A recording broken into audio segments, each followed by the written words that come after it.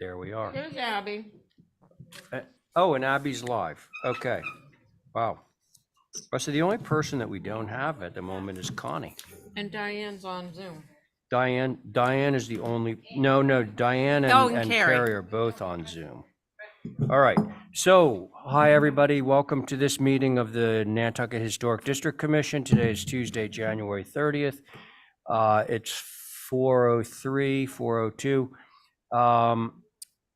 Some ground rules. Mickey, your phone is, I'm sure, turned off, muted. Oh, that's so nice of you. And are you gonna record anything tonight? No. Okay, so there we are. There's that. And then for those of you on Zoom, the rules are always keep yourself muted when you're not speaking, and direct all of your questions, comments, etc. through the chair, just so that we maintain order and that we have a good record for our minutes taker. Also, please, if you're on Zoom, try not to screen share. Okay, that's that. Let's see, we officially have our regular board. Yes, we do. All of us are here. So just because two of our members are on Zoom, I'm going to do a head count with voice, recognition. So for that, Stephen Welch. Here. Very good. Abby Camp, live. Here. Thank you, Abby. That was a yes. You need to turn your mic on. Diane Coombs on Zoom. Yes. Just say aye. Yep, right. Aye. Val Oliver. Yes. Here. Live. Carrie on Zoom. Here. And Joe Paul live. Here. Great. Okay, folks, if we could have a motion to approve tonight's. So moved. That's it. Came from Diane. On Diane's motion, Stephen. Aye. Abby. Aye. Val. Aye. Diane. Aye.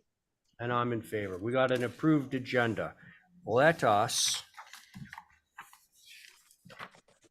move to the first item on our agenda, which is two old business items dating from January 2nd, both of which Stephen is chairing. And the first one, I'm going to remove myself from the table because it's our office. Okay, ready, Stephen? I am. Thank you, Mr. Chair. Val, you had a spontaneous exclamation. I What's up? did, because I wanted to put on here to have the discussion about the height change that the planning board is planning for town Okay. meeting. Okay. And I meant to mention it earlier and I So didn't. Fiona, would you be so kind to make a note for in the office for next week's agenda to add Val? The height. Yes, please make that, I'll make that motion. Well, no, you don't, just let her know what it is she's adding. Oh, yeah. I thought Just- I sent it around to you guys. Yeah.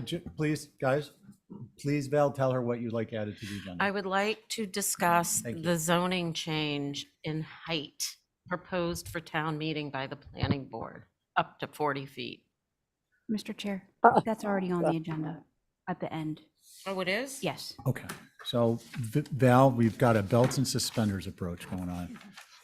We're going to go ahead and get started. Before we do, I just want to introduce a new process here at the HDC. It's called HDC Show and Tell. Every applicant is supposed to bring something that they're going to be installing at the structure they're applying for. Just Oh my God! I moved this building. Did you? Is that how many times? Stephen goes big. It's gonna take. Okay, hey Val, Okay. I'd like to get some decorum here.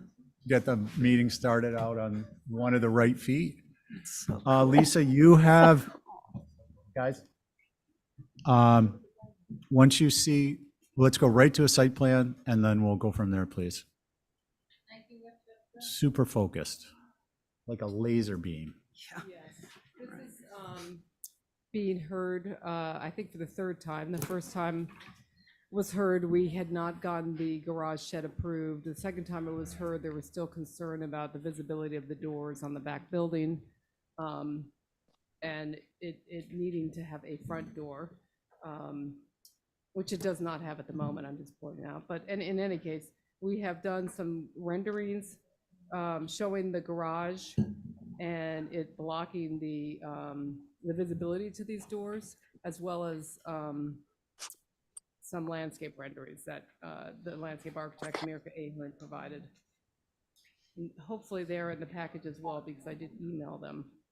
But I know it's been a while, so I do have copies of them if you haven't Go to seen the elevation now. Yeah. We don't have any 3D. Guys, comments through the chair, please, for our minutes taker.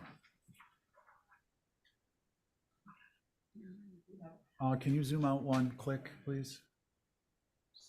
Lisa, why don't you walk us through these from, Okay, so. can This we is- start at the front? I'm sorry to interrupt. Sure. Which elevation? Next one down, front? We can do the front. Oh, sorry, I need to put my glasses on because I Sorry. can't read those. So we can start with the one that faces Lily Street. Which is So we go our South. south. So the idea was to add those remove, I think there's a pair of windows there now, was to add French doors with some steps down to what's gonna be a terrace between the new shed and this building in the back of the building in front that they also purchased. Okay.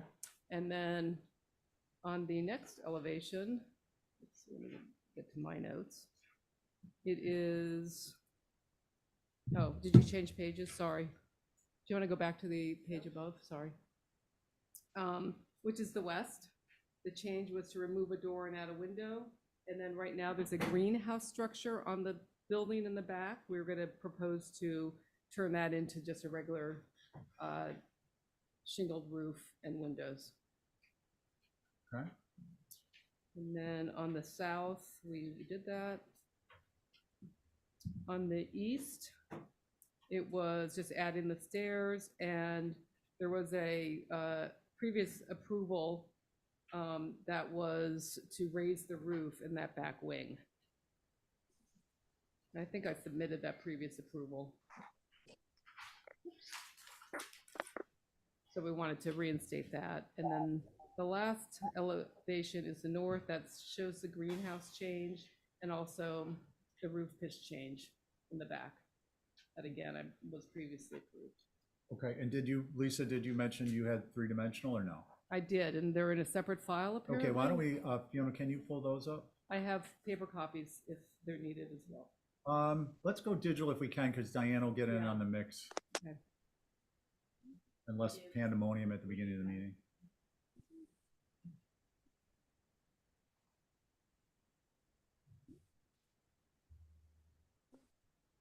Will you click out one, please?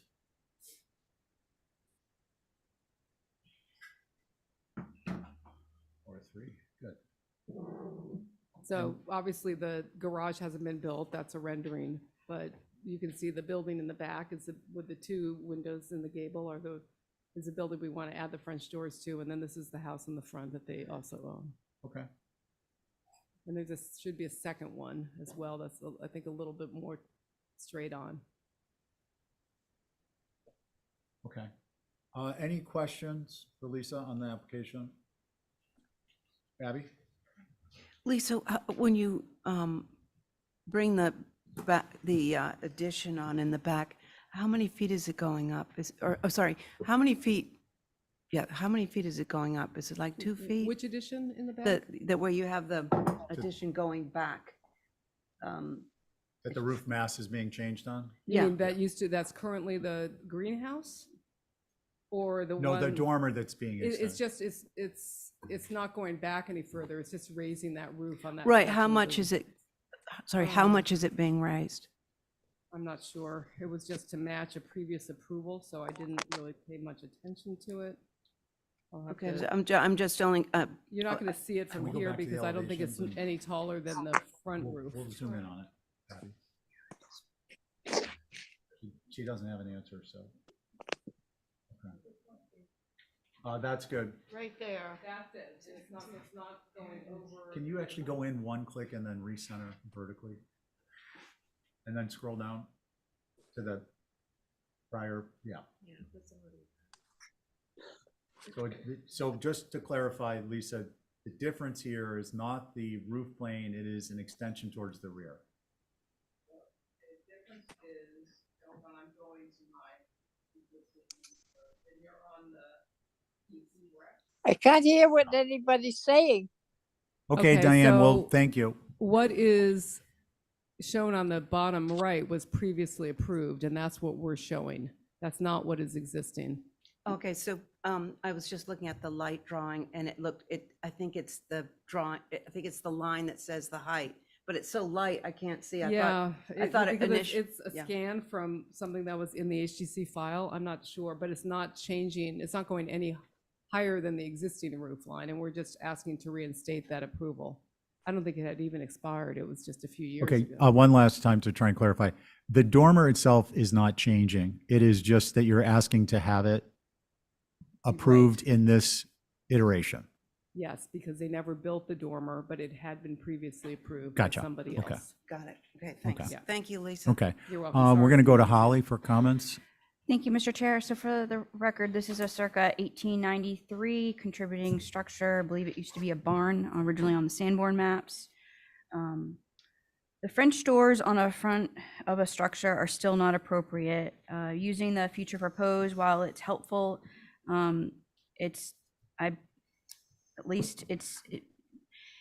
the fact that it's going to be seen, but then eventually be masked by the garage, which is future, I think is a little disingenuous. It's not built at this time. I think a traditional door is necessary and consistent with building with Nantucket in mind. Thank you. Okay, Holly, thank you. You meant to say unintentionally disingenuous? Yeah. With a little bit of mix of, yeah.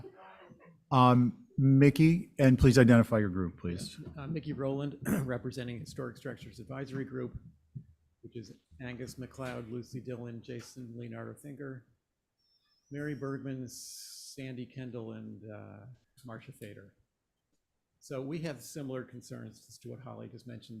The new French door on the front of the building is in the location where you'd put a front door on the building facing the street.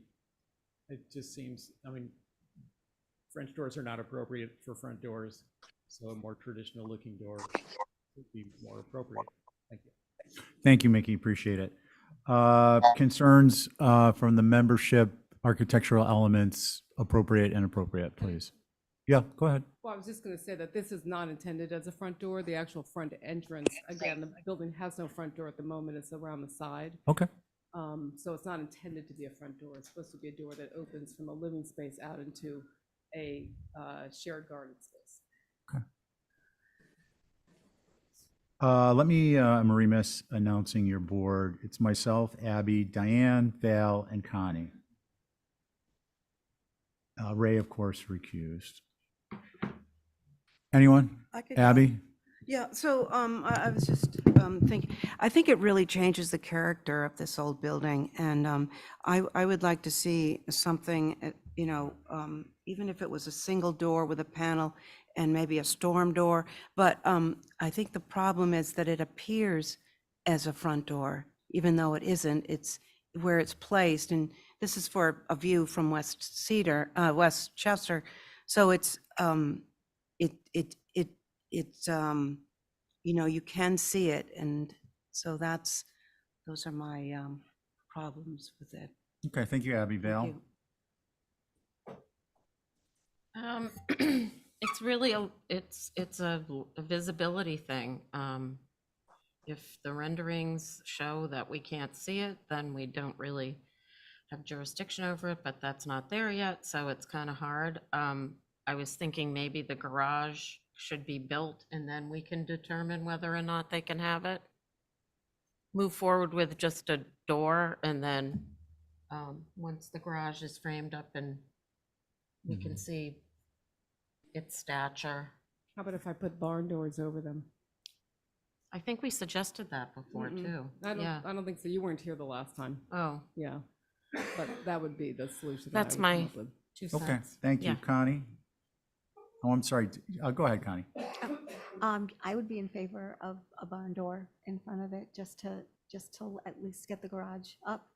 That would be a good idea. Thank Okay, you. thank you. Diane?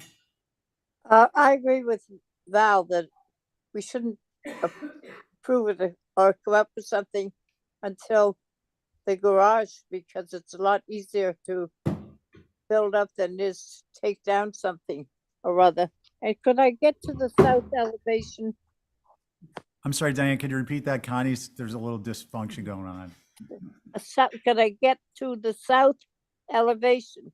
South elevation, please.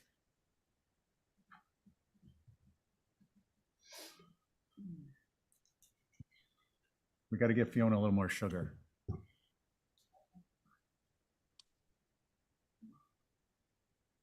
On the south elevation, that door that's acting as I guess a door, that faces, I believe, the street facing south. On one drawing I had not long ago, I don't know what happened to it. Those two mulled windows on the first floor, they, I guess they're not being changed because they're not circled in red, so forget it. Yeah, they exist, and actually where the door is exists another pair of mold double hungs at the moment. Right. Okay. Thank you. Anything else, Diane?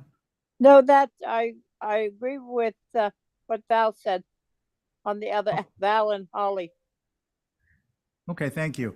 So I basically agree with Val about the barn doors, and that is with respect to the visibility.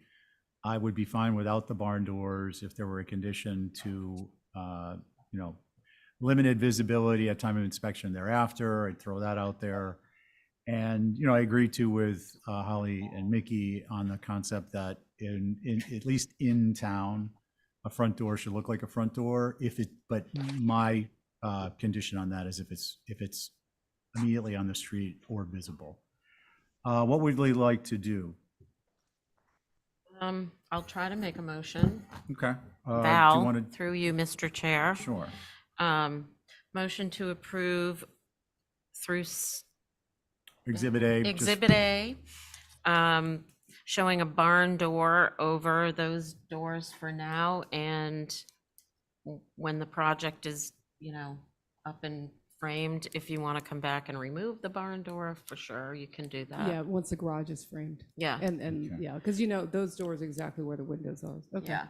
So that's my, It could be a pair of barn doors, Can- correct? Yeah, barn, we're leaving that general. We're Yeah. leaving the barn door wide open for you on Okay, that. great. Can have lots of fun. And that is the south elevation for yes, Elena. just on the south Yes. elevation, that's our only concerns. Okay, on your motion, Val. Aye. Diane, Aye. Abby? I'm a no. Okay, thank you. Connie? Aye. And I'm an aye. So that's 4 in favor, 1 opposed for the record, Abby. Thank you. We're going to move on to 4B Goldfinch. Do we have a representative?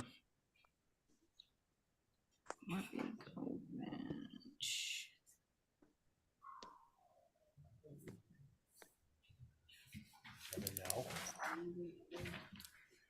Nobody on Goldfinch?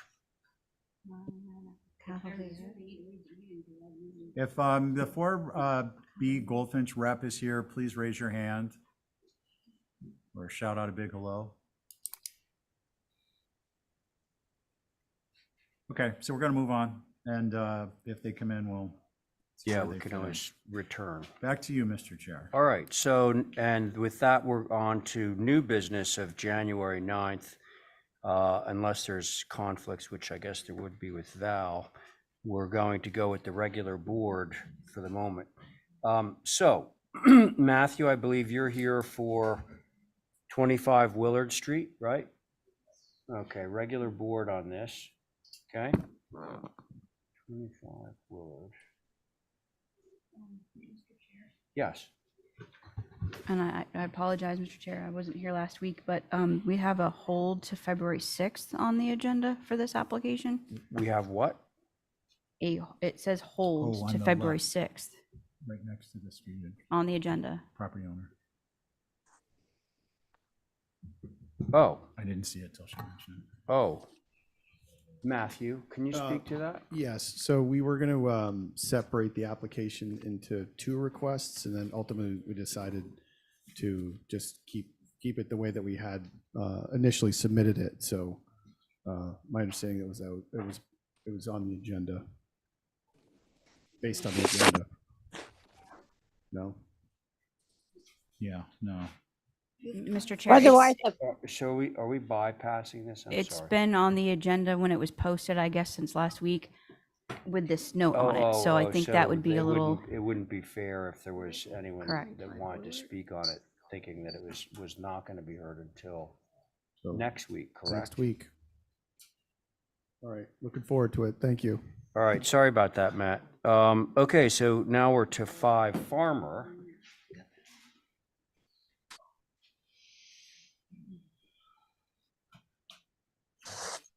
Pick up a little speed here. Okay. 5 Farmer.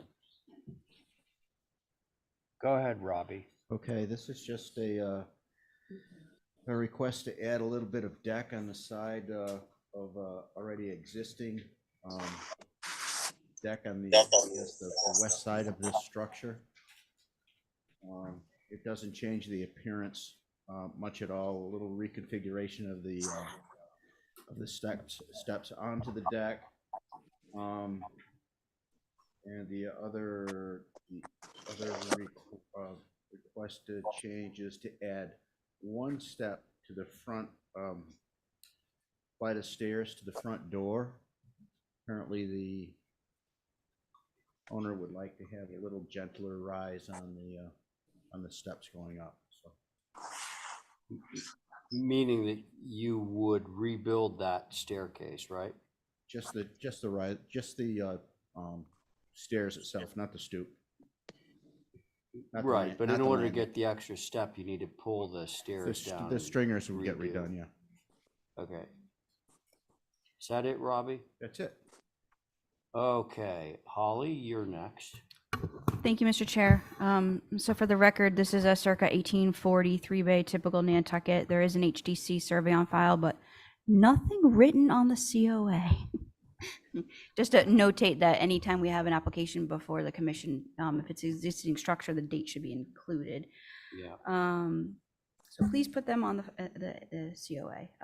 I wasn't 100% clear on the intentions, but my understanding is that the side deck, which is an odd addition that exists to this 3-bay, you're just basically adding more additional square footage as well as changing the configuration of the deck.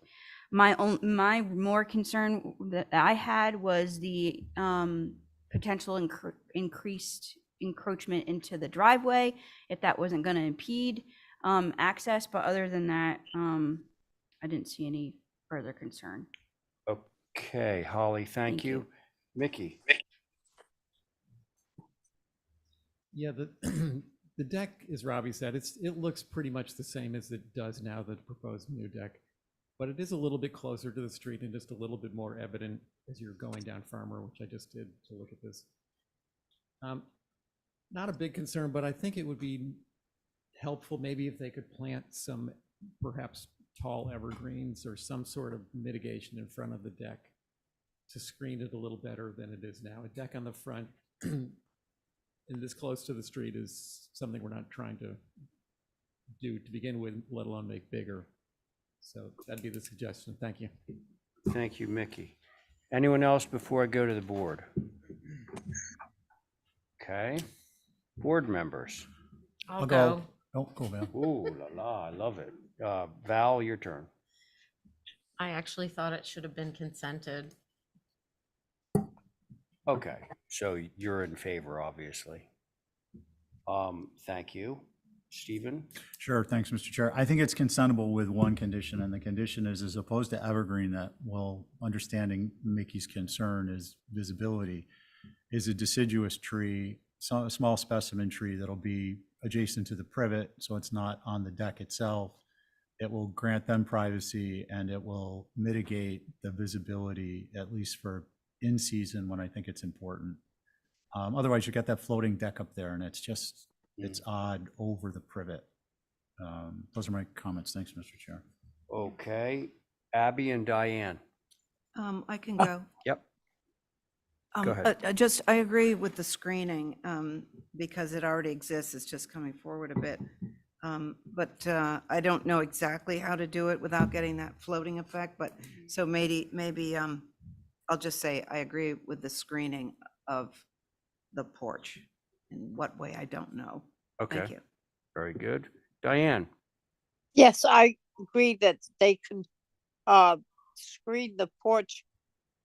I don't know whether it would be serious enough to have to screen in the winter time also, or use a flowering hedge, uh, which would be pretty, and along the street it would be good, not azalea because that's too formal, but like summer mallow or something along there that would break it up and have it fit in and not be like a pine hedge. Is that it, Diane? Yep. Okay, very good. It sounds like the consensus view, and I would be included in this, is to Mickey's recommendation about planting of some kind. For me, evergreen or Stephen's idea of some kind of small tree that's planted between the drive, or the parking, I should say, and the new deck, that would get my vote. I'm going to make a motion. Yeah, sure. This is given, I'm concerned about it.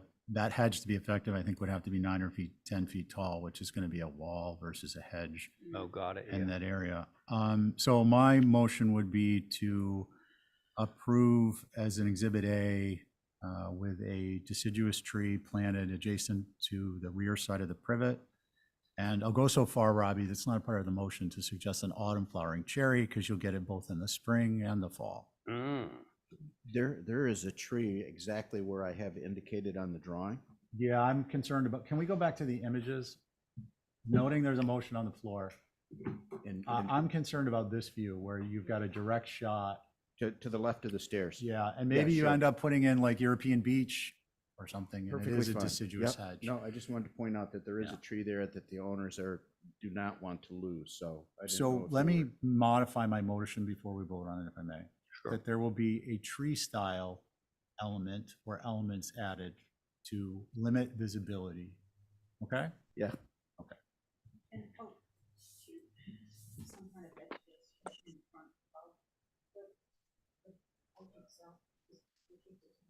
The privet.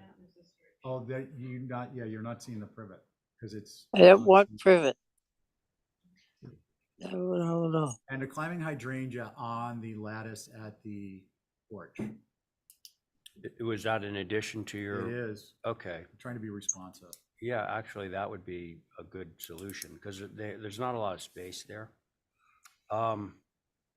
So does everyone understand Stephen's motion? All right. On Stephen's motion, Val, I, Abby, Aye. Diane, Aye. thank you, Stephen, Aye. and I'm in favor. There's that.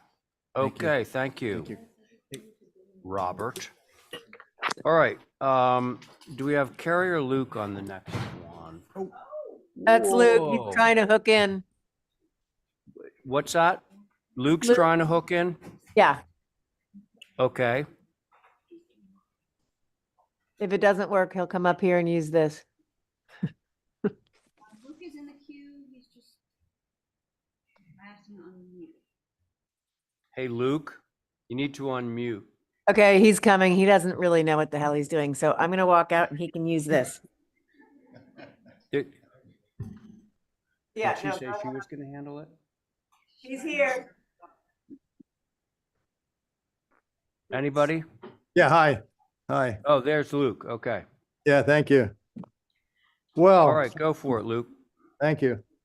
The bulk of this is for 60 Hulbert is asking for a like kind exchange of windows with a few minor window adjustments to what was previously approved. So if I might just briefly take you to what those were.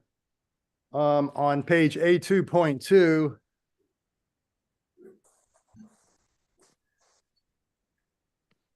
Yeah, to the right of the front door, we're adding one small window, whereas before there was no window. right. Okay. And we're adding one column to the left down below. And then on the west elevation on that same page, we're adding 2 laundry room windows in place of what were 2 larger windows previously. That is the extent of the changes in light kind. Now, what we would like for you guys to entertain, please, is the idea of, and originally when I received staff approval, Holly suggested that even though at the time it wasn't our intention to change any windows at all, that if we were to change them, that I should provide a full set of 1/4-inch existing elevations of floor plans and more detailed door and window schedule, which I did. So as time passed and the scope of work increased and the owner's care for the environment also got more focused, the idea of replacing these windows, which I'll explain in more detail in a minute, with a wooden, not a clad exterior, but a wooden exterior, simulated divided, 2/2 for the most part, light type, with a spacer bar that is white. In our evaluation and opinion, this comes extremely close to what was originally there as it was viewed when it was first built. I believe this presentation's in tandem with Steve Cheney, who's also in the audience, and has brought for you guys to look at the window if you're not familiar with it. But it's a LePage window that we're proposing, wooden LePage window. It was apparently, according to the rep, recently installed at number 4 and number 2 Hulbert. One of the which homes were a historic renovation. So we feel like this is it's been done before. It's a high performance window. And again, as far as its visibility as viewed from the street, we feel like the impact is going to be minimal. As for the window types that we're replacing, I'll let Steve speak a little bit more to how they were affected over time in terms of the milling process and the retrofitting of sash to vinyl liners, and the numbers of new Boston sash and old Boston sash and double hungs and so on. If Steve's there, he might like to take over at this point. Steve is here. So, thank you, Luke. Steve, you want to say anything? You can go that one, if it's on. Hello. Yes, so as Luke said, we've been working on the structure. The existing windows had mostly been replaced with Broscos. You got to get kind of close to the mic. There you go. So there you go. The existing windows, by and large, have all been replaced over the years with Brosco units. The few that had sashes that seemed to be original to the house had been retrofitted with plastic jam liners that you're probably familiar with, where you have to mill 3/8 of an inch off the edge of both sides of the sash, and then dado a slot in there to accommodate these vinyl jam liners. That was pretty much the case for all 3 floors of the house. I've got photos here that might be helpful, but the extent of it. Okay, well, let's see where it goes, Steve. Thank you. Holly. Thank you, Mr. Chair. So for the record, this is the George Henry and Elizabeth Emmett Summer Cottage. It's a circa 1888 shingle style structure built by Edward Rutherford Smith, who was a local builder on Nantucket at that time. The previous approval included retaining existing windows, which were true divided light. A detailed window survey is needed to replace to SDL, which SDLs, in my opinion, are not appropriate for this vintage structure.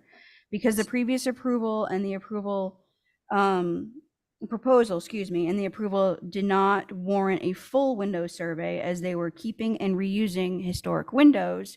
It wasn't something that was necessarily needed for that staff approval, which I detailed with Luke on that. With this being a full-blown proposal of one from the existing windows to completely new windows, it would be contrary if you all did not require a detailed window survey.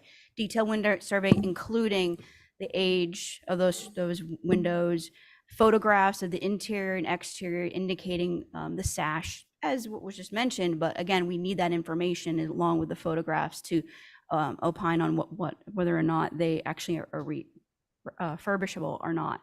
LePage, I think it's a little, you know, from saying yes, they were approved in one location versus another. I think the merit is that these are 2/2 windows that were built during the late 1880s, and it does warrant looking at whether or not those are original or not. And let you all opine from there. Another note, SDL aren't necessarily a good thing for a historic structure. Windows can be refurbished to provide the energy efficiency that's needed. Thank you very much. Holly, thank you. Mickey, your turn. So, first a question, the recent proposed addition and changes to some of these windows, were they approved with SDLs or TDLs? TDL. Okay. So now it's a full change to SDLs for the whole building.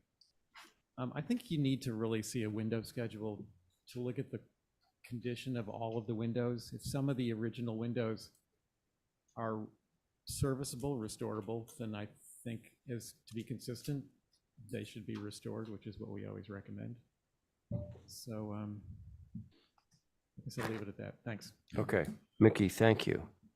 All right, now it's to the board, regular board again. Yes, I'll go. All right, thanks, Diane.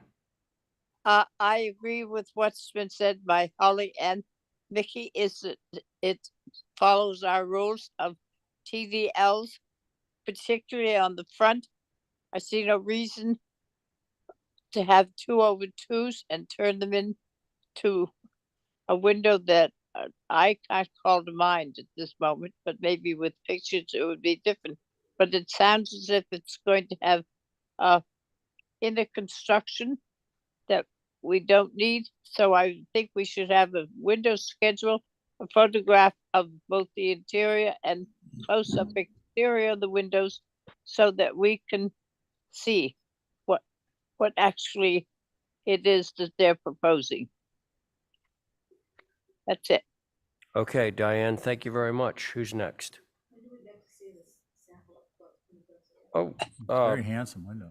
yeah, I mean, Stephen, do you have any objections to bringing that down here for Abby to take a look at? I've seen it before. While you're looking at It's it, you not. should, well, either you can continue or we have Val and Stephen also. Depending on, I would say for sure the front of the house. Sorry. I would let somebody else go. I'll take a look. Okay. Steve, Val, I think these are the windows we approved on the town building. no. No? No, these are better. Okay. Oh, we gotta So, be really careful about better brand name. that I kind didn't of- mention brand name. Okay, I'm just No. aesthetically. okay. Sorry, I didn't mean to go in. It was your turn, Val. That's all right. So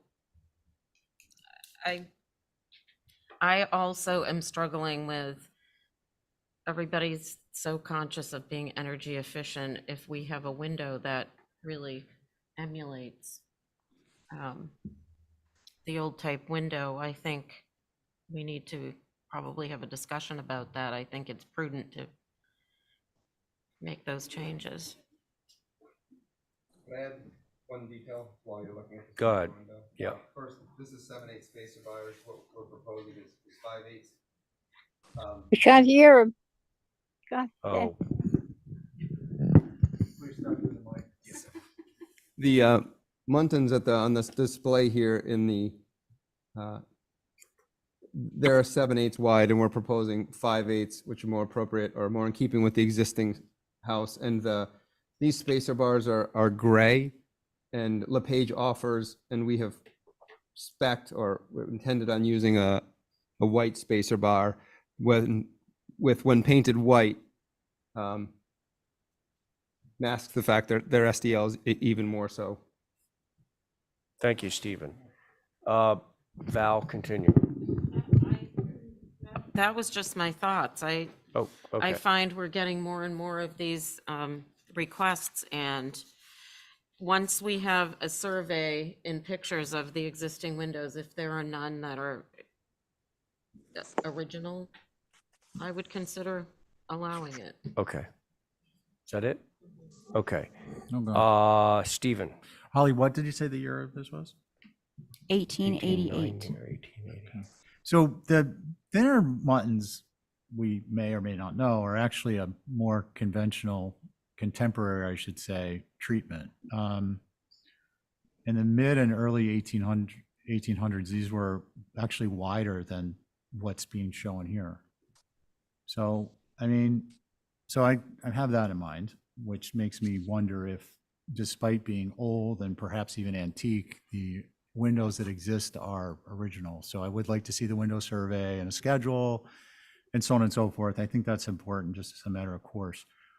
I am inclined, I agree with Val. I think, we are always talking about energy resiliency, and solar is being dropped on the HDC and we're being whipped and thrashed with it.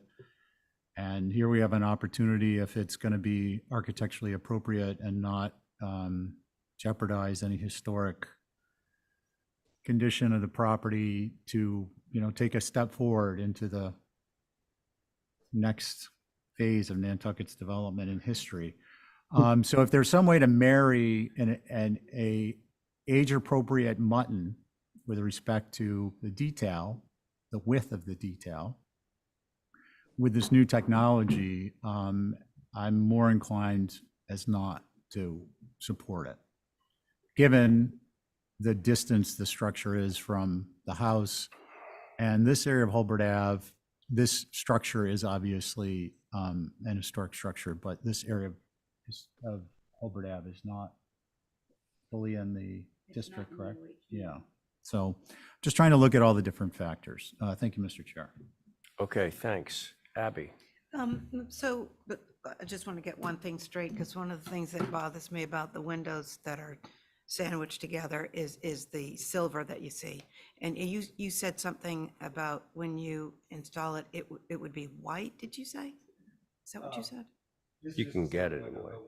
They offer it in a white spacer bar. White spacer bar, okay. And the windows will be white. Will be white. And these are 7/8 and yours would be 5/8, the muntins themselves? Proposed on the schedule. Mm-hmm. Okay. Oh, go ahead, Holly.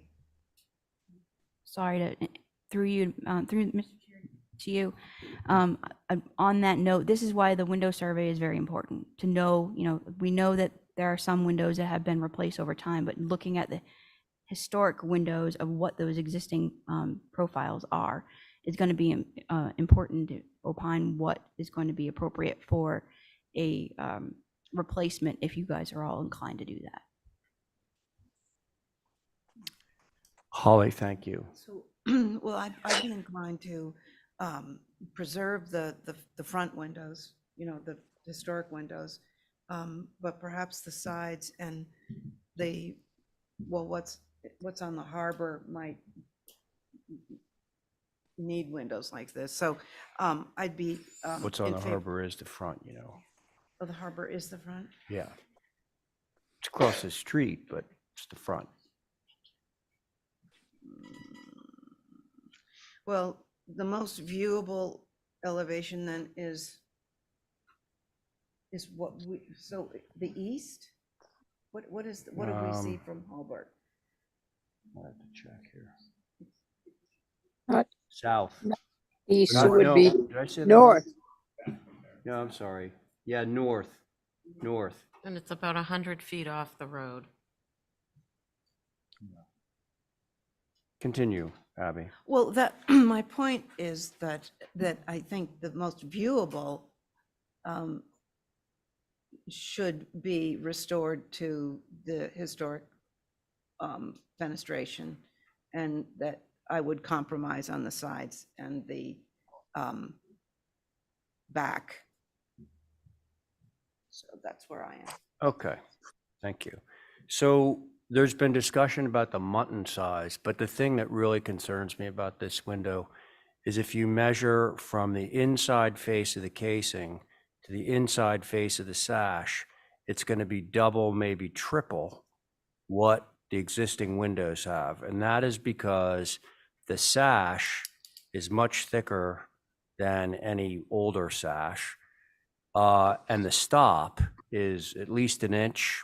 And, now you're looking at, a quarter to 3/8 of an inch on a stop. So all of that buildup is meaning that the glass size has gotten much smaller in relation to all the wood.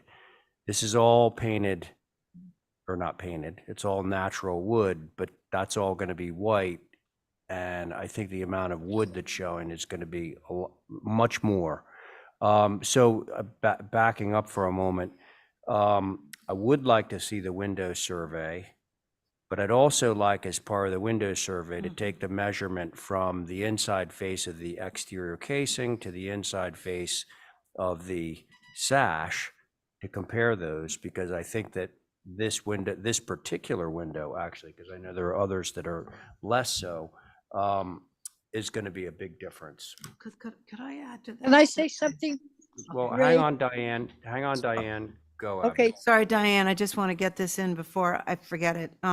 So Ray suggested, I would make a better judgment if I could see them side by side so that I could see exactly what the difference is, and if it's minimal, or if it would really make a difference to have the sash, bigger and Okay, so forth. All Thank right. you. Additional, all right, hang on. perhaps or Diane. Yes, Diane, you're next.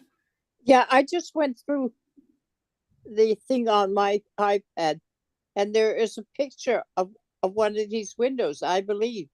It's a small one, There is a photograph, yes. They included Yeah. that as part of the package. and it's so heavy. Don't you think it's heavy? Well- Looking- Well, that was kind of what I was saying. That's Yeah, what you were There's a lot of saying, yeah. wood there. Yes, it looks to me, because I got some original windows in here, and they may be big and whatever, but they're not overbearingly heavy. And I think this LePage one at the moment, at least from what you see in that photograph, is a little heavy. That's all I Okay, want to say. Diane, thank you. I happen to agree. Stephen, Can we see the image that Diane was referring to? Is that? it's in the supplemental It's the thing. next one. You want me to Somewhere, get- if you go down, it Yeah. comes up. It's just the promotional stuff on, their window. Yeah. So okay, and then a question through Mr. Chair. Yeah. Steve, that is a screen, and I presume if you're going to go through the effort, the applicant's going to go through the effort of putting on a screen, which you're going to need in the summer, that there'll be a storm panel too? Yeah, just so Diane can hear. Thanks, Stephen. Right, so that screen is an option. There's also a half screen option. By the way, when we reference the house we did at 2 and 4 Hulbert, that was my build as well. Number 4 Hulbert was blue shutters. And we used these full view wood storm panels. I will note, we've been speaking about the thickness. This is their thicker window sash, which is a 2 1/4 inch window sash. I brought it because it was the sample that I have, but the window sash that we would propose for this is 1 3/4 inches. So that thickness does reduce significantly. But yes, I think to answer your question, we would be proposing to use these storm panels. We haven't had a big discussion about it, but as you say, we will need a screen. Okay, thank you. Okay. So for me, Mr. Chair, I don't disagree with the point of the heaviness, but I think it's going to be masked, if absolutely not eliminated, by the fact that the storm frame is on. We did approve storm frames, not dissimilar to this, on Union Street, which is the application is literally basement windows, not 3 feet from the brick sidewalk. So I'm kind of inclined to think that if this was an approvable window, for all the reasons we previously mentioned, or under all the conditions we previously mentioned, whichever, take your pick, that given the use of the screen panel and a storm panel, the proportion, for me, it is the secondary jamb, which is actually also a casing and a window stop, which is so fat next to the side and head casings. Typically, you see that 3/4 of an inch, and this is at least, I'd say it's probably 2 inches. And that's what I find objectionable. And I think once that's masked, and also given that most, if not all, these windows are going to be much larger, that I start to lose the concern, or I lose the concern. I would suggest, however, that definitely, if you can get a thinner sash, get it. Yeah. But be careful, because we could be in the exact opposite situation with the storm frame on, the screen frame on, and you don't see enough of the sash, and it creates a different type of a look. Steve, on that, through Mr. Chair, what you've installed at the other property you just mentioned, which width sash is it? And does that have a storm panel on it or not? Okay, I would suggest that we hold for additional information, which is a window survey and a schedule. We do a view through staff on not through staff, just give us the address, which is what again? 60. Or Halbert. 60. And, we have information then to kind of make a decision at the next meeting. You said suggestion. I think you meant motion. It was trying to be subtle. Before I stop going on, I would suggest, if they have options, the manufacturer, notice I'm not mentioning a name, that someone stop by the Plus department in the inspector's room at the copy machine, and you will find this wonderful history of muttons, which might be useful both in this instance and in future instances. Interesting. Thank you, Okay. Mr. Chair. All right. Well, so anyway, as far as I can gather, some of that was not part of the motion. Correct. But I believe the motion was window survey, viewing, and additional information. Is that fair to say? Fair. Okay. Yes. That's Stephen's motion. On Stephen's motion, Val, Aye. Abby, Aye. Diane, Aye. Stephen, Aye. and I'm in favor. Very good. We'll see. Oh, I'm assuming something. You do have an application for the garage. Is that this similar sort of thing? Is that the same? Well, it's an entirely new build. Do you want us to review that now? I think so. Yeah. It's the same.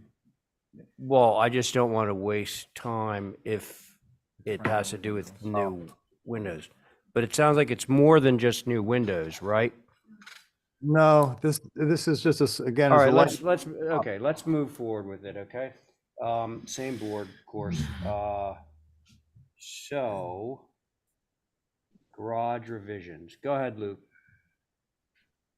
I don't have the drawings in front of me, but it's a LePage window. We're proposing a LePage window with a simulated divided light, a white spacer bar, so to appear to be to simulate single divided light. 5/8 Muntin, and Wait, Luke. We got all that. What's the rebuild part? there is no rebuild. Okay. Okay, so suggest this that's track. what I was hoping we could avoid. So can't we just like carry this over because we're dealing with the same issue that we're dealing with on the main house? So, Right. make a motion to not- strike. Wait. Hold on a second, Diane. Am I correct, Luke? It From is, what I can see on my screen, you're just replacing the windows. yes, it's Uh, the difference being that we're not talking about a historic structure. We're talking about. Okay, okay, all right, well, fair enough. So it's subtly different, but obviously what happens with the main house will affect what happens on the garage. So can we just hold that to track the main house discussion? That's the motion I made. Okay, Diane has made a motion to track the garage with the main house. On that motion, Val, Aye. Abby, Aye. Stephen, Aye. Diane, Aye. and I'm in favor. Okay, next up is seven, Yeah, yes, cell thanks a phone. lot. 17 North Water. Matthew?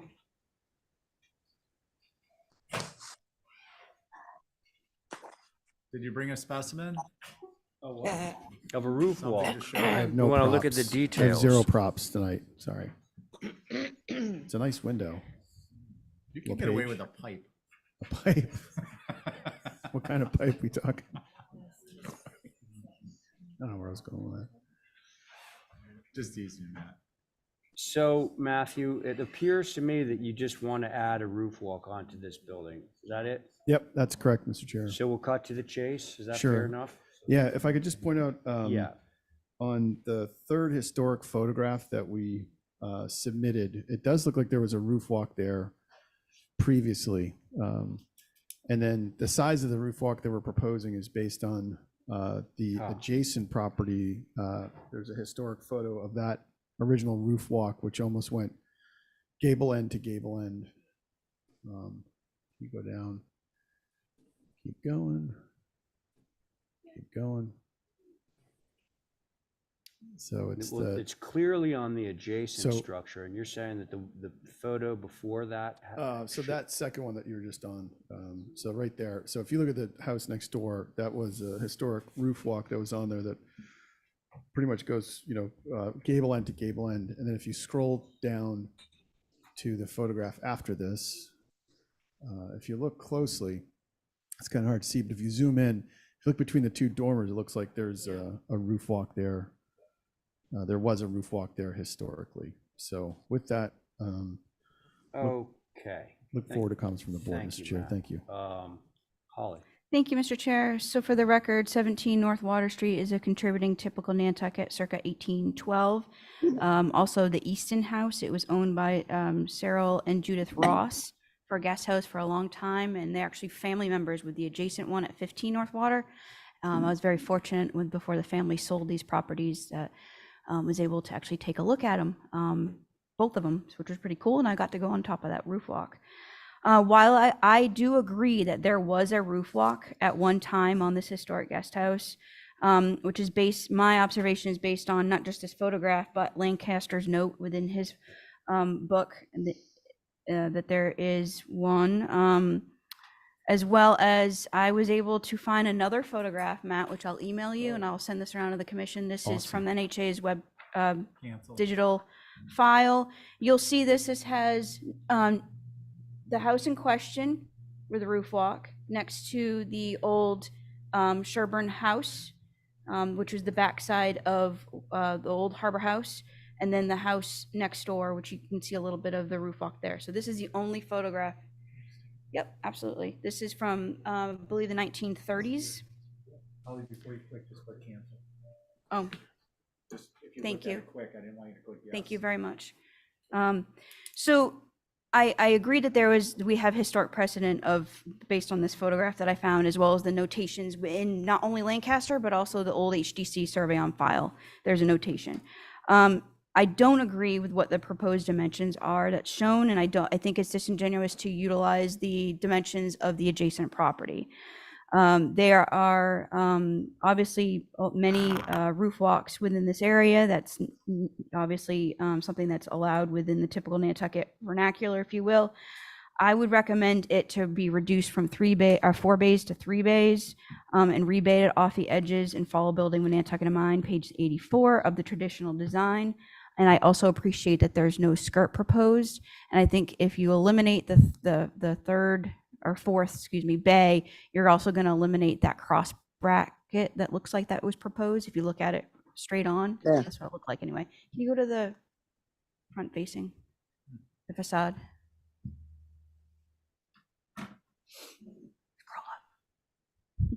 But those are my comments. So thank you, Matt. Thank you. Okay. They look like they're protecting little seedling type trees. Interesting. Okay, Mickey. So we definitely agree with what Holly just said about this, the fact that there was one there, that's fine.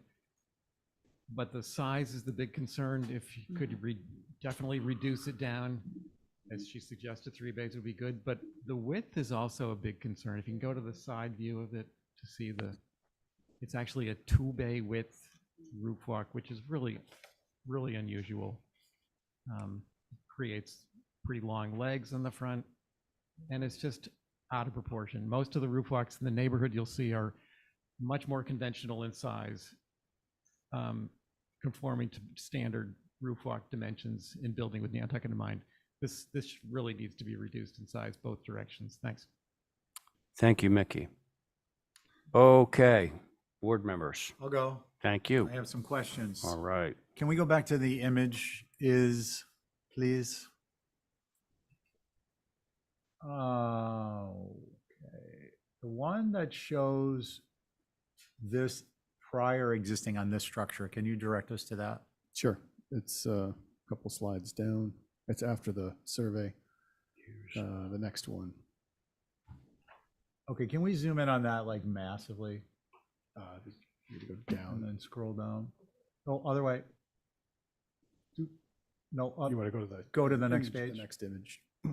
We want to look through the tree at the roof. Okay, so for me, I'm seeing air, seeing sky. Yeah. And I think that that's like relevant to what Holly and Mickey's comments are. And it looks as if it's on the far side of the dormer. So I don't have a concern about having a roof walk here. I do have a concern about the width and the depth.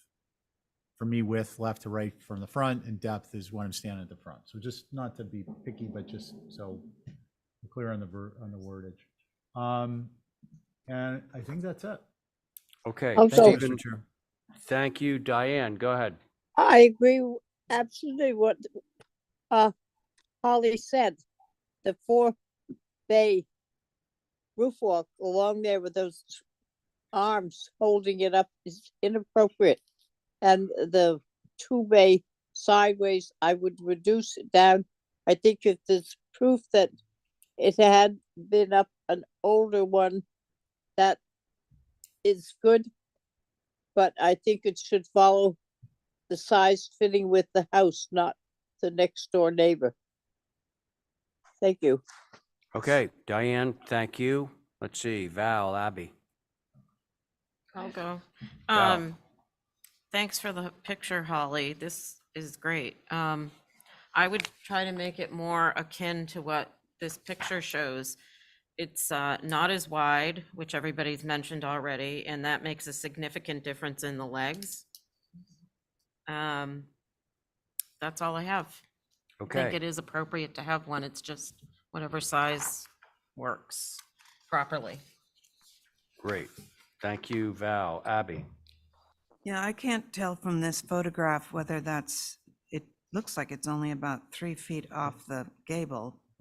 So it looks like quite a large one, although I would like to see it smaller, especially the width. This is definitely sort of cocktail party size roof walk rather than a Dangerous cocktail party Yeah. size. Like restoring a chimney. Block party size. pickleball court. Abby, thank you. And I feel the same way. And we have pretty strong consensus among pretty much everyone on this. Can I have a motion? Oh, you have more? I'm gonna get a little like beeper so I can get her attention. Oh, oh, Yeah, I just want to make a motion. Yeah, I want to look okay. at the elevations. all right. Thank you, Mr. Chair.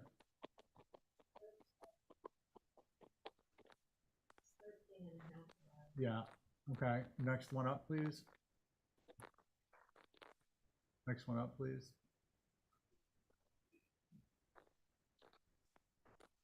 Oh, that's interesting. So the dormers are further apart than in the image by a considerable amount, right? In the one image we zoomed in on. So this, through you, Mr. Chair, the building was 3D scanned, so this is an accurate.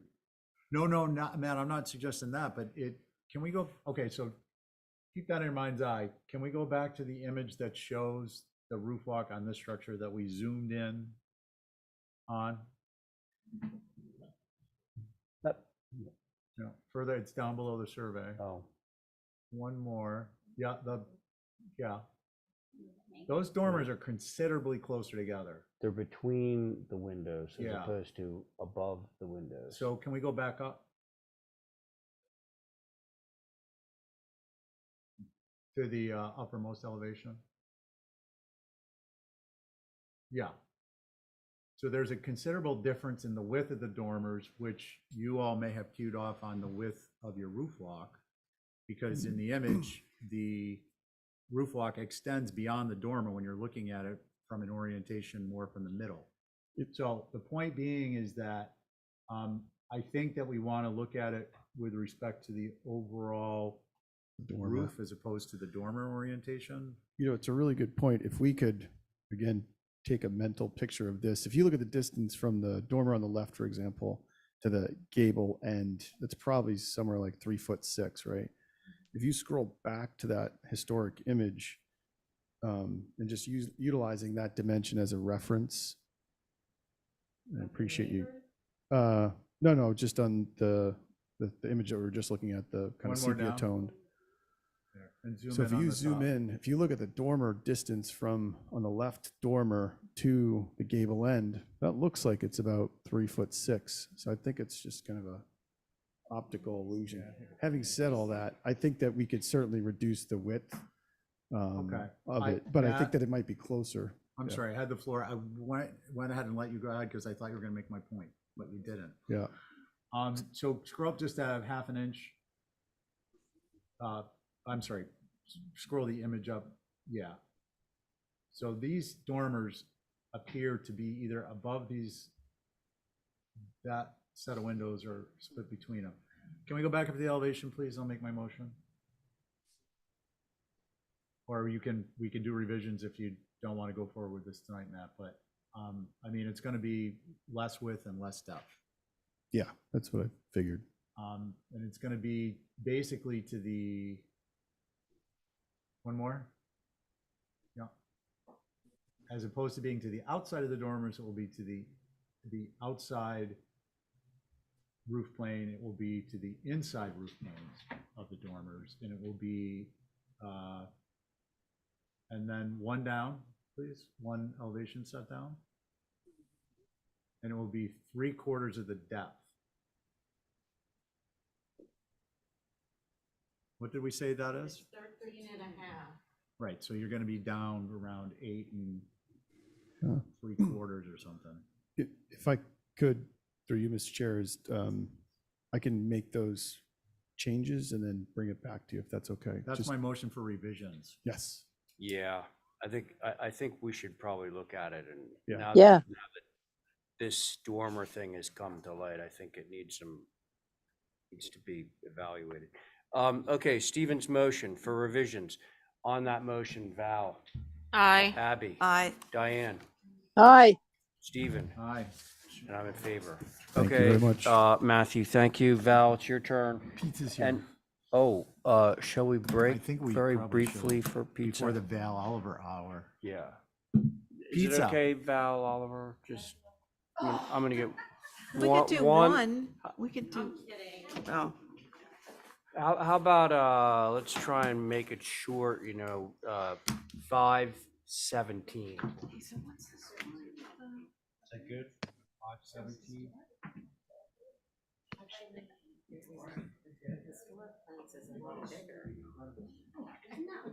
So I just got that.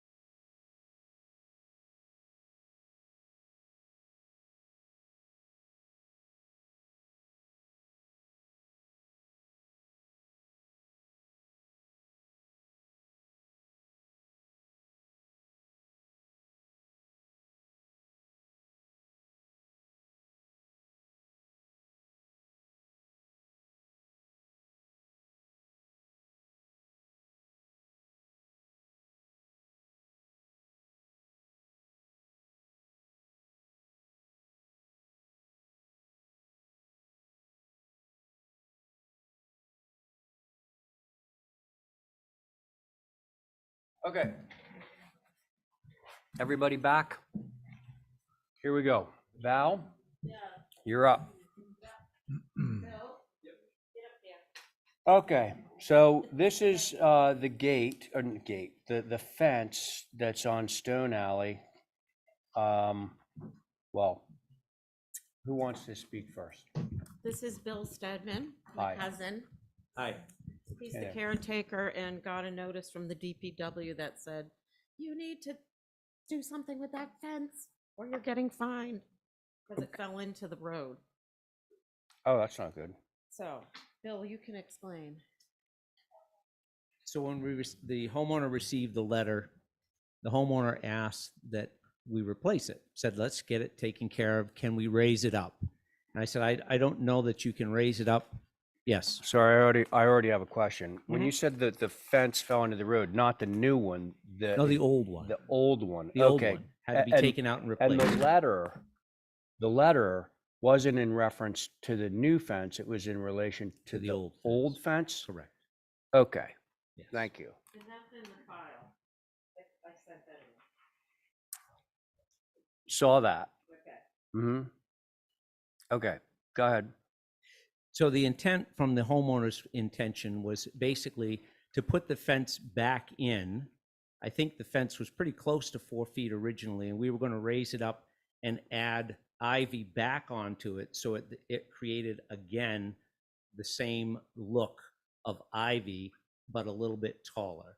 They had been experiencing people looking down inside and wanted to close that off and felt if they could raise the fence, put the ivy on it, it would still give the same feel of walking through a fauna versus fencing. And understandably, it will take a little time for that ivy to grow back, but that was the intention. Okay. Val, you have anything to say on this? Nope. Okay, so we can pass along to Mickey and Holly? All right, Holly, your turn. Thank you, Mr. Chair. So for the record, 9 Union Street, which this is associated with, is the Elijah A. Green House. It's a circa 1820 typical Nantucket, right on Stone Alley. Stone Alley is a public way. It was formerly called Gunter Way, I think it was, on the 1833 Coffin map and the 1858 Walling map. The alley connects Orange to Union Streets through the slope of Quantity Bank. So this is an as-built fence replacement. DPW did send them a letter in October of last year, and then subsequently after that, HDC sent a letter in November. And it's unfortunate that DPW sent this notice without coordination with your staff. However, since this issue, in receipt of the application before you to rectify this issue, I have requested DPW to touch base with me for any encroachment issues that they may have within the town and Sconset Old Historic Districts. And I've been told by our DPW director, Drew, if you all have not met him yet, he's a wonderful guy. He has said that that's not a problem, and they will even indicate basically a statement on their letter and even CC me on that. So there will be coordination. We will take proper actions because of this moving forward. So hopefully this doesn't happen in the future. And he did mention that the 15 days only pertains to the removal of the encroachment, not for reinstallation, which is what you were touching base on, Ray. Okay. So they could have reached out to staff, but nonetheless, this is where we're here. Regarding the application, as an abutter pointed out via email to you all, which we forward to you, she said, quote, it would be historically in keeping to allow them a 6-foot board fence, as seen in some historic photographs. And as you all know, we've seen plenty of photographs of Stone Alley within the last few years, more on the Orange Street side, but not as many on the Union Street side. And I found today and forwarded to you all today a picture from 1890 from the NHA of 9 Union Street. And when you look at that photograph, and unfortunately I don't have a digital copy, but Diane, you do have it, as well as Carrie, because I emailed it to you, you'll see that it's definitely a solid board fence along Union Street. So at the end of the day, a board fence would be appropriate based on these historic photographs. I am concerned with the PT. I understand pressure treated is a necessity to retain its, in the future, but it should be a board as depicted in the historic photograph. So those are my comments, Mr. Chair. Thank you. Thank you, Holly. Mickey? So I didn't see this photograph that Holly, there we go.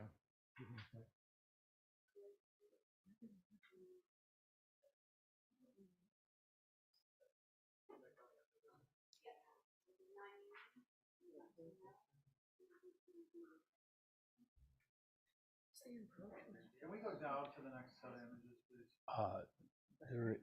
No. It's hard to, The old fence. it's hard to was tell if this falling fence is over. on the near side It of was Stone Alley or falling the into far way. side. There's a photograph of it. There's like, Because basically it blocking sort of looks the like it's way. on the far side of Stone Alley from the photograph. So,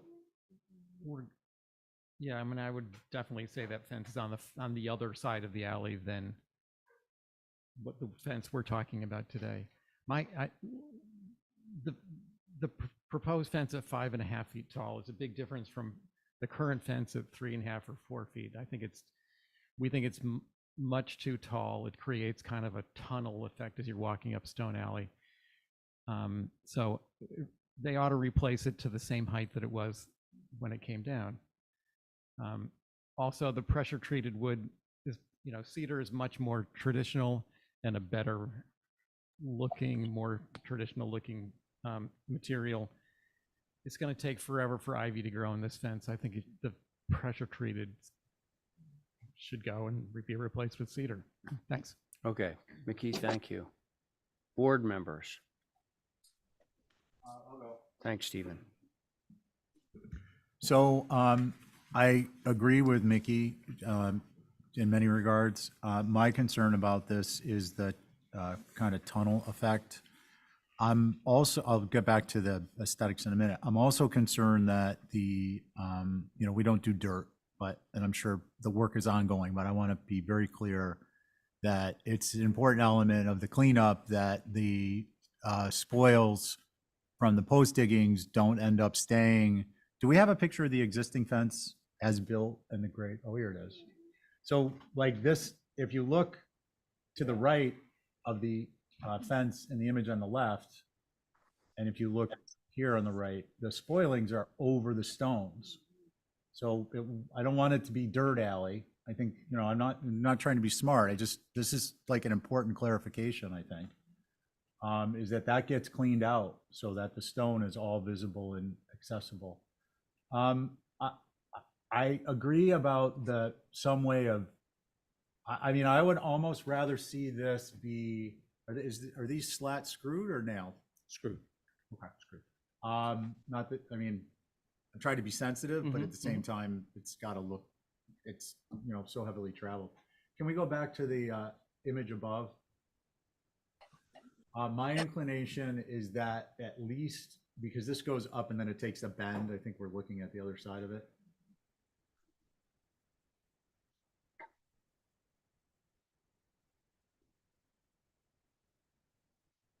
A lower fence, and then it could be taller. And I would not be adverse to this being solid board as shown in the historic image. But, and that's why I asked about the slats, how they're fastened. I think that would not be inappropriate. If this is going to be left as it is, I think the mid rail is inappropriate. It's not a detail we typically see as a vertical element. It's typically horizontal. And if you look at like a type 2 fence, that's at that height is where it almost ends. It changes the nature of this. But I'm really, I think it's just inappropriate to have the slats, or at least to have the spacing that wide, which is my inclination to solid board. Those are my comments. Thanks, Mr. Chair. Oh, last comment. I do think, given the historic nature of this alley, that, and I really hate to suggest this, but I think this should be surveyed. I think it should be pinned. And I think that's an important element of it.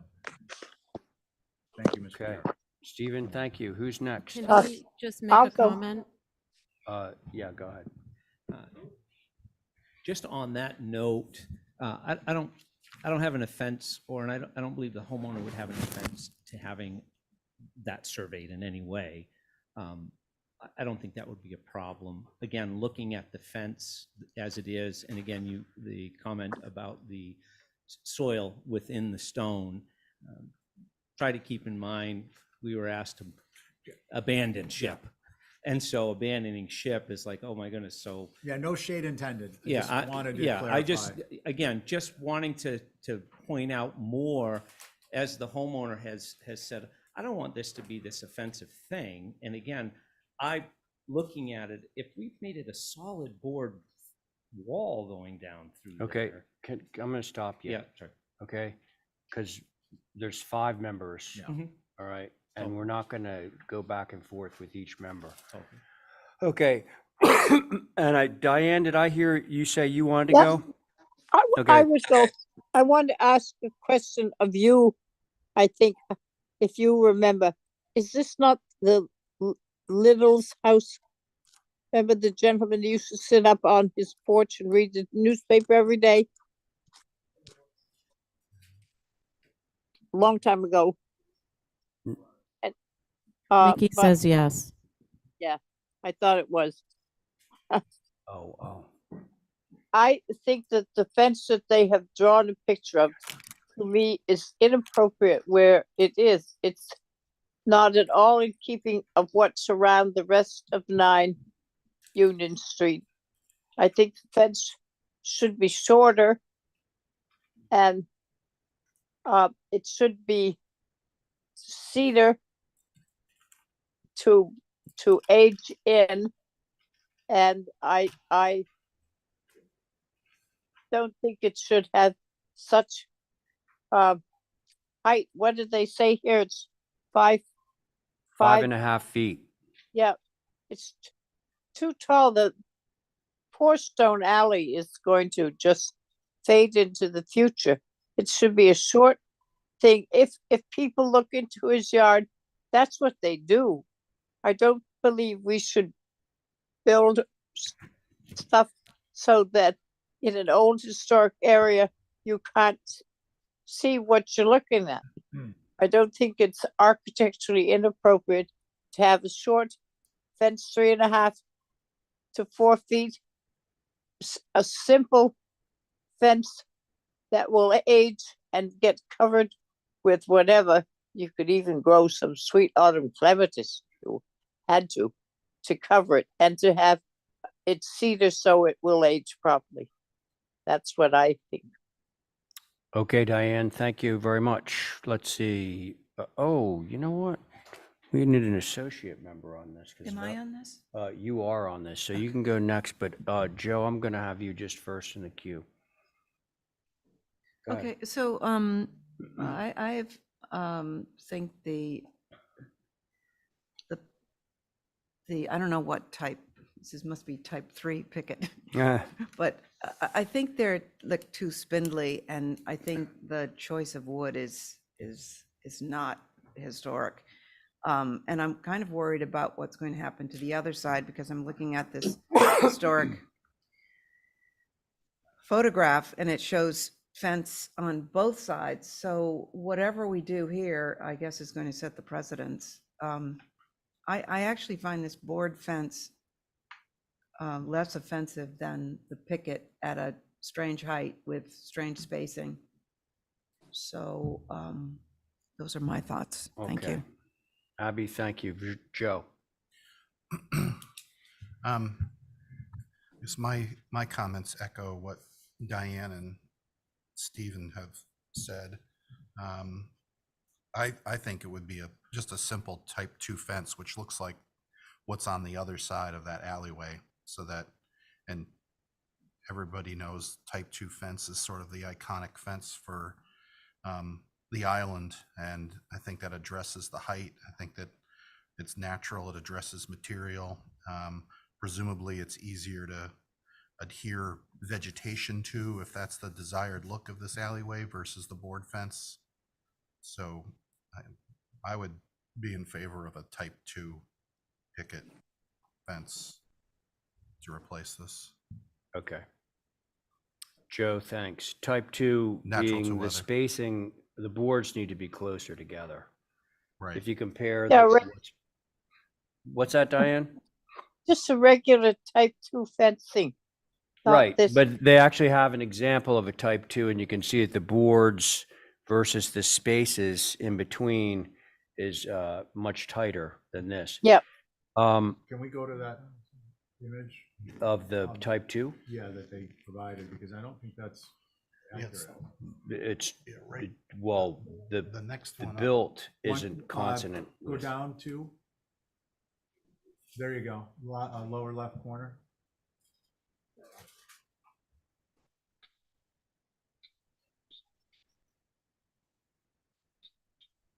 Because I just want to point out, if I may, Mr. Chair, this is going to be difficult to build at that height because you're going to need a horizontal rail, which is already have it, reflected, and yeah. it will make a difference in the presentation. Why which must is it be why I was- 5'6"? Hang on, Diane. I'm sorry, please. Diane. Yeah, you're kind of listening to not listen but reply. I'm not suggesting it be 5'6". I'm just trying to point out that if it were taller than the typical fence, it's going to tend to need a middle rail, which I am concerned about because that is a Yes. foreign detail. Right. So I think You're if right. it's not going to be my last feeling in this is that if it's going to be taller than the typical fence, it needs to be a board fence because then the rail detail goes away. And if we're going to keep it at type 2, then I have no other concerns. Thank you, Mr. Chair. Like real type 2. Yeah. Okay, as per the illustration. So I'm on board. I'm just trying to look at this from a triage standpoint. But I think my main concern is its height. Although I understand that they probably want to privatize from an alley that gets a lot of use, at least from me. You know, they want to be more private from that, but I think that the wall effect is very much in play here, and it's evident from these photographs. So that's my main concern. I think we'd be looking for some revisions on this of some kind. Well, I have a question. With regard to that, so the historic photos are a taller board fence. The fence that was there was 4 feet, but it had ivy on it. And you're suggesting a lower type 2 picket fence, which defeats the whole purpose of even putting the fence back up. So I'm not really quite sure what direction to go. There doesn't seem to be a swing one way or the other. I mean, I get we got to do cedar. The posts are in exactly the same place they were for the other fence. So it's the height and the type that I need a little more consensus on. Can I speak? Can I respond to I that? make a suggestion. Go ahead, Joe. Joe, and then I'll get to you, Diane. Yeah, I'm just taking a closer look at the photographs of the existing stone alley looking down. I think they're, if you scroll down one more. Or up, that one.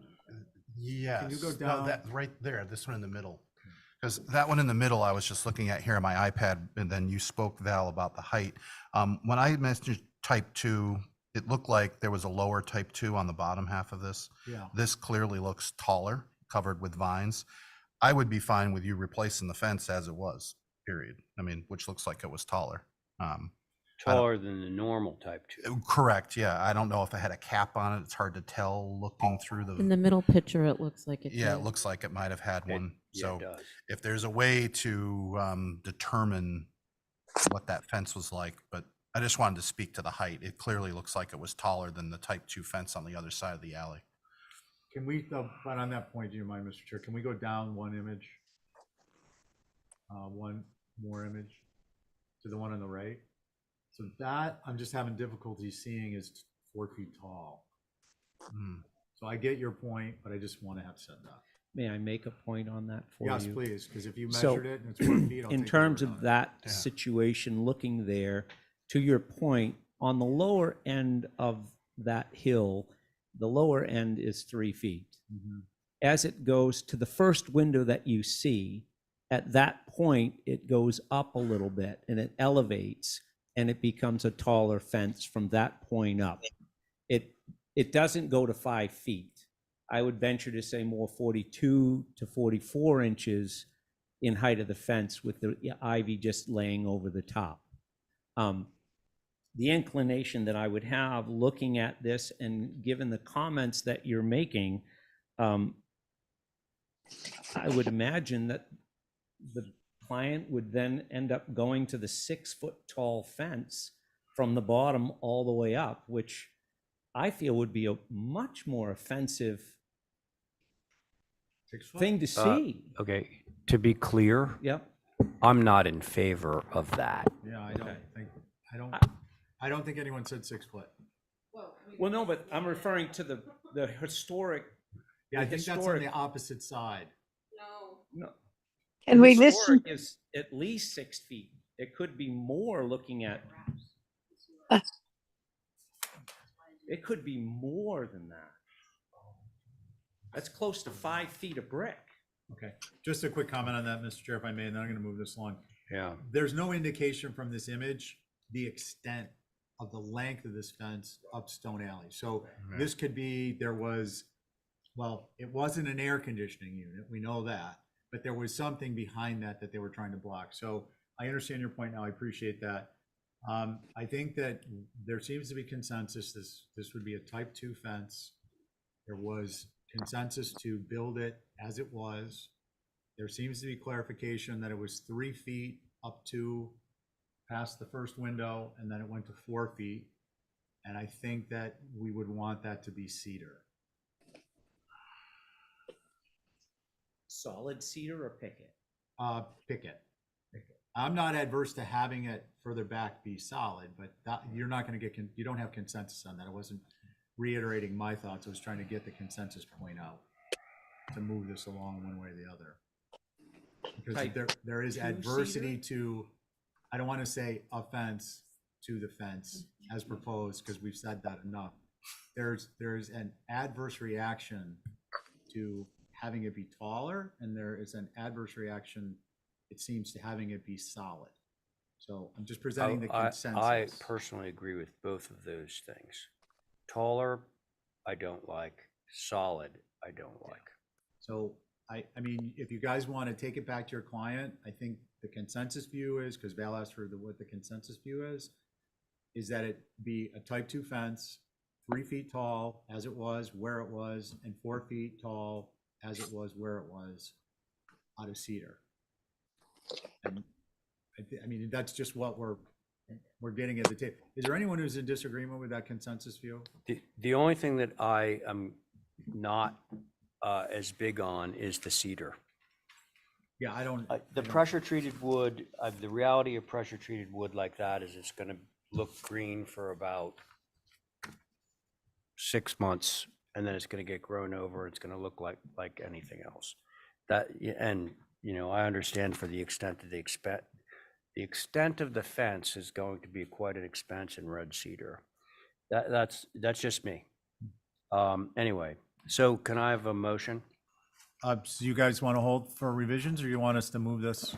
Well, I would like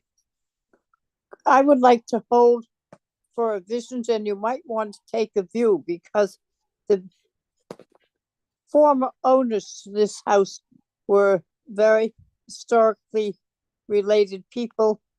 The father and the son restored furniture out at Teasdale Circle, and been there for a long time. So the fence on the other side of the house might give you an idea of what fits in, because that's what they would have had. I think this tall fence, whatever of pressure treated stuff that's going to sit there is Okay. not good.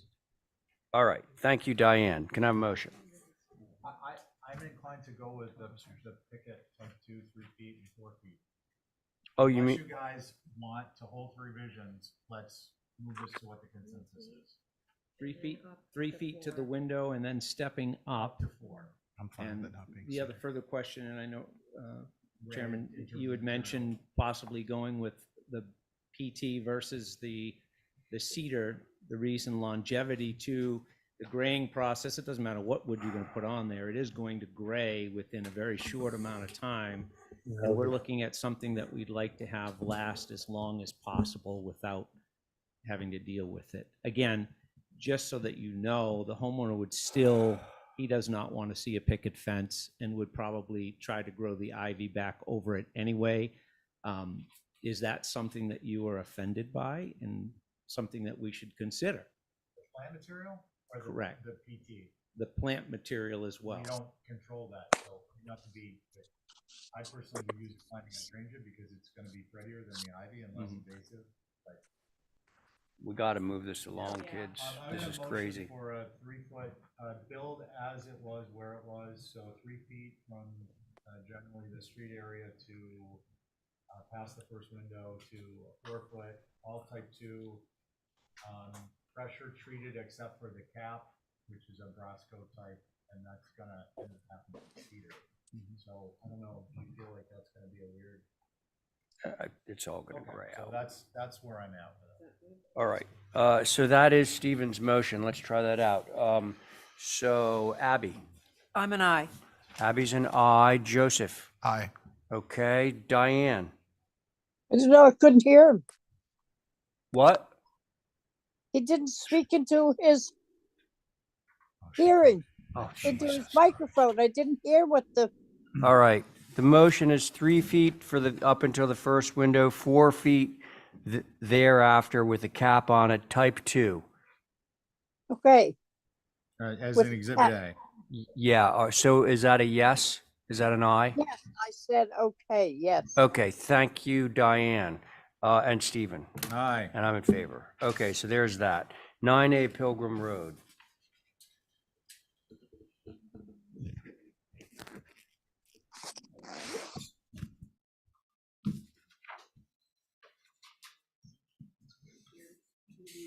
Another fence. Fences, we spend more time on fences. That's why we have guidelines. And I don't think they make good neighbors, actually. I think it depends on the neighbor.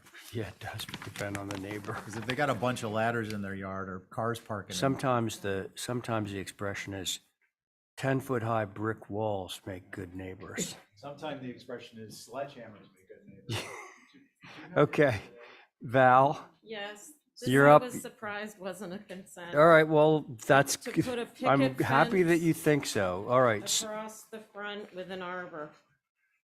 And on the side, that already has, if you look to the side of the building, all that lined up cypress or whatever it is, a board fence there, okay. that in back of the building, you know, Um, by the building. by the way, board on this, we're gonna go to Connie, okay? All right, let's see, this is not OHD, so I think it goes straight to the board. Comments? One question. Yeah, This, you said the fence on the left already exists. No, I didn't. I said it's going where, if you look at the photo that was prior to the left of the building is now big tall bushes. It would just go in front of that from like the edge of the building back. But the bushes remain between Yeah, the yeah, neighbor yeah, and the the, okay, bushes stay. all right, I'm okay with this proposal. okay, Abby, thank you. Diane, ready? Oh, He's muted. But about- I'm okay with this. You're okay with it? Okay, thank you. Stephen, Connie, I agree with Diane. all right. Who agrees with Abby? Okay, Connie, I have no concerns. all right, and I'm in favor too. Can we move? Motion Move approved is to- submitted. Go ahead, Diane. No, Steve got it. I don't need You to go do ahead. No, he I was, didn't realize my mic was on. it. You're a pain sometimes. I know. We, to approve is submitted. There we go. That's Diane's motion. On that motion, Abby, Aye. Connie, Aye. Stephen, Aye. Diane, Aye. and I'm in favor. Okay, Val, now to 181B Pulpus Road. Okay, this is a pretty straightforward application. Richard Mack shared a driveway with his dad. His dad has passed and they're selling this property. So he needs his own driveway now. And it's going to be like everything else on that street. The asphalt that cuts across the bike path and, you know, following the driveway dimensional stuff that you have to do for the DPW. And I had to come to you first before I go to them. Okay. I want I to put be, some pictures in there, examples of what I'm talking about, but it's pretty standard right there. okay. Val, thank you. Now, I'm gonna clarify the board, because Abby's sitting off of this. So, Carrie, are you out there? Yep, I am. All right, great. You'll be on it, and Joe, and Stephen, and me. Okay? All right, so any questions from the board, comments? Mr. Chair, Yeah, and I'm only really voicing a comment on this because I drive by this twice a day. yeah. And God bless Mr. Mack. My concern is more of a safety. I know that this will meet the zoning bylaw requirements for the width as well as the turning radius. And I know that's going to be proposed outside of wetlands. There are wetlands that are in this area, because I remember they had to put the bike path in and going through that process. I think you have another photograph, Val. There is more. A closer one. Fiona, if you don't mind, if you see where that electrical box is, there's another photograph Yeah, that she there's has two with of the posts in the proposed ground. area. Yes. My concern was more or less their proximity to the telephone pole and the turning coming. I think coming from town is going to be easier than it is coming from Sconset. I know that there really is not much from an HDC's perspective, but that was my overall concern. The way that Val has it shown, it's going to meet the zoning bylaw standards, the width and depth of the apron and all that. So that was my more or less concern is A, making sure it was out of the wetlands, and B, of that proximity to that pole. So that was it. Thank you. Okay, Holly, thank you. Board members, I'll go. come on now. It's Carrie on, Carrie. yep, on Zoom. I have no problem with this. It's just like the one right before it on Pulpus going out of town at the father's, house, and I have no problem with it. Okay, Carrie, thank you very much. Next, Agree with Carrie. Stephen's in. Joe? I agree with what's been said. My only concern when I previewed this was the grade change from the road across the bike path, but from a safety perspective and visibility, but I'm assuming that the effect on the bike path is probably going to happen over a longer width than the driveway crossing in Right. order to create Like less of a the other hump. ones out there, yeah. So from an HDC perspective, the materials and everything all seem in keeping, but I think there's presumably got to be some coordination with DPW to mitigate safety issues. Can I speak to that through Mr. Chair? You may. The level of the bike path cannot be changed, just to be Correct. clear. So it's going to be what it is. And then the driveway needs to conform to that. And include, just so you're aware, including so that there isn't spillage onto the bike path. So just to have set up. I think they'll work that out with us, the DPW. Yeah. Hey, enough. So, Then I have no concerns then. all right. Diane? I think it can be worked out, so I don't have any concerns of where it is and what you're crossing the bike path with. Okay. Diane, thank you. And I feel the same way. I mean, you know, if I took my HTC hat off, I'd be asking all sorts of questions, but I'm going to leave it on. And, you know, giving the HTC giving its endorsement that it can take place will allow further research into the grades and all that. Can I have a motion? Motion to approve is submitted. Stephen has made a motion to approve as submitted. On that motion, Carrie, Aye. Joseph. Aye. Diane, Aye. Stephen, Excuse me, aye. and I'm in favor. Okay, there's that. Thank you. Thank you. Do we have somebody to represent 12 Waposset Circle? Insight LLC.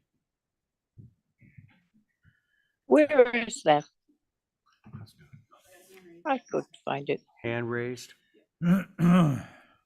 Yes, hi there. I'm Kane and I represent Insight.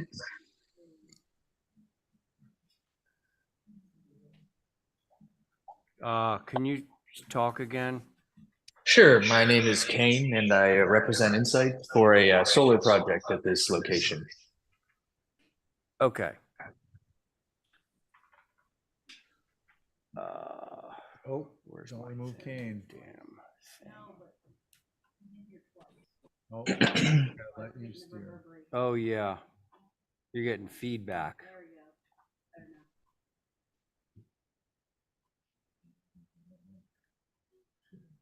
Okay, so let's see. Is everybody back? Looks like everyone's, Abby's back, right? Yeah. All right, so then it's to Connie. Okay, so tell us what you got going on. Sure, so the homeowner here is obviously looking to, do the environmental thing and save some electric pricing and so forth by going solar. So we have here, it's not a particularly old house, it's only about 6 years old, but we have proposed black solar panels with what's called Invisimant railing, which kind of is something that quite closely hugs to the roof and makes them a lot more discreet. So that's pretty much it. I mean, it's not a very complicated project, and I'm sure you've seen, a good number of solar projects already, but I'm happy to, answer any questions that you might have.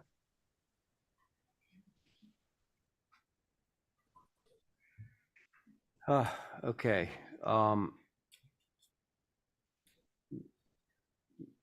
Yeah, please.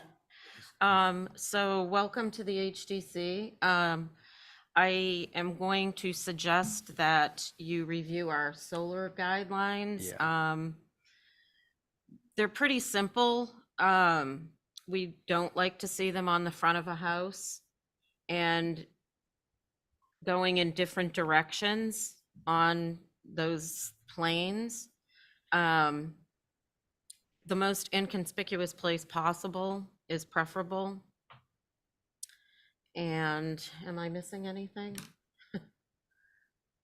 Well, they No. actually have a black roof. Which Well, is no, I one- get that, yeah. but there's panels on every single Yeah, section yeah. going in different directions. It needs more consistency.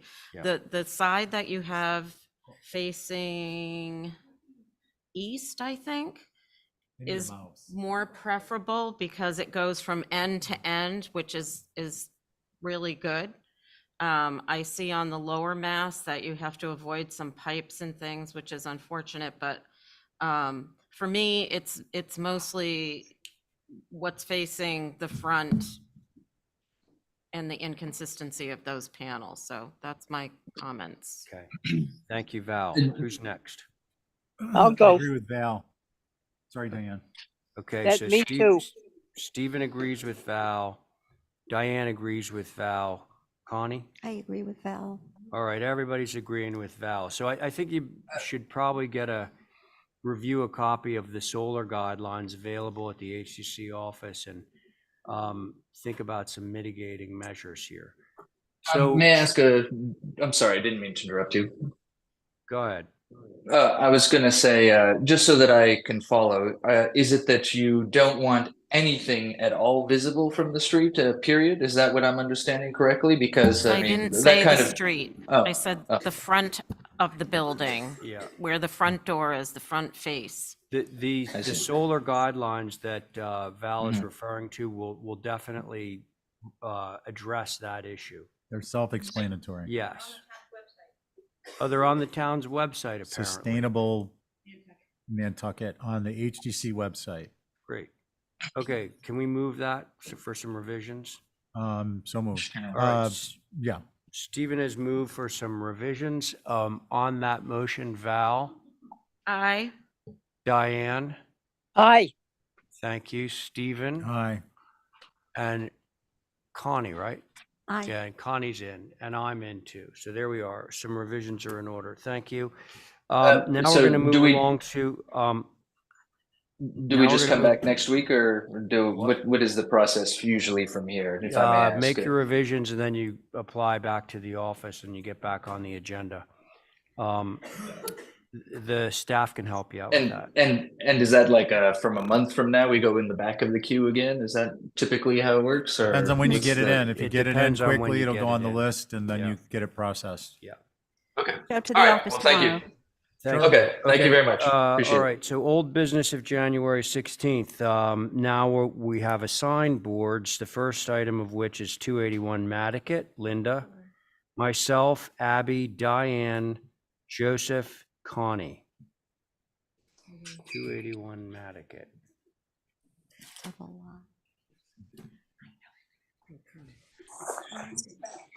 That was held for a viewing. Yep. And I sent you all the stuff over the weekend. I Yep. don't have Connie's email, so I guess you saw it after that. But I sent you all the pictures from that. This is winter, non-growth, and you still can't see in there. So, well, there's not much more to say about this one. And we do have a cabana going, but you can't see in from I Street anyway, because there's a shed in the way and the secondary dwelling's in the way, so there's really not much more to say about this one. Okay. Linda, thank you. Holly, you got anything on this? Thank you, Mr. Chair. So I know this was reviewed last week and I was not here, so my apologies. All right. Just to clarify, VR requires a special permit with zoning board for the pool, and that the lot 51, 51 Washington, and this one is owned by common ownership. I just wanted to mention about the site plan, that it should clearly indicate any existing vegetation, which we know there's existing vegetation, and it should be kept to screen and on all three sides. So the site plan it would be helpful if it was clear. So those are my comments. Thank you. On the original application, it does show, our gas barrel shows where the planting is. Okay, This is just a view. So I just added these, but the original plan has it. very good. All right, board members, you know who you are. I'll go. Thanks, Diane. You can't see this.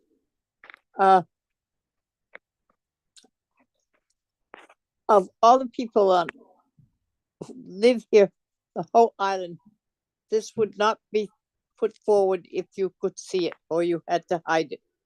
It has natural vegetation, it's set back, and the way that it's covered on sort of all three sides, and there's a lot of vegetation on the street side. I don't think that it will be seen at all. Thank you. All right, Diane, thank you very much. Who's next? I can go. Go ahead, Abby. I drove around in circles out there. There's no entrance on Matticat. But it also, you can't see it, and I'd be okay with it, just with the proviso that, that the vegetation remains and is added to. But it is kind of weird to say, go see 281 Matticat, and there's no 281 Matticat. Yeah, But scrub pile. I did go around. I went down to I Street, Washington, so I'd Okay, be in favor if the screening is appropriate. we Thank can you. include that in our motion. Thank you. Let's see, we got Joe and Connie. What do you guys think down there? I'm okay with it. You okay with it? All right, Connie's good. Yeah, I went out and viewed it today and drove around the block. You just have to be careful during construction because it is gonna, the deck in the pool is 30 by 60. And with the over dig and, Mhm. you know, I think there's a lot of vegetation there now that makes this well screened. And presumably the applicant wants to be screened. And with the caveat that it can't be seen upon time of inspection, I'm fine with it. I just think you just have to manage the contractor really well so that you're not spending money on plants that are already there. Yeah, no, we'll be out there every day. Joe, that sounded just remarkably close to a motion. Oh, am I the last to speak? Then I would make a Well, motion to let me just say, approve. I'm good with what you guys said, Okay, so. I would make a motion to approve as submitted with the caveat that it is not visible upon time of inspection and in perpetuity. There it is. That's Joe's motion. On that motion, Abby, Aye. Diane, Aye. Connie, Aye. and Joe on your motion. Aye. And I'm in favor. Very good. Thank you. 250 Mattocket Road, Same board. same board. I sent that pictures out also. What was interesting, I was able to hunt down the same house in Sconset, as well as off of Hummock Pond Road on Aurora Way. So if you look at the pictures that came in separately, which are probably not in that particular packet, guys. Do you want me to hand it out? I have hard copies. Oh, they're included in Yeah, here. You got they're 'em? supplemental. All right, it's 180 feet, there's one right there. It's 180 some odd feet off Mattocket Road. The one that is in Aurora is maybe 30 feet. The one that's out off of 7 Mile Lane in Sconset is fully visible. But the one in Sconset was interesting that I gave you because it's identical. It has the 4 windows across the front and you can see the side that you were concerned about, Joe. Whereas it's at almost the same angle to the street, so it's canted. And the reason why he canted it is because we've got the shed back there, the workshop, and the strange shape of the lot and the driveway. So they sort of finagled the building in there, and you can see the water, actually see the water from the second floor windows when you're on a good day. But there's really no impact because of all the foliage in the house next door. And I gave you a bunch of pictures of it, and it's actually fortunate because the boat that I have circled in the picture above is where the building is going. And I had it circled on your photos that I gave you this weekend and showed you where the arrow was, where that boat is. So I don't think the 180 feet off the street is going to really have an impact on that one side. And that's why I gave you the picture of the other one. If you want to go all the way down, we'll see it. If you want to go all the way down to the last couple of pictures, that'd be helpful. All the keep going? Keep going. It's way at the end. Well, it's in, It's a separate link. yeah, it's separate link. It says 250 Mattocket Road. No, new it's right, dwelling. it's coming up on your screen up there too, if you can't get to it. Keep going. It's all the way at the end.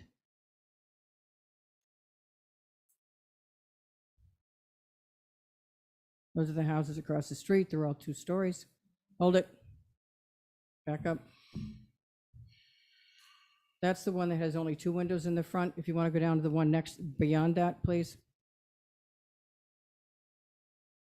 Next. Next. Then go up, then it must be the ones just in front of it then. You went by it. There it is. If you look up at the screen, that's the house. Identical. And it's almost at the same angle to the street, to 7 Mile Lane and Sconset, as this one is to the street, only this one is only 40 feet off the street, whereas the one in Mattocket's 180 feet off the street. So you're really not going to see that elevation. That's pretty much it.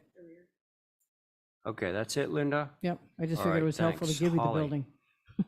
Thank you, Mr. Chair. Now, I'll apologize if this was brought up before.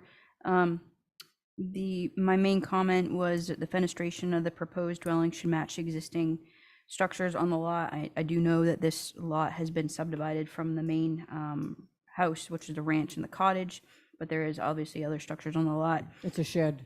Okay. that's perfect. And then my only comment, which again, I do notate that it's very far off the main road, that the plans should be clear with the door and fenestration schedule. I didn't see that in the packet. And hopefully it's in the hard copy. Same with the deck changes to 8 feet to match HTC standards, but I will notate that it is far away from the main road. So those are my I comments. moved it Thank back you. to 8 feet on the, by hand, on the drawing, yeah.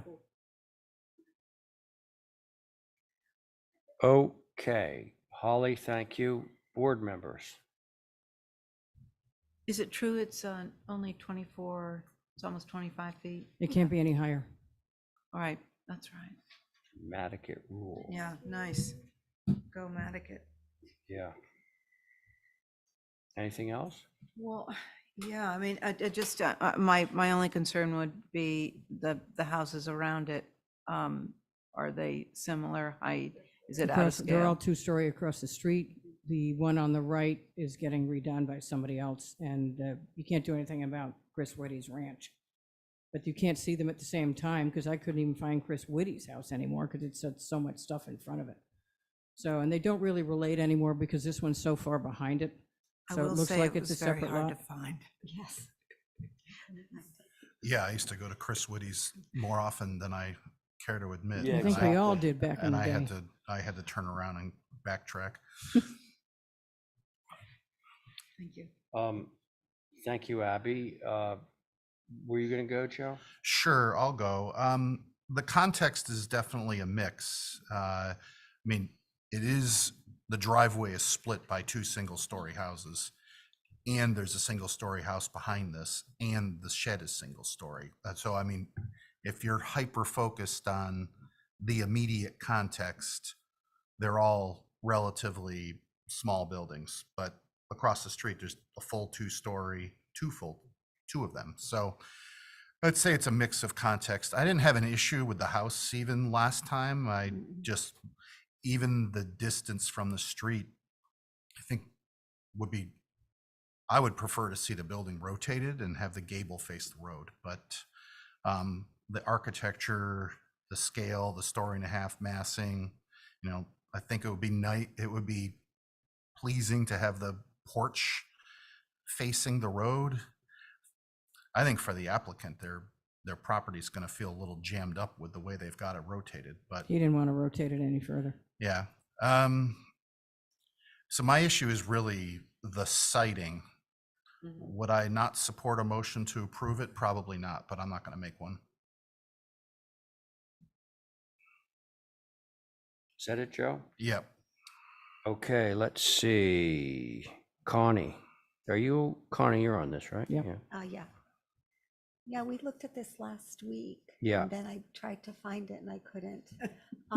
So I don't really think I have any concerns because I don't think it's going to be visible.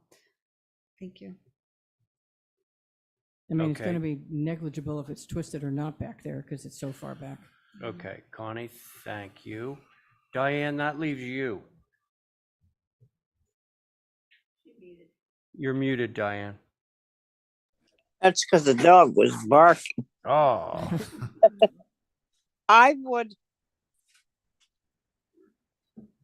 I don't know. If the main house has already been approved, then you bringing the porches in. I think it's, well, when Wait, you say there's the no main main house, house was Diane. already approved? no, There's no- this house has already been, is this its first application in front of us? Elsewhere, it's been approved, This, Diane. That's this what is a those pictures new were. application. Yeah, I This know, is a new. but it's elsewhere it has been. I just, Yes. the cat is lying on my agenda, so it's a little hard. I would like to see it broken. My only thing is, I would like to see it broken down. It is a big rectangle in an area where the houses are pretty far apart and have area around them. Chris's old garage fit in and is in that way of coming forward. But I just think this is heavy, and I don't know if there's any way of breaking it down or reducing those mold windows, something to make it look like he belongs on Nantucket Road, that far out. That's all. It's a really small footprint, guys, because doesn't have a lot of ground cover, because he's keeping Chris Whitty's garage. Right, it's Yeah. less than 1,500 square feet. Yeah. 25. 25. So as it is, we got to do a mud sill, but it's a Hang on. modular. Diana, had you finished? Yep. Okay, so I think it's to me. Yeah, I'm very uncomfortable with this building, I gotta say. It's 7 and 12 roof pitch, which is less, I guarantee you it's less than the precedent photo in Sconset, which looks to be an 8 at least. And I know that that's because of the 25-foot height thing, but it basically looks like a helicopter landed on this and crushed the roof down. And it's very wide. And like I saw a photograph of the building right across the street is like a 1-story little Cape style house. So there's other big buildings there, and the idea that it's at 150 feet back, well, I can 180. actually see the boat.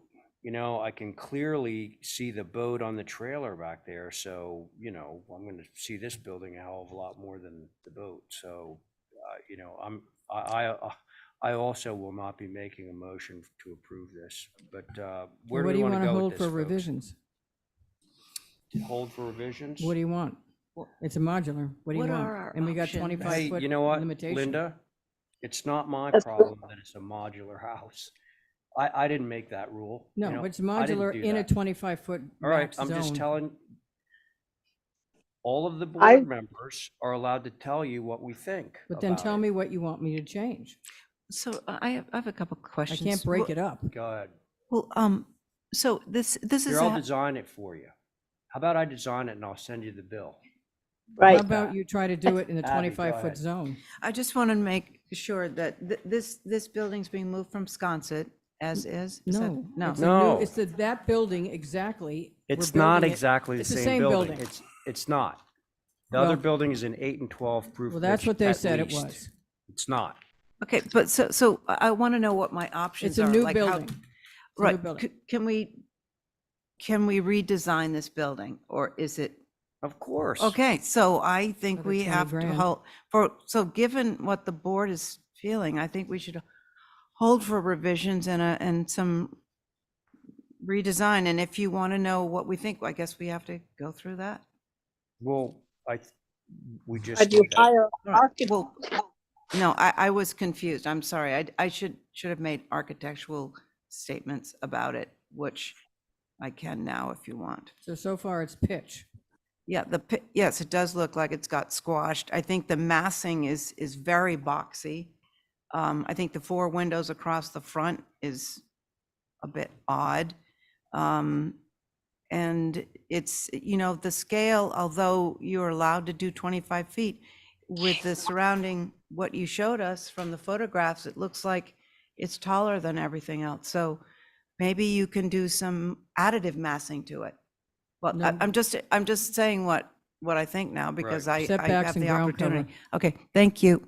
All right, Abby, thank you. Does anybody else want to say anything? But I mean, I think we're heading towards some revisions here. Right. Well, I think revisions are necessary to make the building lighter. It will not, I do not believe it'll fit in there, whether there's a replica of it in Sconset or somewhere else.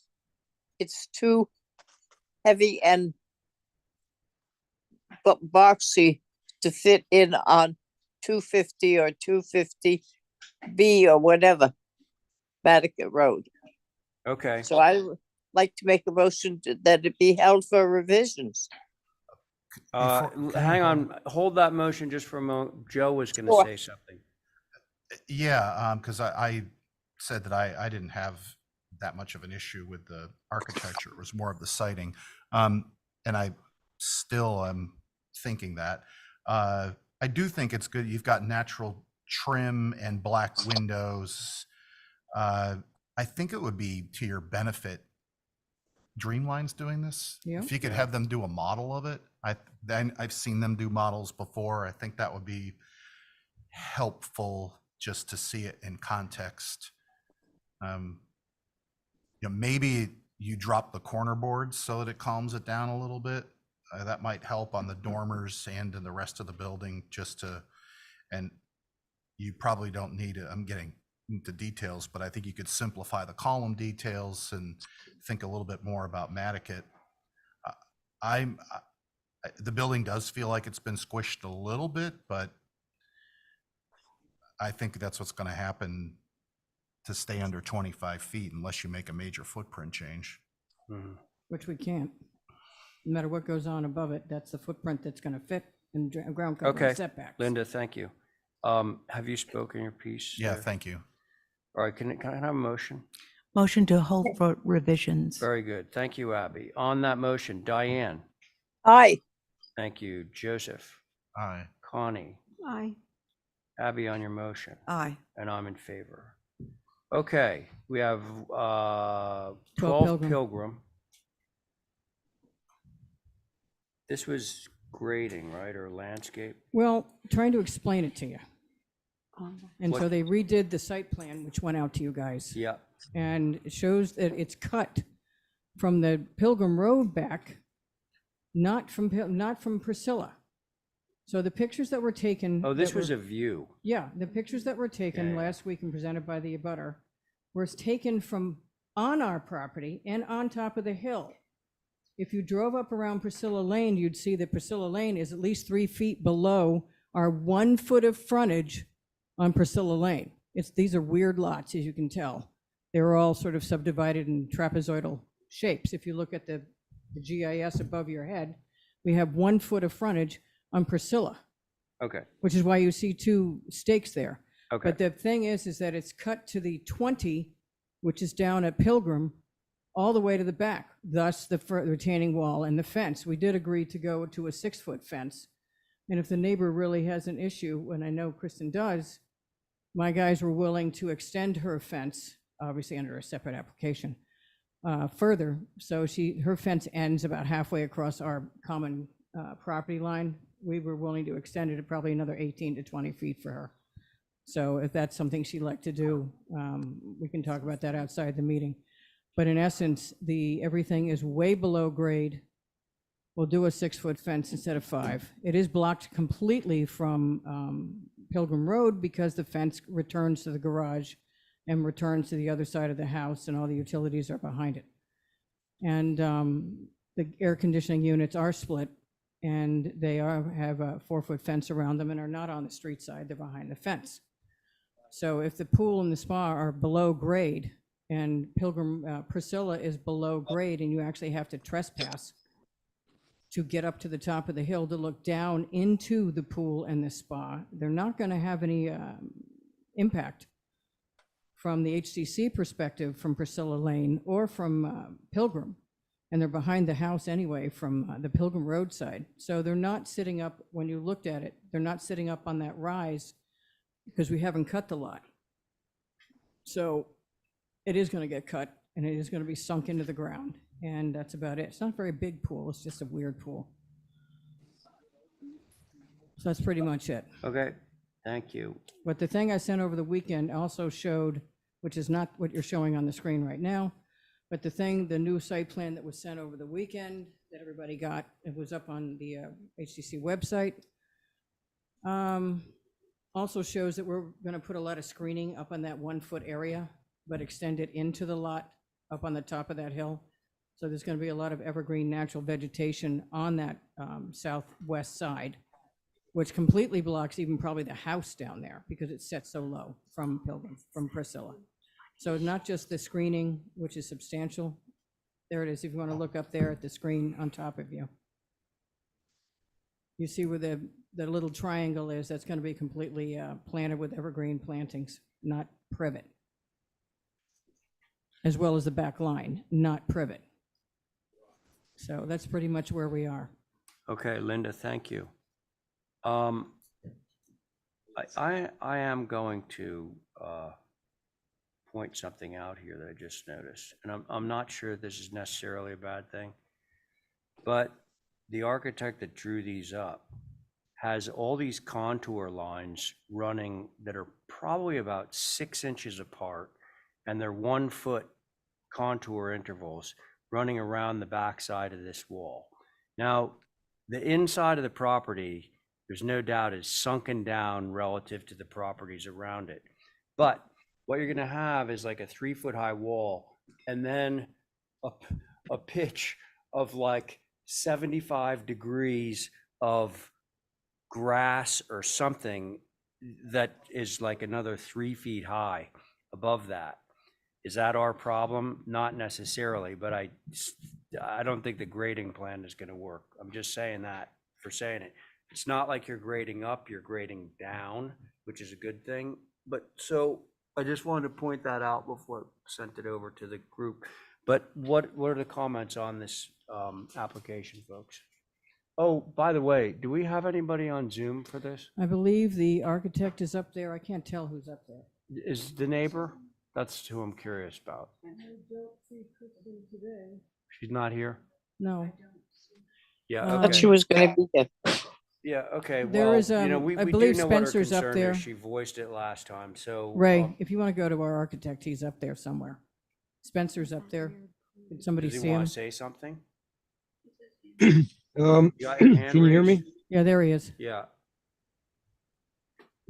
Yeah, Oh. we worked out the grading so that it Your did die name, into the please. retaining walls. Your Oh, name, Spencer please. McComb, okay, Spencer thanks. McComb.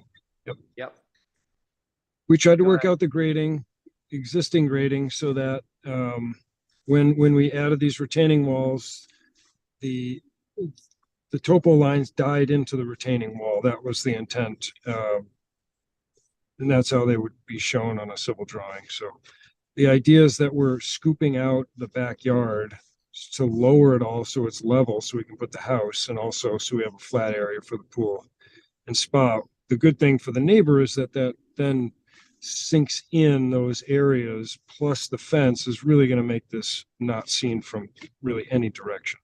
no, I'm with you on that, but it's, when you have those contour intervals so close together, that means you're creating a very, very steep Steep pitch. wall.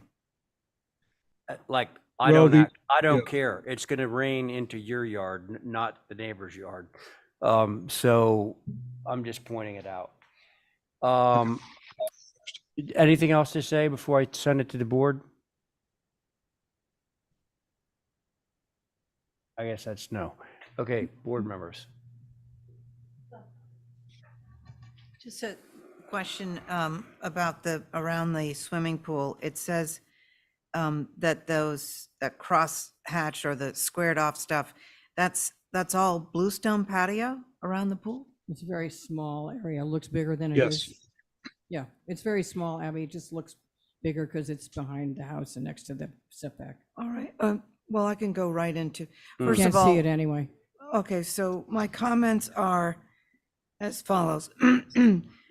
I've always been concerned about the amount of driveway looking in from the road. I mean, there's enough for, I don't have to say it. I would, and something more organic, instead of this sort of, you come off the road and you're poured into a driveway from left to right. I would like to see that sort of, a little bit more sensitive to the landscape. And the paving around the pool, I would pull that all in a bit and make it much less hardscaping. Those are my 2 comments. Thank you. Thank I you. don't think it's visible, Abby. Thank you, Abby. Who's next? Which brave soul is next? I'll go. Oh, Somebody. Yeah, sword in hand. first time I've never been on that street in 27 years of living here. So thanks, Linda, for getting me to drive out there. I'm convinced that it's, given the planting plan, and I mean, I'm generally not a big fan of retaining walls. You're the one that's going to be looking at the retaining walls, but you've screened them all with fencing that you've increased in height, which is going to help You're not going to have a 6-foot tall fence visible from the uphill side.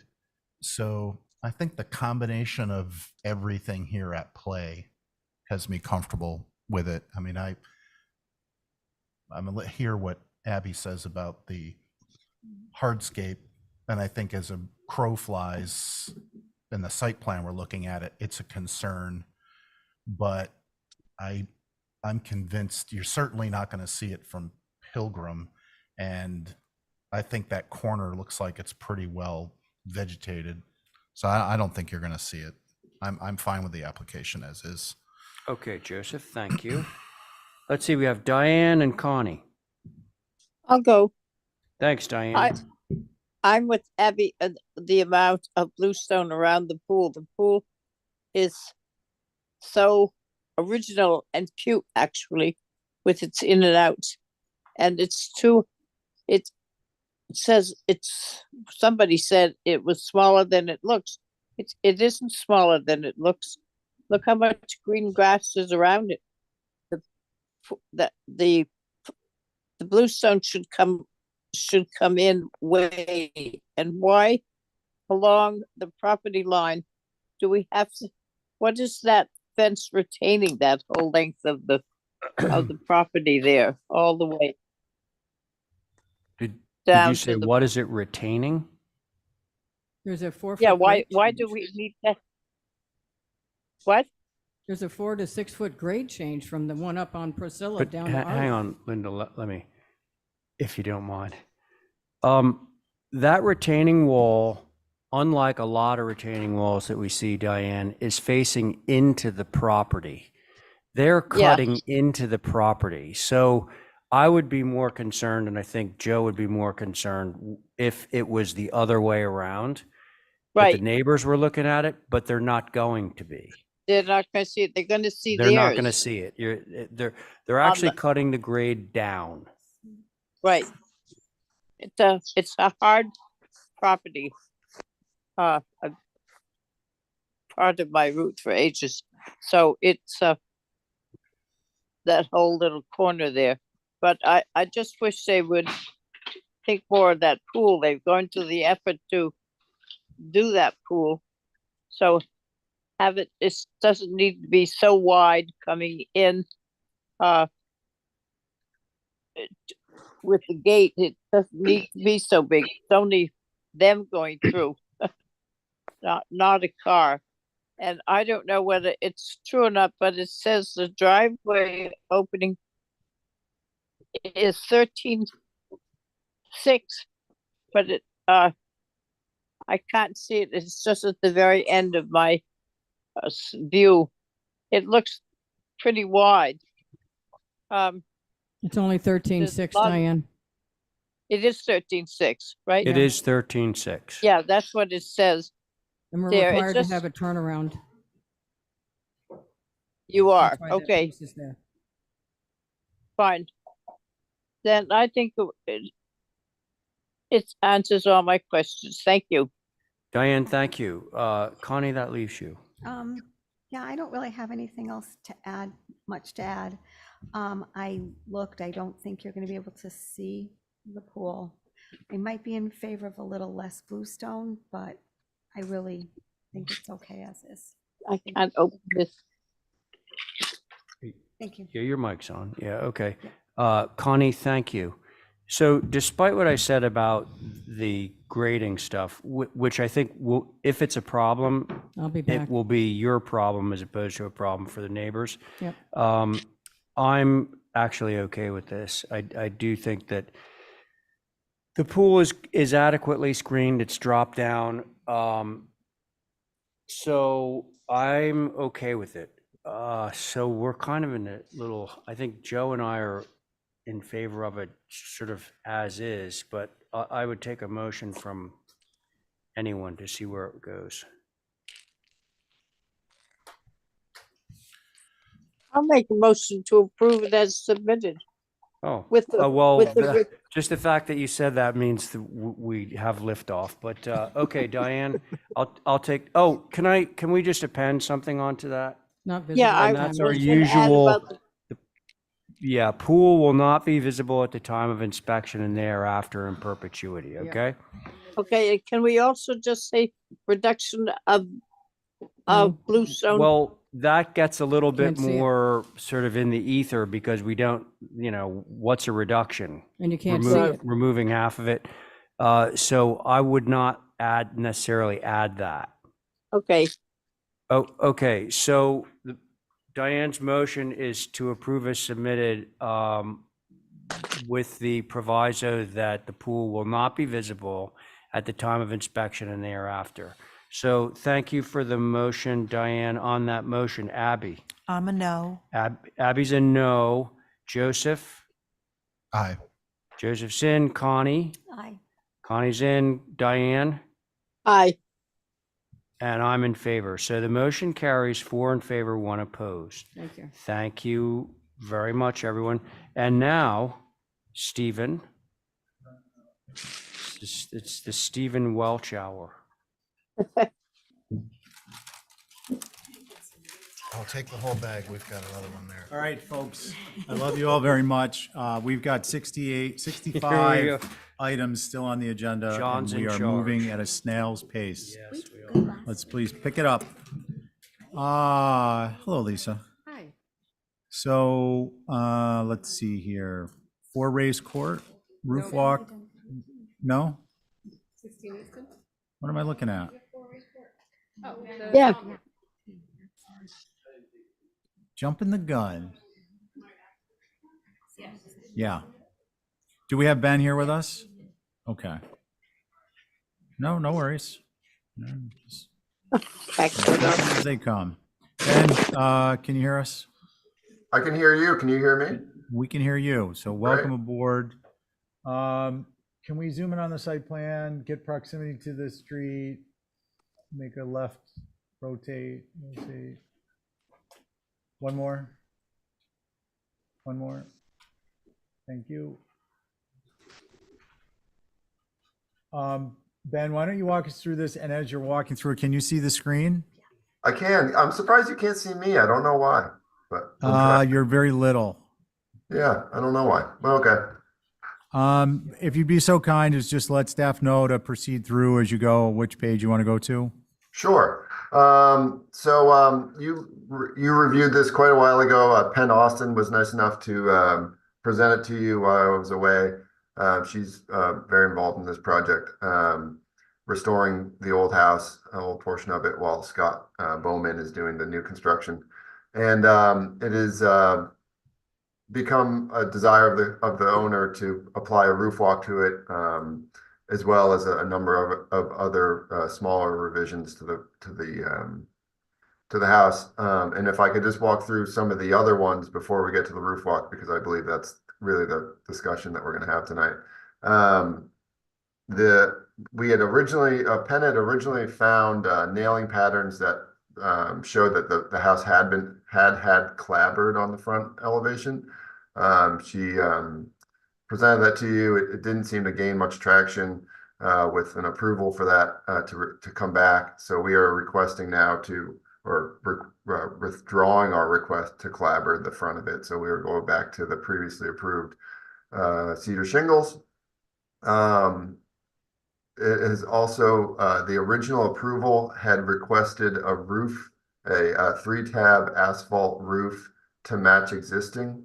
The existing is that darling seafoam green color that is unfortunately discontinued. So we are requesting tonight to change to a black architectural asphalt roof shingle. And also included in this application are some pretty minor window revisions on the rear of the building to earn us emergency egress out of a bedroom that was previously not accounted for, as well as removing an exterior fireplace on the rear of it that is no longer a desired feature, which I think you'll also appreciate. Those items are still on the table, as well as our roof walk. Going back to the roof walk, when Penn was here, again, it was probably 2 months ago, the roof walk went from gable end to gable end. that was not well received by you all. This proposal is much more in line with a typical roof walk, 3 bays, about 2/3 of the length of the roof walk seems much more in proportion. There's an existing hatch to access the roof walk, which we'd utilize, so no skirt. And that is the extent of my presentation. I'm happy to answer any questions. Thanks, Ben. Your board, in order it appears on the sheet, is myself, Abby, Diane, Val, and Joe. Are there any questions for Ben? Holly? Thank you, Mr. Chair. So this is the circa 1797 George Ray House, had an addition in 1848. We have an MPT house history, and Brian Pfeiffer did the historic assessment on it, which we have on file. As I mentioned at the last meeting, I appreciate the removal of that exterior fireplace. That definitely wasn't original, so appreciate that. Appreciate the change of the facade staying shingles. We know that there was no historic evidence of it being, or well, Penn did say there was historic evidence of it. However, there was concern of a lot of the white being proposed. So appreciate the shingles. The reduction in the proposed roof rock is better. However, I do believe that it's still a little large and could be reduced more in both width and length to be more consistent, as recommended in building with Nantucket in mind. Do appreciate that they're understanding that usually there's a roof rock when there's associated with a hatch, which there is one historically, or a chimney, which we have both. Regarding the 3-tab roof, I would just want to mention that you all have recently approved a Cooper's shed on the rear of this lot, which is flanked on either side by roads, so it will be seen from was that Judith Chase. I'm curious, I don't remember what you all approved the roof to be. Black obviously is appropriate. You all allow architectural black within the OHD. I would rather actually see 3-tab black, but again, I would be more wanting to make sure that it matches what you all approved for that Cooper shed. So those are my comments. Thank you. Thanks, Holly. In the interest of time, Mickey, if you agree, please just. We agree, but I'm just going to add a little bit more to the Feel free. width of the roof walk. Typical roof walks are only 7 or 8 feet wide, so this one in particular looks well beyond that. So I would make it certainly less wide and a little bit less long. Thanks. Okay, thank you. Appreciate that. Concerns, please, architectural elements as to appropriateness or inappropriateness, and we'll move along. By the way, I had one of our viewers tell me that the Nantucket real speed for the HTC is they set it at 1.5 times, and it actually sounds like we're talking normally. Not to be cutting, but informative. Val, you want to speak? I'm actually okay with this full proposal. If the roof walk could be a little smaller, if that's the consensus, I'd go with that. Excellent. Thank you. Abby, you're on board. Joe? I'm on board. I do think the roof walk should get a little smaller. I just think we need to be mindful that we don't want it to have the chimney. When you look at the roof plan, this chimney, if it comes in too much in both directions, you're gonna have a chimney coming through the corner of it. And I think that's gonna look a little off versus now where it seems to wrap the chimney visually. Does that make sense? Yeah. And so I'd be fine with it as proposed because of where the chimney's located and the relationship to the current roof walk size. I think if it gets too much smaller, it's going to start to feel a little, it's not going to feel right. Okay, thank you. Diane?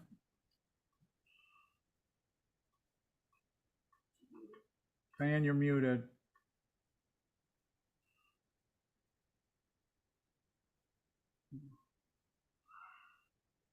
Still muted. Oh. Now we can hear you. I would like to see the roof walk get a little smaller. I think that it's not necessary to be so big there on 4 Rays Court. It's an attractive building, but old, and it hasn't had a roof walk for ages and ages. I think a little smaller than what it's wider, perhaps, than it should be, and take some length out of it it would be good. Thank you. Thank you, Diane. Joe, can you make a motion to address through an Exhibit A, the roof walk? Yeah, I'm looking at the, Can I make one quick comment before we, Very, very briefly, Ben. Yep, I was just gonna say, I think the depth of the roof walk can absolutely be reduced. The width, if I reduce it, I'm gonna miss the existing hatch to access it on the left side if you're facing the front of the building. Oh. And so to keep it centered, I would have a problem at that point. Of course, it can be off-centered, but I would have a problem. But the depth of it absolutely can be reduced. How much? I'm looking at the roof plan and I see dimensions here. I was going to make a suggestion. Yeah. It's right now it's 18.9 by 10.7. Would 9 by 18 allow your roof walk hatch to work? If you look at the attic plan, which is the sheet right before there, you'll see that little ladder. Oh yeah. And so, yeah. But the width is the depth is fine. I can reduce that, but the width is going to be the problem to maintain the existing hatch. Now, if I move the existing hatch, that's Okay, thanks, Ben. Just I for one on that is I think the roof hatch is less of the driver of the aesthetic than the overall roof walk. And I think at least a few feet out of the width, left to right when you're facing it is important. Joe, back to you. Motion to approve is submitted with the roof walk being 17 feet by 9 feet. It's an Exhibit A? Exhibit A, yeah. Okay. So Let's it's see. essentially an 18-inch reduction in both directions. Good. Gotcha. Val, Aye. Abby, Aye. Diane, Aye. Joe. Aye. Gonna be a no on that one. For the record, Stephen was a no. Okay, thank you, Ben. We're all gonna right. Thank move you, guys. now to 16 Easton. No. Hey, Lisa, you're Hi, back. I'm back. Okay, site plan, and then if you could help direct staff to the sheet you want to look at. Okay. I just want to confirm the board. Yeah, please. I have on the roll call vote as Welch, Camp, and Oliver on my minutes. I also have Welch Camp. Okay.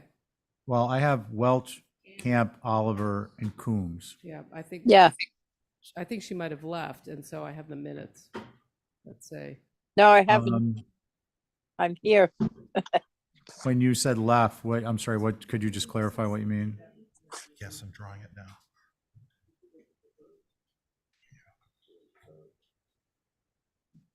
Oh, yeah, Diane, we don't have you carried on this one in the minutes with a comment or a vote.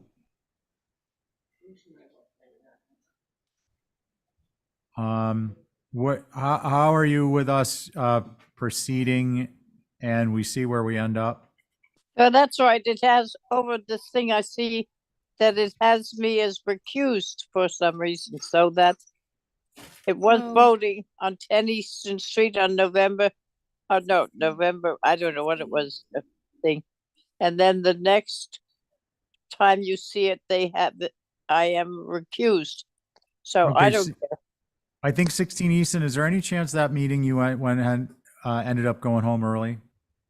No, Or was that because the I'm one that home. you were logged in and you didn't? I logged in from home, and it was the last application of the night. It was. And Diane, I think there was a meeting, November Diane, you signed 21st. off a little bit early. You had something you had to do.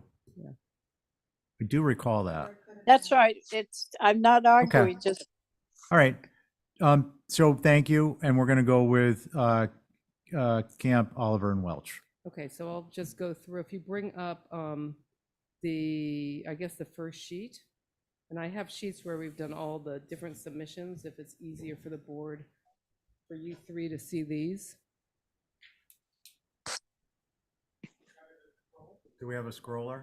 No, can we do it on screen, please?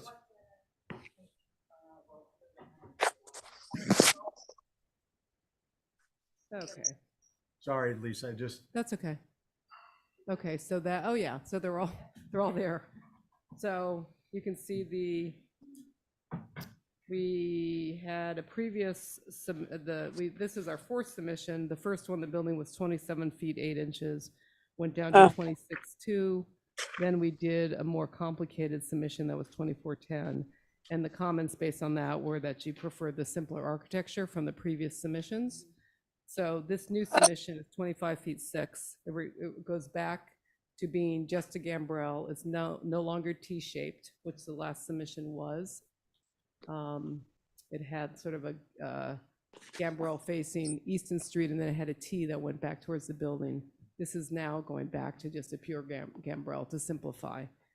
I think those were, let's see, those were the major concerns. That the building was considerably bigger than the previous submission, mentioned that the new design, this is Mickey, mentioned that the new design is wider and more complex, expressing a preference for the simplicity of the previous proposal, which was deemed more appropriate for the area. And Oliver concurred, noted that the characters in the new version are more complex. I'm not sure what that means.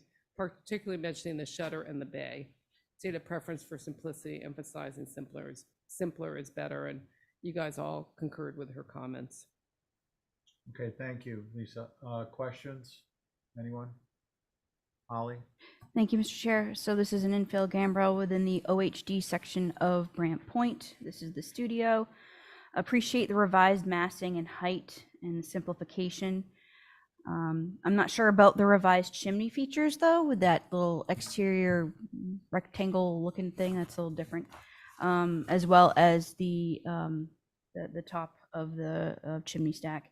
The north and the south, as seen from both Hulbert and Harbor side, are important. However, we note that the Harbor side is masked by the main house. The triple ganged windows on the north, I think, should be reduced to 2 max, or maybe 2 separate, with each maybe with shutters to match below. It's a little odd with not having shutters as the rest of the structure does. And the south obviously will be maxed by the harbor. So those were my comments, more on the fenestration, but appreciate the simplicity of it. Thank you. Thank you, Holly. Mickey, anything to add? Yeah, just basically similar to Holly. I think that the windows on the second floor, what you're looking at there, kind of overwhelm that whole wall. It kind of makes the building feel a little bit squat somehow. If the window area was reduced, either height or the number of windows, I think the proportions would feel a little better. And the exterior chimney just really doesn't seem to fit along the side of the building. That should be interior or in some other places, not tacked to the side of that low part of the building. Thanks. Okay, thank you. Who would like to begin concerns? Abby? I think it's, I think I agree about the second floor triple gang window. I think 2 would be fine, and then I'd be okay with it. Okay, thank you. Let's see, Val? I'm still looking. Well, it's just me and you, Gal. I can go if you want. Oh, I was looking to see where the chimney is on the It's on the side of the Coast Guard station. floor plan. So faces east, Points Okay. east. along the fence line there.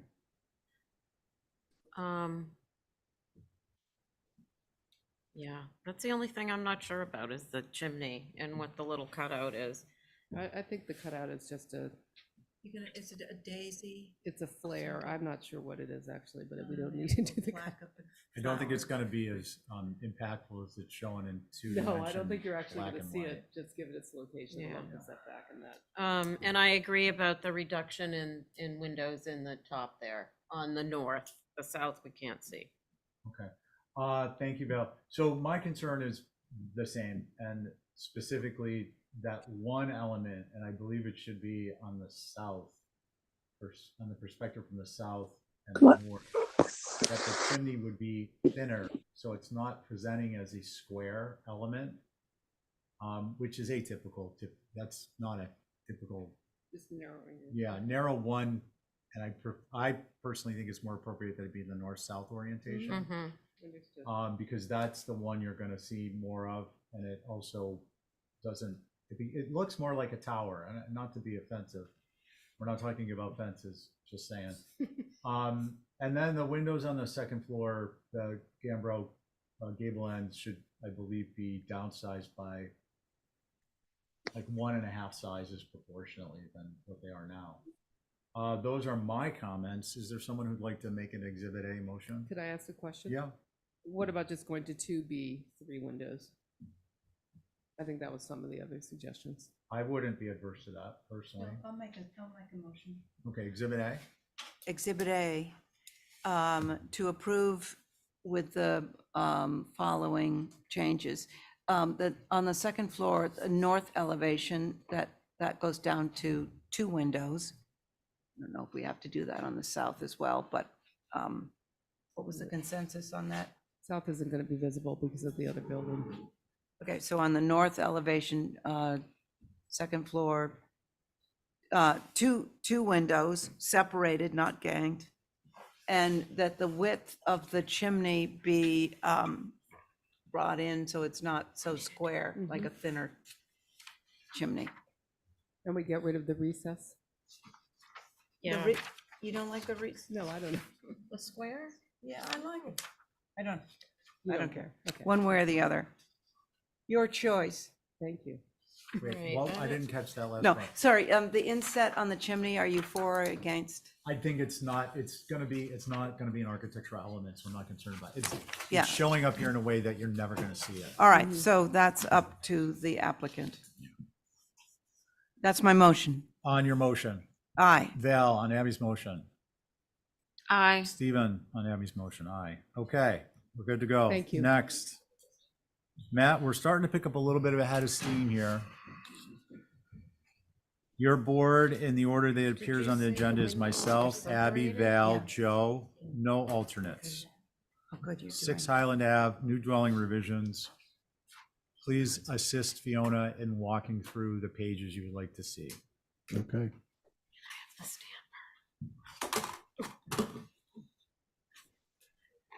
Yeah, 6 Highland. So with your permission, while it's Please. being brought up on the screen, so we're just before you for some minor fenestration changes towards the rear of the building. This is a building that you've already approved. Most of the changes are on the west elevation, specifically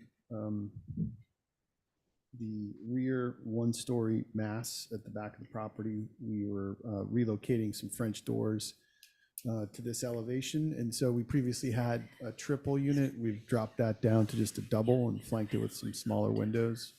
Again, I think the visibility of this is going to be pretty minimal. The other revision was the second floor deck that's clouded. We initially had that as a Juliet balcony with open balusters. We've integrated a solid 4-pitch roof below it. And there was some discussion about the existing deck on the second floor on the elevation, the one previous to that, has a combination of shingled and open baluster, which certainly would be our preference. But at the last meeting, some of the board members had suggested that it just be solid. Again, I think that because it's really quite small, there's a second floor common space off of that, which would be a really nice feature just that the owners would like. If you can see in the bottom right-hand corner of this sheet, we also have a perspective just to kind of show how it will present itself in 3 dimensions. And again, it's really shallow, it's really small. We are showing it as totally solid. My preference and ownership's preference would be to have it have the center open baluster so it matches the already approved deck to the left. But really, that's at the discretion of the board. That's all I have, Mr. Chair. Thank you. Okay, thank you. Appreciate it, Matt. Any questions for Matt? Holly? Thank you, Mr. Chair. So at the last meeting, I mentioned that 2 balconies on the north were not appropriate. And I still believe that they are. Now that you're introduced to one as a shingle wall, I think the shingle wall helped to mitigate it. And I think both of them should be shingled if they're so inclined to have two. So those are my comments, Mr. Chair. Thank Thank you. you, Holly. Mickey, anything to add? Yeah, just the entire the additional second floor deck is a bit complicated to the building. It was simpler and more traditional looking without it. 2 decks right in a row has kind of a upside down house feel right there on the cliff, which is not appropriate. So rather see it disappear completely. Thank you. Who would like to begin? I will. Val?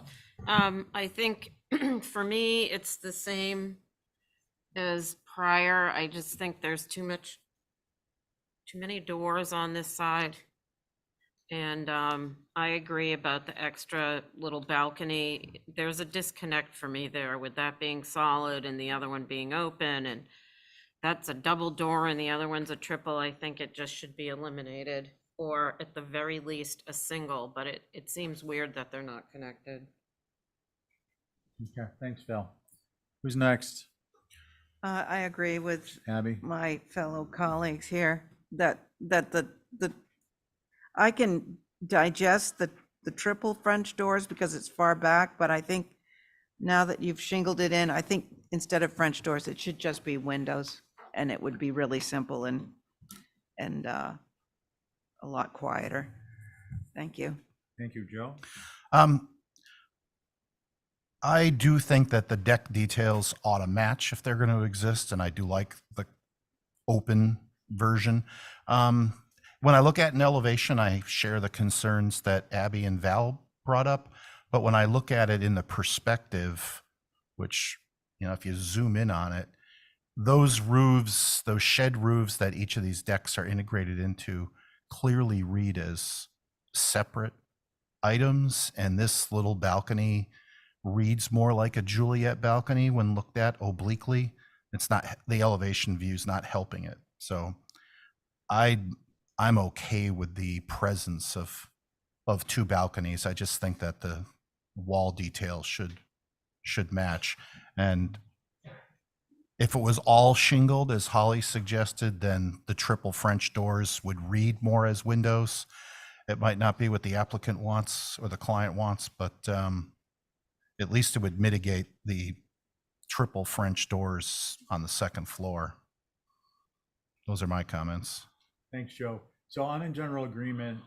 I think that I'm not adverse to two decks on the second floor in this location, in this orientation. However, subject to both of them being reduced, the one on the Juliet to a 1, the triple to a double. And the detail for me on the current triple that would go to a double is okay, because when you decrease the width, you're going to have less of the open rail. And I think that between all those changes, it's enough alike, but at the same time, it's not a homogeneous treatment on the whole side of that house, which it's just so typical, like it's so vanilla in a way that I think that this is all right. It gives it a little bit. We saw Matt's image earlier. Was it Matt's? No, it was, I don't recall where it was. I took a picture of it. It was so interesting. But the railing on a 1860s home detail, and on the front of the home, which is something we probably never would approve now. Yeah. And it's a little bit of spice. Yeah. But not too spicy. Those are my thoughts. What do we want to do with this, folks? Could I make a suggestion, Mr. Yeah. Chair? Would an option be to just change the other open rail to just shingle? Would that be an option? It would be. I think you have support from at least 2 members on that. Yeah, I mean, that would be, I mean, I'll again, make a motion if no one's going to make a motion. Motion Exhibit A to reflect a single width door with appropriately proportionally reduced width, sidewall, balcony area, a double door with the same treatment, reducing proportionally the open portion of rail. Well, if I could, Mr. Chair, I mean, if I had the option of just omitting the new deck and just That's an switching. option, yeah, And because just, we already approved the other one. and just, I think that that's what I'd probably prefer, just because I feel like the double window in that second floor living space would be more successful than a single French door. So if there's no real support for it, I would just offer to just remove the balcony that we're proposing and just have it be 2 windows. So that's my motion. Exhibit A will reflect that on the west, is that the west? Yeah, I think so. Yes. I think so. West, yes. West the west. elevation, the double doors will be removed for windows, and the sidewall rail, sorry, can't think tonight, will also be removed. Abby, Aye. Joe, Aye. Val, Aye. and I'm an aye. Thank you very much. Thank you, Matt. Mirka, you want to keep up ahead of steam here. Don't be the one who slowed us down. Good evening. Good evening. Thank you, Mirka, for condensing those files. We did it black and white, so it's hopefully. No, thank you, because when we get here, we can't. Absolutely yeah. understand. I just want to make it as prettiest, but technology is against me. Technology. Yeah. All right, so your board is myself, Val, Carrie, and Connie and Joe. And I'm assuming we're reviewing the lot 7 first, correct? I have lot 7 Perfect. first. Mr. Chair, if I may, Yeah. we emailed you all the reduced copies of this once we received it. We didn't get a chance to put it back on the website. So I'm hoping you all have access to it digitally right now. I don't, but I can peek. I looked for some earlier and I couldn't find them, so. Me too. They're in the email. I haven't seen. Okay, let's take a 30-second tech break and I can't pull up my email and be on this at the same time. I Luddite. am a total Luddite, whatever that means. I'm just teasing you. Let's see. A non-techie. Web. Can you, I have them downloaded. when would that have been? Can we sent? email it to you, Holly, and you can show it to us, or I can you just couldn't pull it see up? They kept going away. 'Cause the Fiona, file was what sent- email address do you have access to?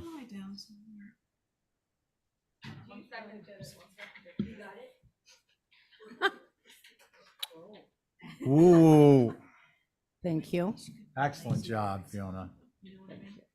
Oh, nice. All right, so I will get started, so we You catch would up please on that steer last Fiona time. on pages. So again, we generated our minutes, and what we've done, addressing the concern mostly where we are talking about lot 7. Yeah, so the concern was about the regular stone and too much of the regularity. So we did change the patio, and actually, if you go to the next page, it actually highlights all the changes in red, so it's easy to kind of follow me. So all patio, the patio material was changed to the irregular blue stone. The pavers, which again before were regular, are irregular, so really try to make it softer and more integrated into the landscape. And then mostly the concern was air conditioning units. If you, we extended the 6 feet enclosure. It's on the left side of the building. We extended the enclosure to enclose the air conditioning units. If you do go one more page below, you can see it on the elevation, which we combined with architectural elevation. So yeah, perfect, this one. So that should allow, the 6 feet enclosure should allow to get rid of, to fully screen the air conditioning unit. So that's where the 3 most important concern you had at the last meeting. Question for you. Do you know, are the base of those above the design flood elevation? Yes, so the lot 7 is the highest on that street, and it goes towards the lot 7, the grading lower. So yeah, this reflects the flood zone height. Okay, cool. You will see, we will have the same question for lot 11. You will see they will be sitting a little bit higher. Okay, thank you. Any questions for Mirka? Can we go back to the site plan, please, and Holly's comments? Thank you, Mr. Chair. So this is for the infill subdivision. And the change from the regular bluestone to the irregular bluestone, I don't think is really working. It kind of seems inconsequential. It's still very formal, and I understand, you know, that these structures are a little bit of formality outside of the typical Nantuckets, if you will, but I think that the hardscaping should follow suit more traditional material. So those are my comments. Thank you. Okay, thanks, Holly. Mickey, anything to add? Nothing to add, but we agree. Okay, thank you. Let's see, who would like to go? Again, it is myself, Val, Carrie, Connie, and Joe. Joe. Okay. I like the enclosure. I think works for the AC units, and I hear what Holly's saying about the patio. But I do think that overall the design on the lot has a variation of organic, like the walkways are organic. They're not linear. There's space between them. They jog a little bit. So I think overall there's a balance of more natural landscape, and then there is a little bit of rigidity on the patio, but I'm okay with it. I think overall there's a balance achieved. Okay, Those thank are my you. comments. Appreciate it. Connie?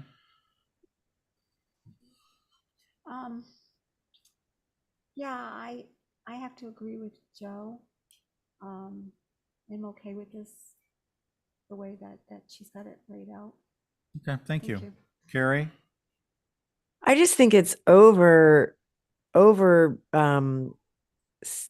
it just seems like there's no lawn. There's everything is either a plant or a stepping stone or a patio or a driveway.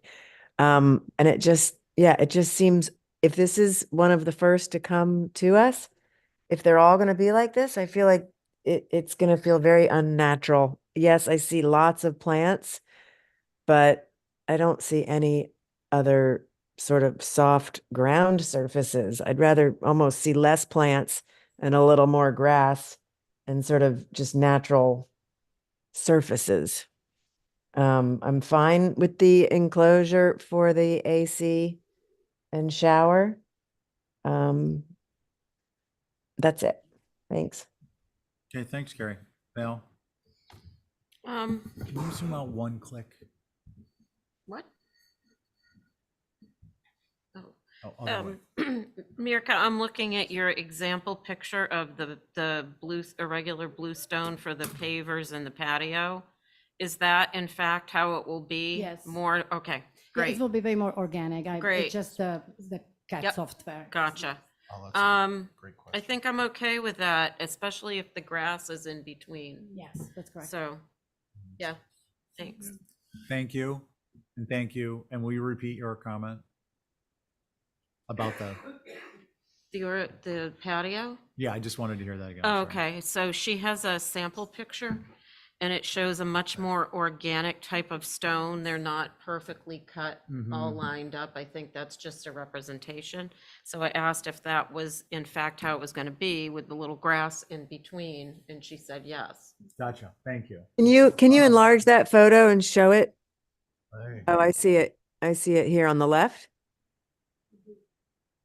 So, thank you. I like So I agree with comments that have been made. I think on the plantings, if there isn't going to be grass space, I would suggest that look, it's not an architectural element, but a more monolithic type groupings so that it tends to read as a plane and a space versus having such character development of different plant materials and colors and textures. And it gets very complicated in a very small area for what is traditionally something hidden behind privet, or you see lawn.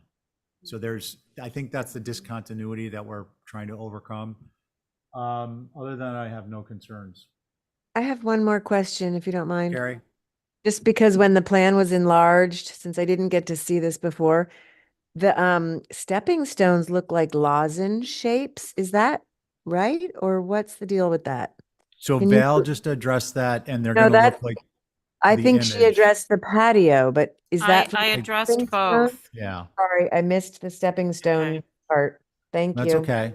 You don't The- have to be argumentative. No, these are just Teasing. representations, but they're going to be the more irregular stones with grass in between. And we can Okay, clarify got that. it. Thank you. Okay. What would we like to do? A motion to approve is submitted With clarifications with on the drawings of, of the stone, okay, and please simplify the plants. Is that okay? No? yes, As an exhibit A, sure, and you'll do it sure. on your motion, I, Carrie? I guess so. Okay, sorry. Can I just, so I understand, is it not through staff, it's just the. You're gonna change the refer drawing the- to, Yeah, okay, yeah. gotcha, understood. Connie, Aye. Joe, Aye. and me. I'm an aye.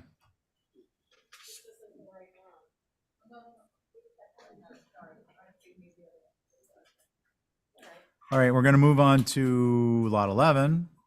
And this, a little bit of a change in the board, and including the fact that I am an alternate, and Abby, you are chairing this one. Thank you, Abby.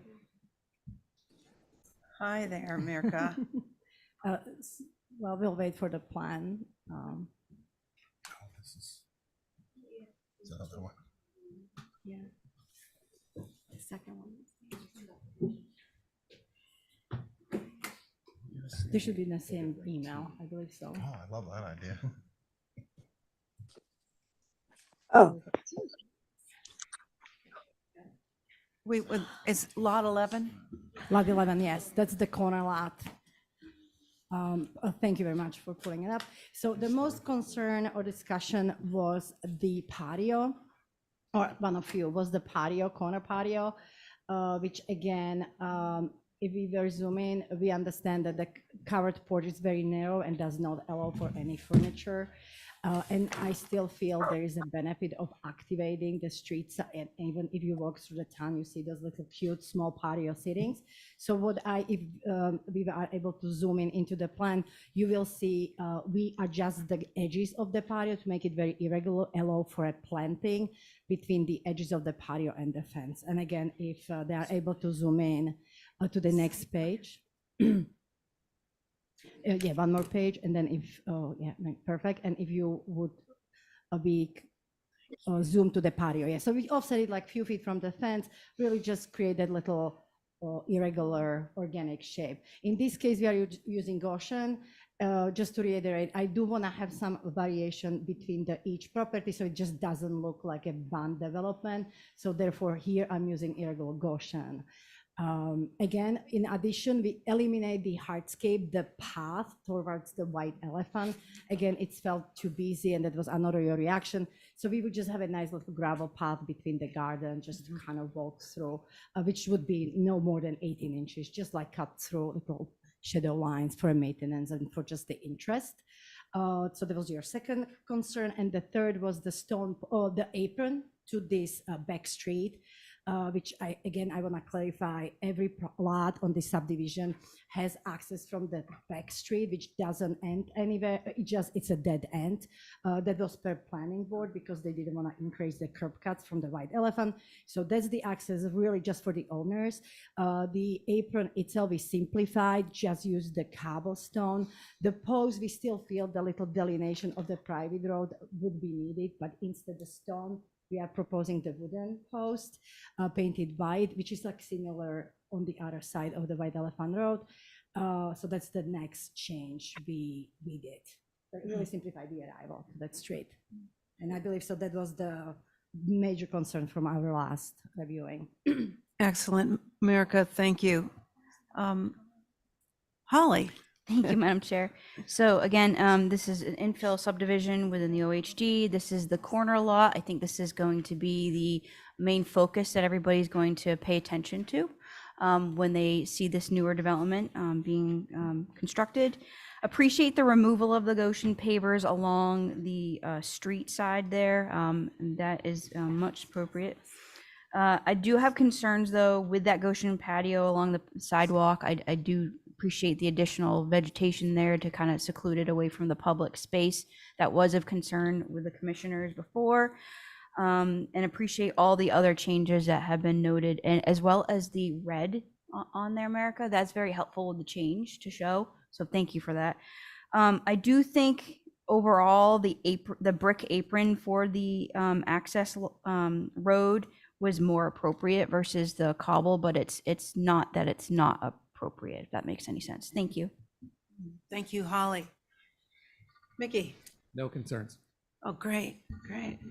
Okay, so board members. we I have a got- question. Okay. Me too. It doesn't say cobble, it says Belgian block. Oh, sorry, Belgium. Yeah, Belgium block. That's what you're using. Yeah, I think that's, I don't think that's appropriate right there. Cobble, it's fine. Brick is probably even simpler. Okay, thanks. Okay, thank you. Phew, it's close. Did you want to, No, that was really my only concern. Okay, Yeah. great. Thank you, Val. Joe, you ready? Yeah, I think if the apron was brick, I would approve the application. I appreciate all the changes that have been made. Me too. Connie? Me too. Okay. Do I hear a I just have motion? one, sorry, Abby, I think I'm on this thing. I just have Oh, a question. Kara, sorry. Yeah, go ahead. Sure. I just have a question because you said the garden path would be gravel? Yeah. Or is it gonna be grass? Well, it will be very shady there, so I don't want to disappoint anyone by putting that lawn there, and it just will not work. So yeah, the gravel for a shaded area, just very traditional. Like a pea stone? Yeah, or- like a pea stone, yeah. Yeah, not a, Small, like yeah. a rough. Okay. gravel. And then Yeah. I personally, I also think brick is better for the apron, but I don't know, that post is driving me crazy. It's just leading you to a gated development. And I don't think this wants to really read as a gated development. I think it might, just because the lots are all the same. All the buildings are going to be about the same size and detailing. So I just think that one little detail would really be beneficial to just not have these posts that read gated community right on South Beach Street. So I would say get rid of that. What is the post going to say? The point is just will say private. It just point is so it's a dead end. So and it's just very narrow access road. So we don't want to anybody who does not live there be encouraged. Like it's just really just to make it more intimate, private entry to the residents for the resident mostly because it's a dead end. So we just don't want to end up on Yeah. not too welcoming. I don't want to say welcoming, just more private entry and like Madam enclosed. Chair, on that point of a private, maybe a post isn't what is needed. To Carrie's point, maybe a rock that's simple, that's, I don't know, just an idea, because I get the point. Yeah, All painted, right, well, private. we could take that off the motion and we could address it, come back. Anyway, it sounds like it's more like a sign. Yeah, What sign does it committee. look like? Okay. Let's pawn it off on them. So what, did we get a motion on that? With the brick apron? Oh, sorry. So motion to approve with the apron changed to brick and the removal of the entry post. What's the language that we use that allows them to bring that element Without back? prejudice. Without prejudice. Okay. I So if appreciate you it. want to, Yeah. presumably there's going to be more signage that you might need to. Right. Come Sounds back good. with that. Thank you. Okay, great. Okay, Um, did Do you? you want to mention- do that with an exhibit A? Yeah. So then, Oh, well, I don't have anything I can mark What is up, it? actually. Oh, it's just gonna change the We can do it through the staff. apron? Okay, on Joe's motion, Val. aye. Connie? Aye. Carrie? Aye. And Joe on your motion? Aye. And I'm an aye. Thank you. Oh. That should have brick apron. Wait a second, I'm not either. go to fairgrounds. They're not open. Sign this guy.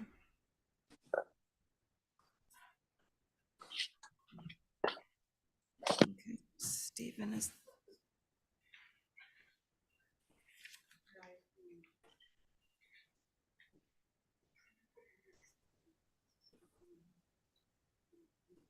Hey, hello everyone. Hopefully you can hear me. Oh, back to me. Yuri, good Right. evening. We've got a good clip going. I hope we can hear you without the marble sound. And why don't you let Fiona know as we're going what page you want to be on, please. Okay. I think we are good on this page, starting with the site plan, where after last meeting, I shifted the whole building forward and added the parking on the west side, stacked parking. So there is no parking in front of the house, and created the house, actually put the house more like stepped down in 3 sections. So if you look at the elevations on the next page, I think, or on this floor plan, so a little further down. Yeah, so on the elevations, I made the front from the north look like a 3-bay, so it's shorter. So we can fit actually the driveway on the side, and then on the east elevation, you can see how I stepped those 2 back sections lower, so it follows the grade much better. And with that, of course, we changed little fenestration and front door on the side little bump outs like a shed roof. And then on the next page would be from different 2 other elevations, where there is all the way from the back there is a little covered porch, and yeah, right there. Can we go on the A202, please?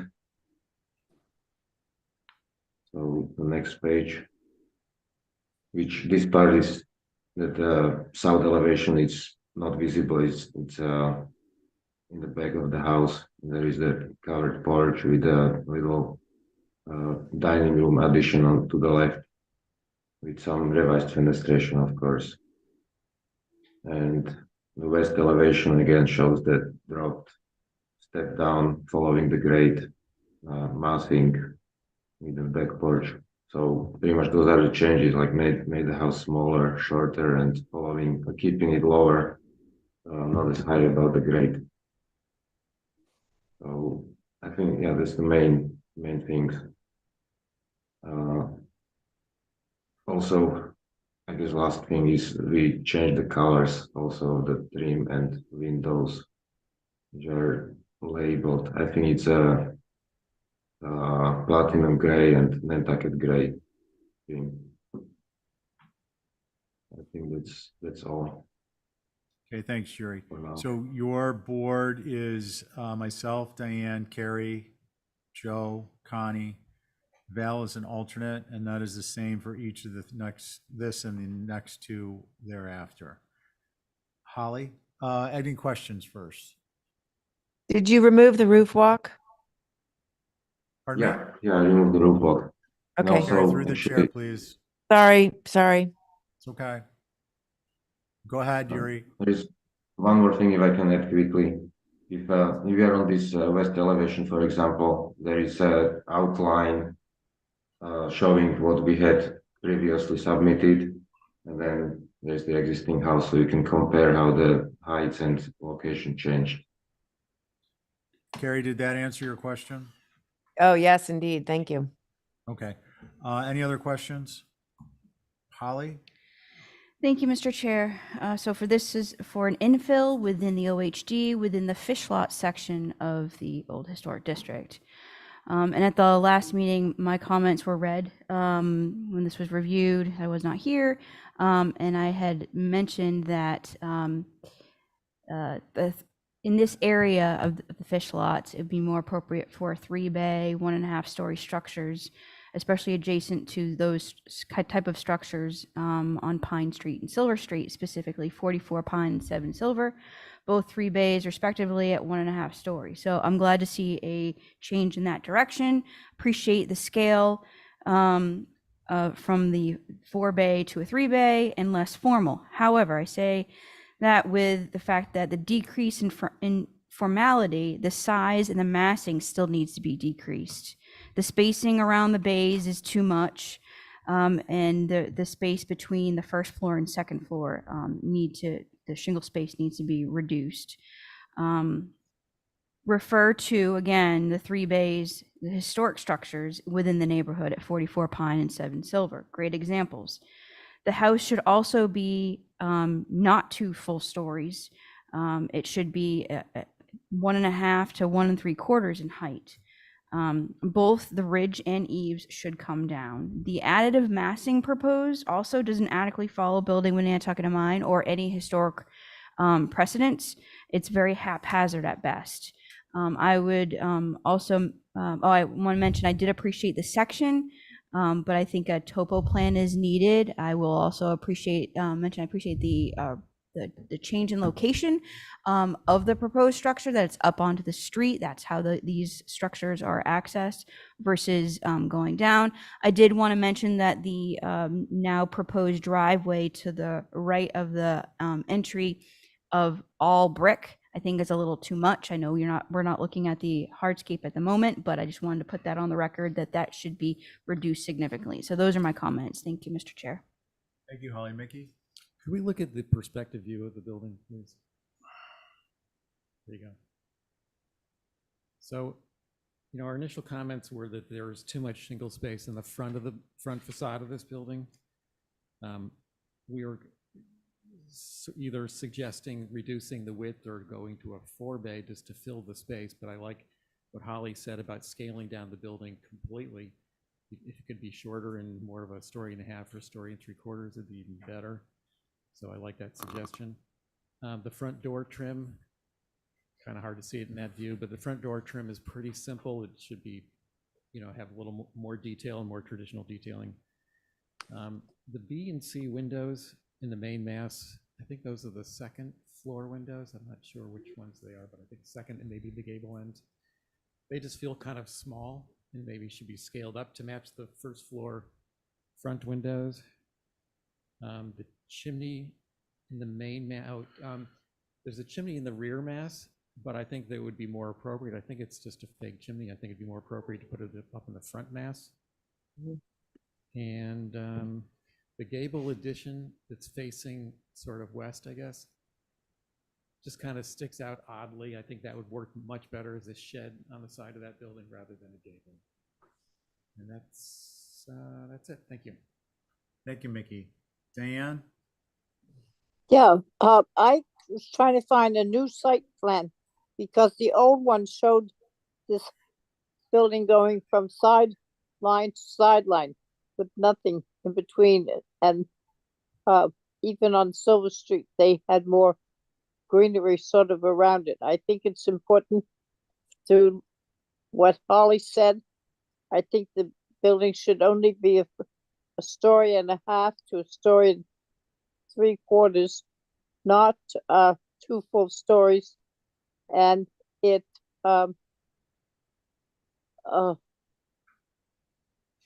there's a mulled window on one thing. I've stuck with 3D view.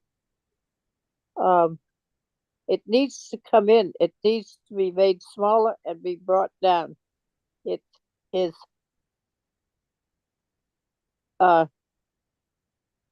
there. It is on the west elevation proposed. The mulled windows. Everything else is single will windows, and it looked good and it looked appropriate on Silver Street. And then those two, I would like to see them changed, and I would I don't know how tall because I don't see any full height thing. I don't know how tall the building is. Uh, which I would like to know, and also the length of it from the front. I certainly agree with the front door needing more cha-cha around it. It is too simple for what you have got here, and the chimney on the west elevation, what you see, I can't see. It looks wide, and it should be corbelled up there, not uh, a simple chimney with I don't know, a plate on top. So that's, and I can't see without a site plan has been changed. But the old one, which is the only one my plans show, it is a sideline to sideline, and it shouldn't be. North, the building should be brought in. If it's a 3-bay, there should not be so much room between the windows there, and the windows need to come to a size that is sort of typical for a 3-bay house. So that's what I have to say for right now. Thank you. Thanks, Diane. Before we continue, we have perhaps in a butter, if you could identify yourself, speak Yes, close I'm to the mic. Kathy Ward, and I'm at 4A Silver Street. Uh-huh. And I want to address the whole situation at that property, if I might. The neighbor, we have a concern, the neighbors do, for safety, in that the way that driveway is coming out right at the juncture of where Silver Street and Pine intersect. And what happens in the summertime especially. Kathy, I'm sorry. I don't mean to be rude, but I have to stop you. So we address architectural elements and hardscape. Please let me finish. It's gonna Architectural elements and hardscaping. We won't get into safety or other merits because if we do, and for instance, this went on appeal, it could be seen to be prejudicial in either direction. So I'd ask that you keep it to architectural elements. If you want to talk about the driveway, for instance, what the materials are and the location, that's fine, but let's not get into safety or other concerns. Okay, well, it's the location is where I was getting to Thank you. with the safety, and I apologize for not knowing all the It's rules fine, here. not to be. But the concern is where the driveway is and where they would be backing out into it. And I don't know where the safe place is, or where the right place is going to be for that driveway. The second thing is our houses on that street are small. They're not 6 bedrooms, a cabana, and a guest house. And why a cabana is needed if the pool has been scratched is a question that we have. So Can you repeat that? I'm sorry. I'm sorry. We have some fisherman's cough drops. I just had one and I think I choked on it. If the plan is still to have a cabana and a guest house and the 6-bedroom main house, the pool was scratched because it's not allowed in the ROH. And so what is the need for a cabana if in fact there is going to be no pool or there's no plan for a pool at this point in time? So I can tell you they are on our agenda to be reviewed, and we wouldn't get into the necessity for a cabana versus not. We look again at size, mass, orientation on the site, setbacks. So we don't get into what's the use.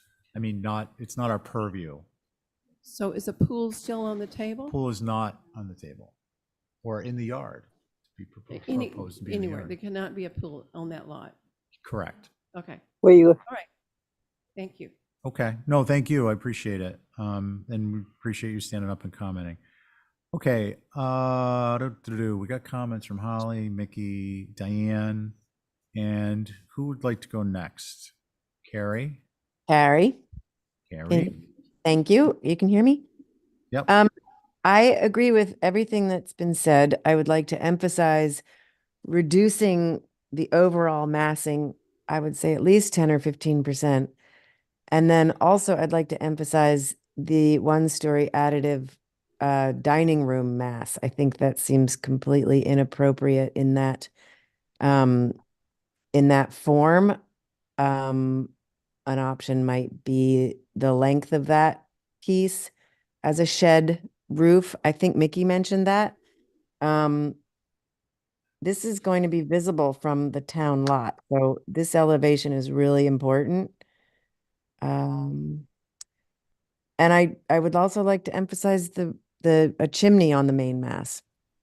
That's all. Thanks. Thank you, Carrie. Let's see, Joe. There's a lot to digest here because there have been some, I think, significant changes. That said, I do agree with the comments that have been made about reduction to some degree. And Mickey's comment about the chimney on the main mass, I think, is a good one. I also, that little bump that's off the back, that's a gable. I think that was a good move in plan. I think it adds a little bit of informality to it. And I think it would be successful as a shed roof. Overall, I think this is a vast improvement, like site plan wise, over the original one. I think you're working better with the property, moving it forward, changing the parking, all positive moves. It's a lot happening on one lot, so it's going to take some time, I think, to get through all this. I'm looking at this more globally than a lot of specifics at the moment because I do see a lot of moves in the right direction. Those are my comments. Thank you, Joe. Connie? I don't really have anything to add. I agree with what's been said already. I think last time we were concerned, and I think Diane brought it up about the size, that it takes up the entire lot from width to length. And there's, like Joe just said, there's a lot going on. I really think it needs to be reduced. Something maybe needs to be done with that additive dining room space. And yeah, there's probably more, but like I said, I agree with what's already been said. Thank you. Okay, thanks, Connie. So I think that leaves me. I'll go global. I agree with Joe. In a lot of regards, there's some dramatic changes and in moving in the right direction, but there's more work to be done. I think an overall reduction of some 25% is in order. So that's along the lines of Carrie, but a little bit more stringent. And I also think the addition off the rear that comes off the T shape it's inappropriate. I think that needs to go. I think the chimney on the main mast is an important element of a structure in this area and obviously appropriately sized and so on and so forth. And I think can we go to the front elevation?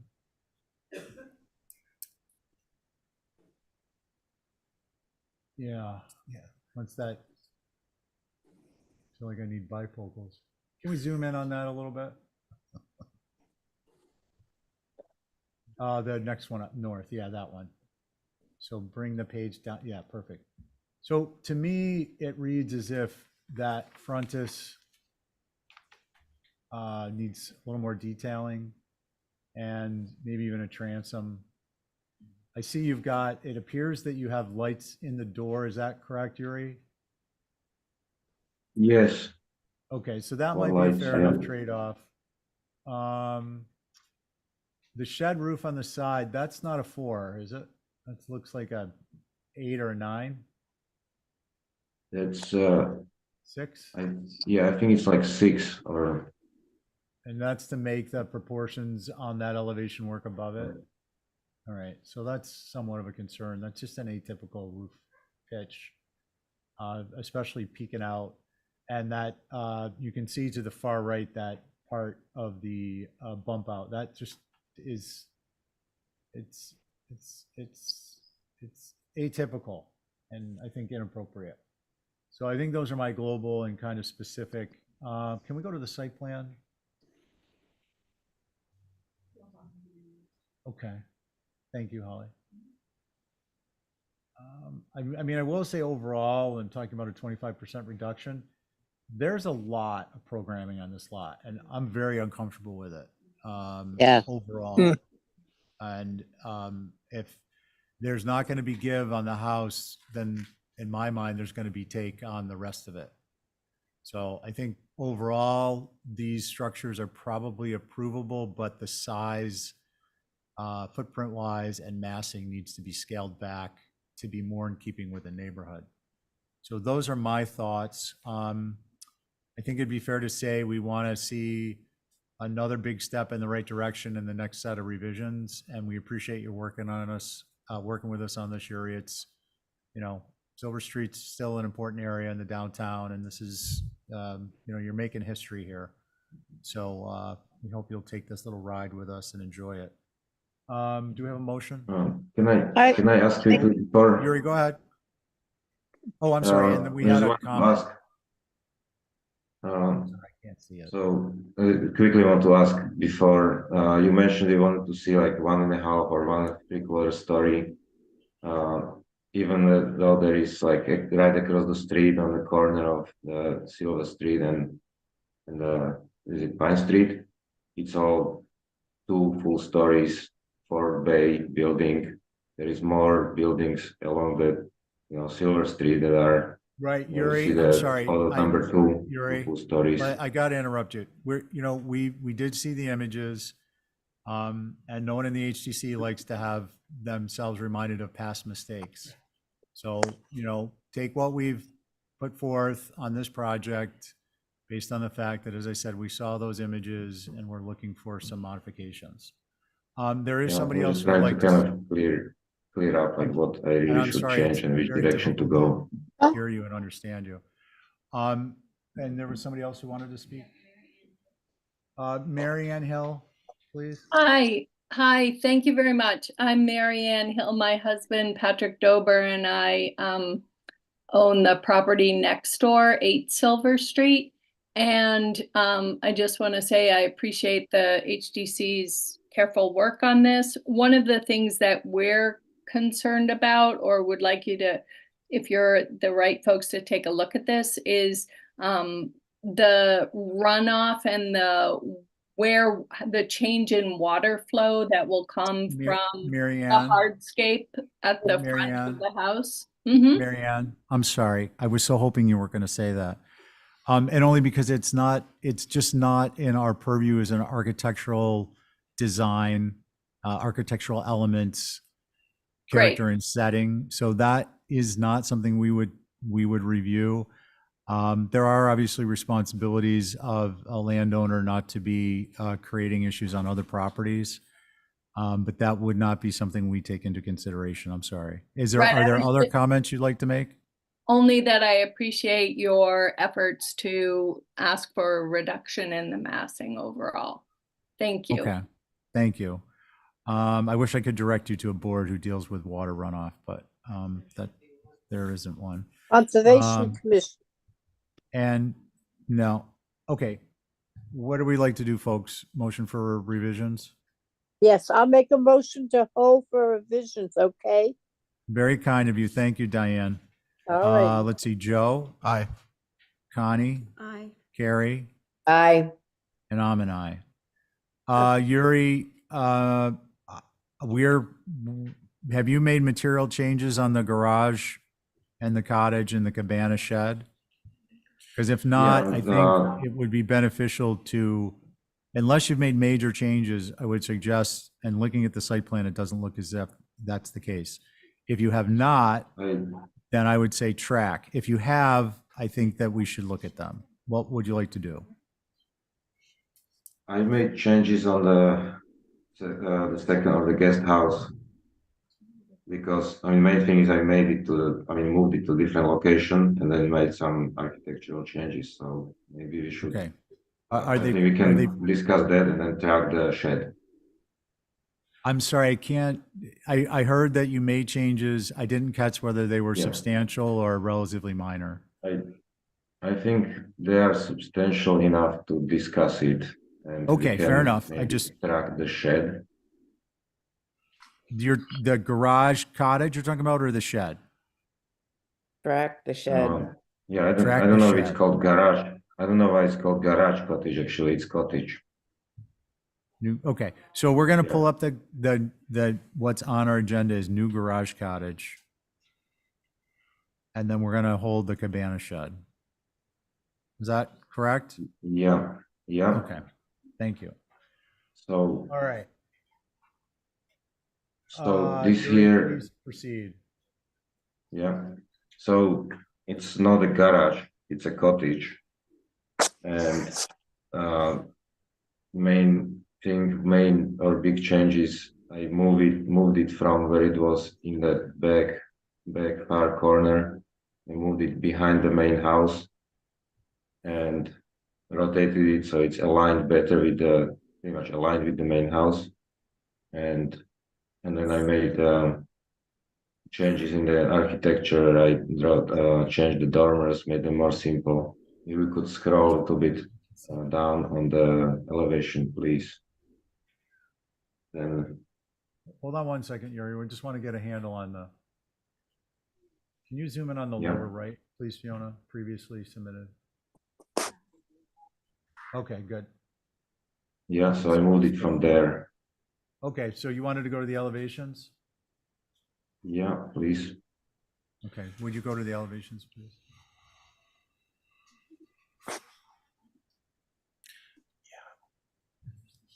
Yeah. Get the whole top sheet in.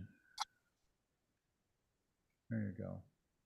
So it's changed, you see, from previously submitted, changed to north elevation that is facing actually the main house. I changed the dormers, made them shed dormers, and simplified the simple roof with a simple shed dormers and a small stepped out bump out on one side, and of course change the fenestration appropriately to that change, and adding the chimney. So you can see, compared to the main house, I mean to the previously submitted, it's completely different. If you scroll on the next page too, you'll see the elevations are looking different with a longer shed dormer on the south. Can you scroll on the next page, please? Yeah, on the south there is a shed dormer, which again, that's actually that elevation is facing back of the lot, and the next elevation is west. It's a simple building with two dormers and added an exterior chimney. That's, I removed that kind of funky looking roof and pergola in front of it with a big door. So those are the changes. Thank you. Any questions? I do have a question. Connie?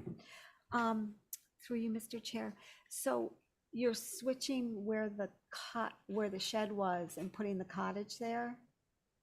Yes. So where's the shed going? Where the cottage was. Is the shed being moved or is it being I'm not sure. Yuri, what, the shed is just moved or a new structure? When we get to it. A new Connie has a structure. question. Pardon me? A new structure. So the shed, I think, has historic, so. Okay. Okay, I just Okay. was curious to see what was happening with the switch. Okay, fair enough. Let's see, Holly? Thank you, Mr. Chair. So first off, I think the site plan needs to reflect the FEMA flood.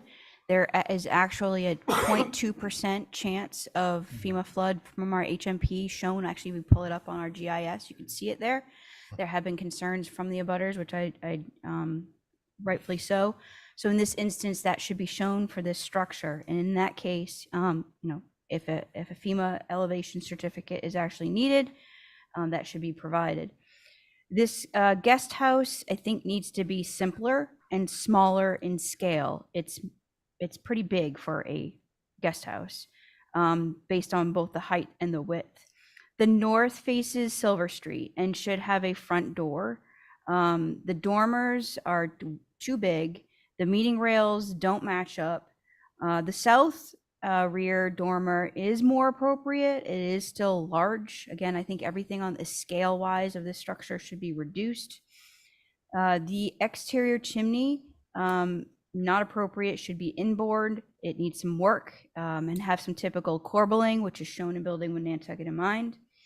And again, I mentioned this before, we'll need a hardscaping plan to track with these applications. And those are my comments, Mr. Chair. Thank you. Okay, thanks, Holly. Mickey, anything to add?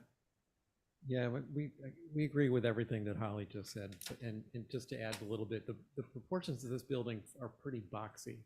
It's kind of a massive feeling building. Actually, the proportions of the earlier proposal were actually better because it was just thinner in profile, but this is kind of squat and boxy. The flush dormer meeting rails, Holly mentioned, and the chimney should move inside. That's it. Okay, thank you. Who would like to begin? I Carrie? will begin. Diane? Yeah. Go ahead. First of all, I would appreciate it when you put in feet and whatever. I don't know how tall this is. I can't read it. And I would like to know how tall the building is. 22 Carrie, feet. how tall is the ridge? What's the ridge from the medium grade? So 21 feet from the first floor, 21 foot 10, almost 22 feet from grade. Okay. Okay. And as Holly mentioned, the corbelling of the chimney is way up too high. It's supposed to be down the first floor. It doesn't seem to be any room or whatever involved with the chimney. And it is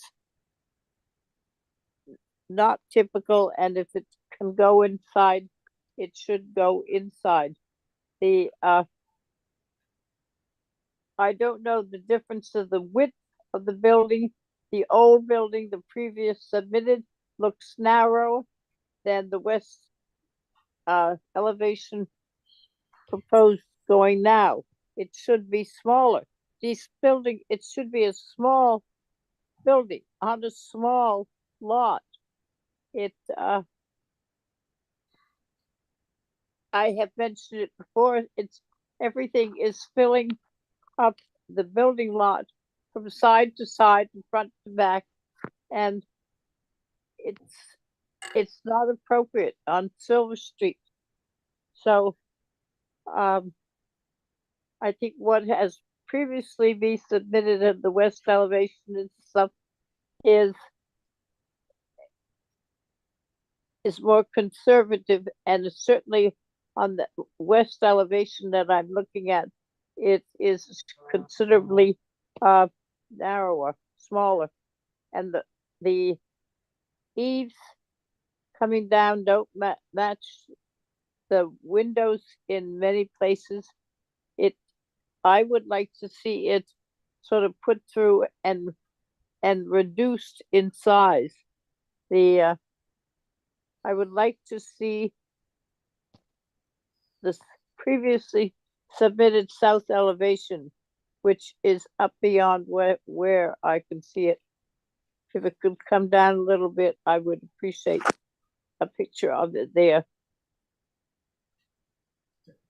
Diane, I'm sorry, which elevation? Roll down. South. The south elevation, just scroll it down a little bit. There we go. The south elevation is more appropriate than the proposed one. I don't know. Perhaps one should consider having the previously submitted one, even moving it to the back where we're making the change. The previously submitted one, I think, fits in better than the proposed one. And I'm not going to pick it all apart tonight. That's the feeling I have as from what I see for right now. Okay? Thanks, Diane. I don't think you left much on the bone though, so you've got that one good. I'm sorry. No, I'm not complaining. Okay, so that is going to be Carrie next. Sure, I agree with Diane. I think the main mass of the previous one is the more appropriate scale, minus that front gable piece that was facing west, I believe. I think on this rendition, the south elevation is, although large, I think it is the most successful because it is the most simple. I think the chimney should be inside. Can you go up to the north elevation? Oh, that's the west. That's just too fat. It's too wide. It makes it look squat and the proportions are off and it reads large. I think there needs to be a front door on the north. The front door that is showing is jammed into a tiny little shed mass, which is on the west, I believe. And I think that's all I've got to say for now. Thank you. Okay, appreciate it. Let's see, Joe. Yeah, Diane's closing comments echoed what I was thinking when we were looking at the main house perspectives, and you can see the guest house and the main house read almost like one continuous structure. I mean, I know I'm over exaggerating that, but that's kind of the sense. And I think that what I've heard is that if you went back to your original design and the original location, I actually think it's going to take some heat off the main house too if you make that change, because the lot's going to open up. So I don't want to comment on this specific design. I do like the previous design better, and I like the previous location. I think that's the right strategy for the property. Forward gable. Those are Thanks, my Joe. comments. Connie? Yeah, again, I agree with what's been said prior, and I am not going to add anything to it because I think everything's just been said. Thank you. Okay, thank you. So I agree with Joe, a little hyperbole between professionals for the good of the community is okay. I think that I also agree with perhaps the location and also the prior structure. However, I will, reserve comments until we get through the main house, because my comments could be much more reductive on this mass, depending on what we do or don't approve on the primary mass. Regardless of all those comments, I want to address the FEMA for our audience. Although that addresses floodplain matters, the reason it is relevant in our discussions is due to the elevation of the structure as required by the federal government. So that's why that comes up. In addition to that, I do not believe, if you look at these elevations, can we go down one?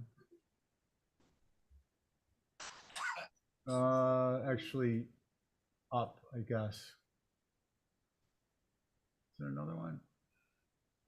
There's an oddity with looking at the previously submitted north, but I'm seeing it somewhere else. Give me the humor of one more roll down.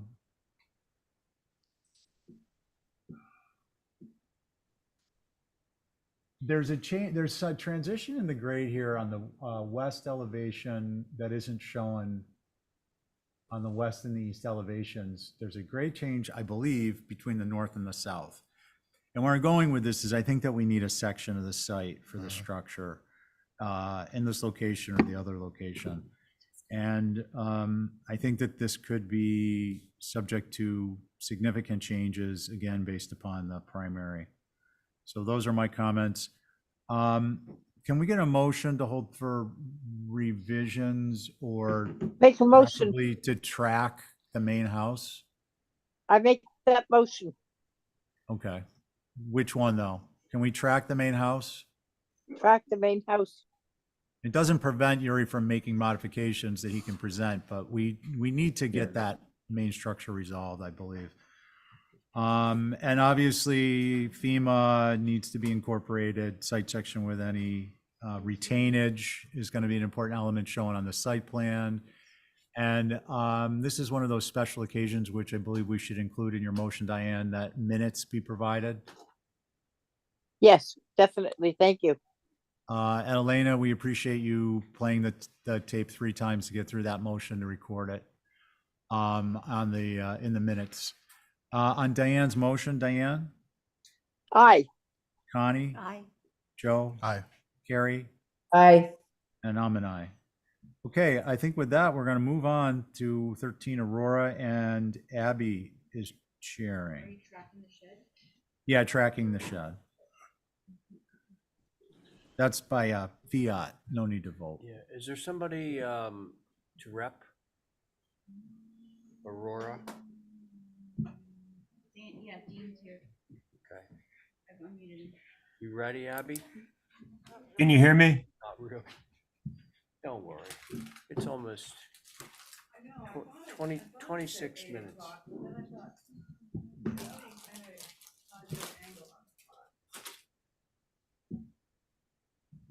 Okay. Sorry, so can you guys hear me? I can hear you. Okay, got it.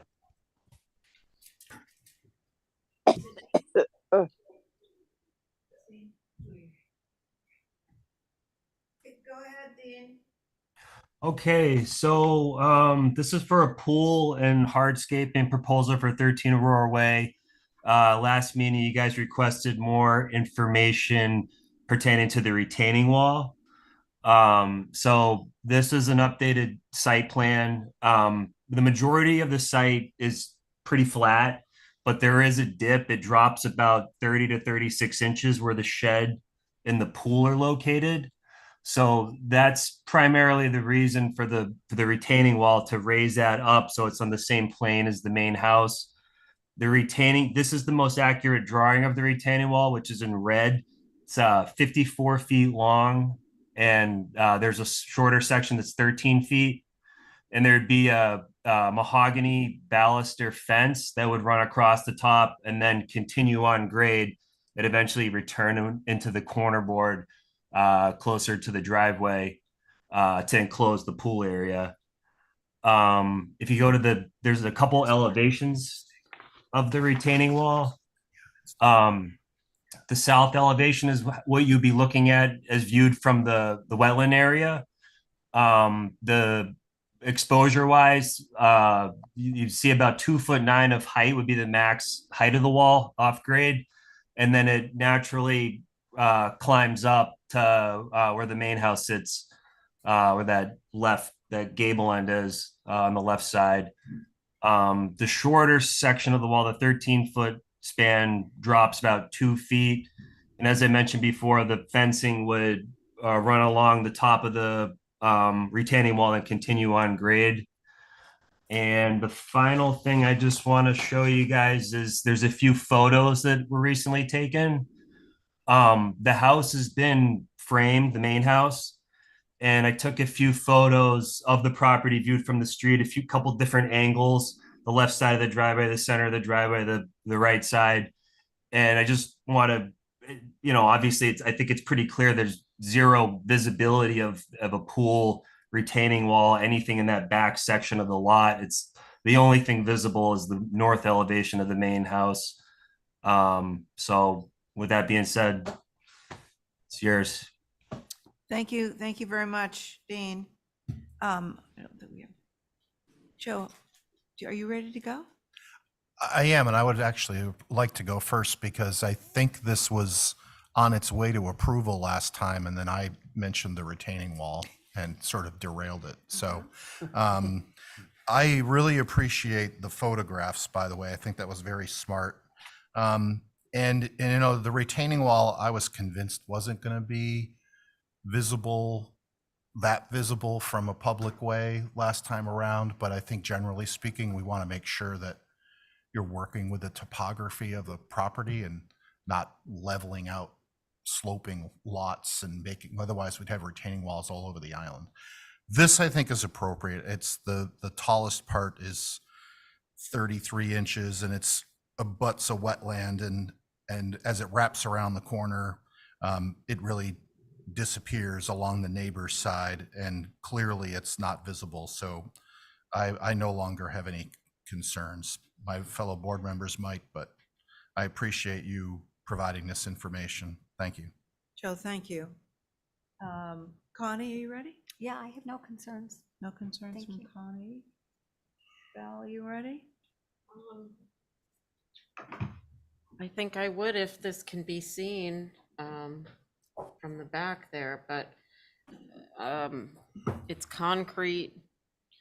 Is anything going to be planted in front of it to mitigate the concrete? And it has a blue stone cap. And do we usually approve that? No. So that's my Oh. questions. That's it. Actually, I Go have a ahead, question Joe. for if I'm reading the site plan correctly, this retaining wall is not on the property line, right? Your property extends back towards the wetland and Yes, is that right? there's like, I think there's around like 15 or 20 feet. It runs across like the 50-foot buffer zone. Right, so you could plant out the back of that, Yes, Okay, that's helpful. or it'll Yes, you can make that naturalize. Caveat if you want. it has to be natural. Yeah, it has to be natural probably because Okay, the wet. gotcha. Okay, Madam Chair, yes. I did just want to make a mention that I believe the wetlands in the back there are all land bank property. So that is accessible from, for the public. Okay. All right, so that might add to some screening or something in the motion for the retaining wall in the back. Do I hear a motion? Yeah, I would motion to approve with natural vegetative screening behind this. I'm not going to get specific about it because it means if you don't disturb what's there, it's probably going to be plenty of coverage. Sure. Could I What about the- say something, what about Abby? the- Oh, Diane, are you on this? I believe I'm Oh, on you, this. oh, Diane, I'm so sorry, you are on this. Yeah. Sorry, I thought Diane. Go so. ahead. This piece of property is right in front of Jesse Dutra's house. So, he's been good to point it out to me and all that stuff. And it's hard to see. The wetlands sort of comes and goes and grows into the one at Meadowview that and runs behind Jesse's house and Bruce's junkyard. So that fence, I don't think will be visible from anywhere. I don't know whether you want to have it so close or move it away from the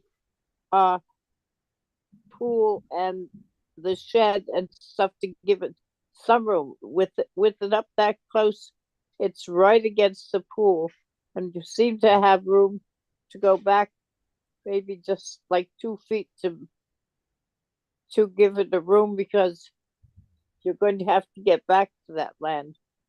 And if you've got a fence all around it, it makes it hard. That's all that I've hit by by standing there looking at it. All right.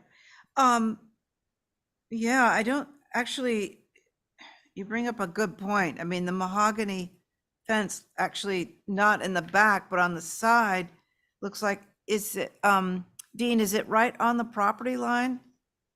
Yes, the property next door has the exact same fence. I think there was a picture I included the meeting before, like 2 meetings ago, that had a picture of the fencing I was going to copy. Okay, is it a shared fence now that it's right on the property line, or is it? It's more or less, but there is only one fence. The neighbor has a fence that continues on the opposite side of their house. Okay, sounds a little complicated. But Diane, to your point, I think that the back of the property, it's mentioned, it's land bank property, the wetlands. Way in is wetlands. It circles around, as I say, behind Jesse's. If you've ever been to his house, Bruce's whole 82 Humming Pond Road then there's more wetlands, and then that house that was built 86 on a little piece of sand, and everything in behind there is land bank, and it's would be considered wetlands. Okay, thank you, Diane, for that. Madam Chair, Yes. if I may, just quickly, the space behind it that's owned by the land bank is the open space that was associated to the subdivision when it was created. So that makes any Right. sense. It's a cluster It's subdivision. a cluster, right? So that's, or a flex, one of the two. But that's the access point Oh, that yeah. gets to it, so. Look at that. Okay, actually, I'm more concerned about the fencing between the neighbors. I don't quite understand. I hope that's not on the property line, but, Joe, were you going to form? Yeah, I was going to make a motion to approve as submitted and maintain the natural vegetation behind the retaining wall. Right, right. Yes. And, what about bluestone cap, maybe? Either that- No. I don't have an issue with it, but would you, it's going to be a concrete wall then. It's a concrete wall with a bluestone cap. It is a concrete wall? Can I just ask what the visibility is? There's no visibility. Zero. I ask why we're talking about it. We're just discussing the visibility and where the fencing is and so forth. So, There's no visibility from the street. That's why I included the pictures.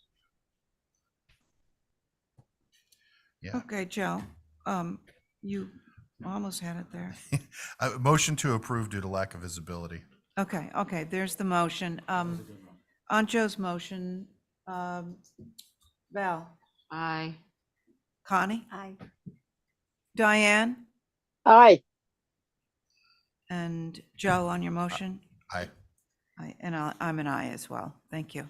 Okay, thanks. Moving on to new business of January 23rd. Bo was here. Oh, Linda, you're repping?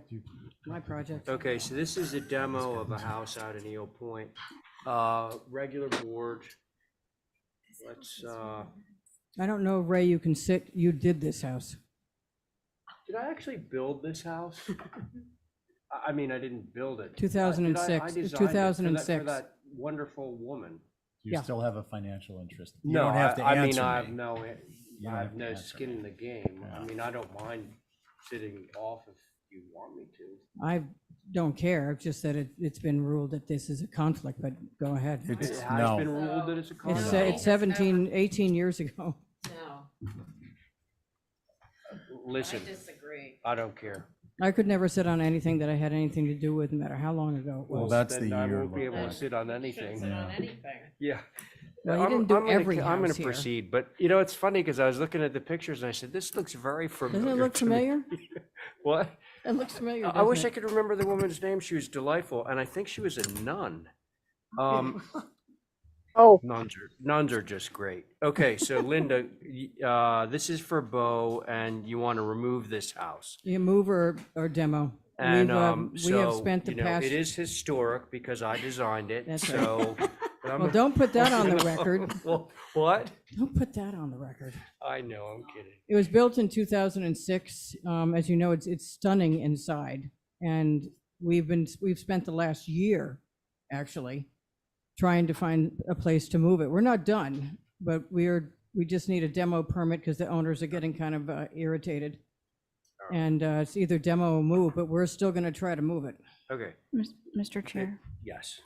I think, obviously, the age is fine, but it wasn't included in the application or on the COA. You so mean the age? the age, I didn't yes. put this application in. I noticed. It went in Yeah. behind my back I and now noticed. I've got it back So, again. but I will say that the application does include as-built with dimensions, which is great, so Yeah, it's appreciate got it. Anderson windows and all Yeah. that good stuff. Natural to weather. Yeah. Okay, from the board, anybody? Issues, I concerns? think it's a shame to demo it, but We agree. But if we can't find a place to put it, we're going to have to do it. well, I hope you let people take stuff that's decent Oh, if yeah. it's nice inside. I mean, that's just, you know, in the effort to be sustainable, we all talk about it and instead we're killing ourselves. Well, the last two I've done, Val, I've All taken right. everything out of them. Let's just leave that there. Yeah, we're working on that. Okay, so Val, are you okay? I have to be. Well, oh, all right, Abby. Well, is yours going upside down too? Yeah, they're all long. Yeah, you put them in sideways. Everybody does it now. I don't. Yeah, You're we're gonna a zoo couple. start refusing applications if they're not right side up. I agree. Steven, I'm getting tired of it. you ready? Yeah, I'm getting tired of it. Can we see the site plan and zoom in on the structure itself? It was when I was with another company. I mean, I was a bit player. A little bit more? A bit player. I was a simple draft person. Yeah, I was. That's back in the day when they actually, kids at home, they actually used to use pencil and paper. He still does. And then it would go Still through a does. machine that smelled like ammonia and a blue version would come out. He still does do by hand. I do. Yeah, you do. I do. Okay, This is and just then, such a can we waste. I think we just need to move this along. Yeah. What does that mean? I'm ready to make a motion. Okay, are you okay? Yeah, just. Diane? Please, some material. Yeah, Well, there's no question about it. No one would ever argue that. Okay, are we good? Steven's gonna make a motion.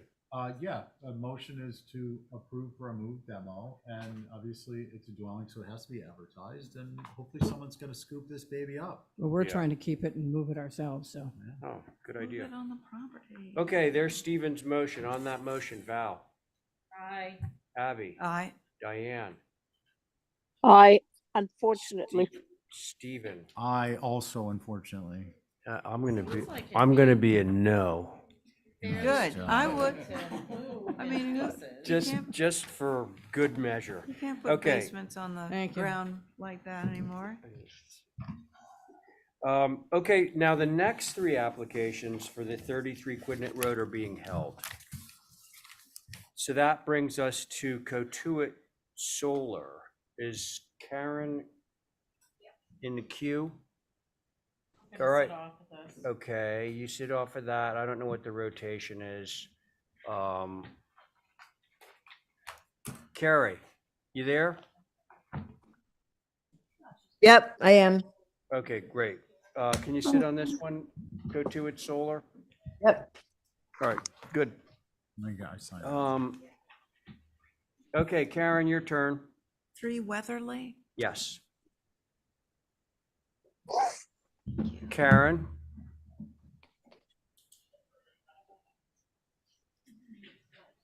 wow, we got 20 minutes.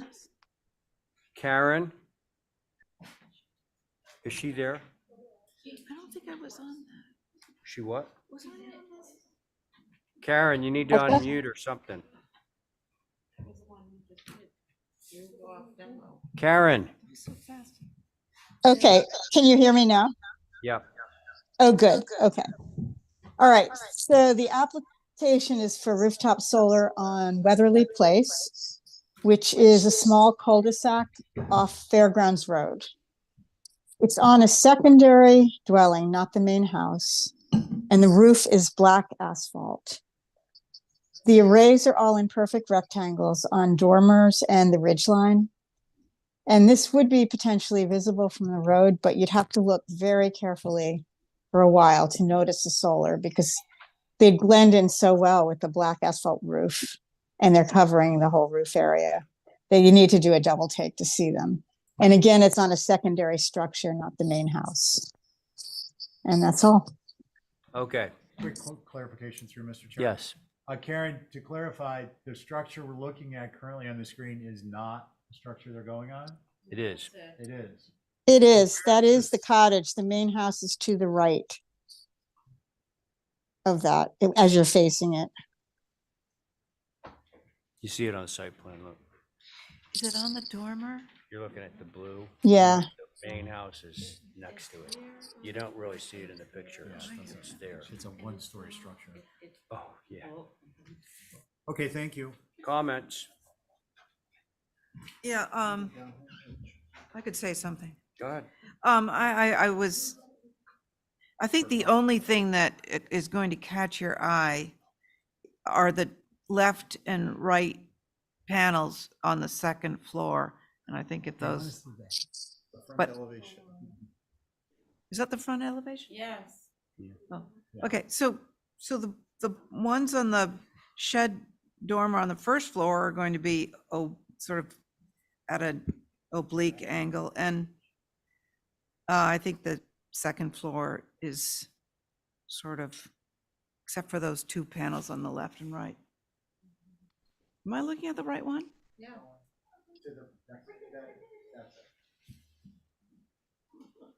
So to answer your question, Abby, that is Weatherly Place view to your right as constructed, and this is as proposed in the top drawing on the left, number one. Same elevation. Correct. All right, maybe somebody else should go. Am I missing something here? Who wants to go? Stephen, Val.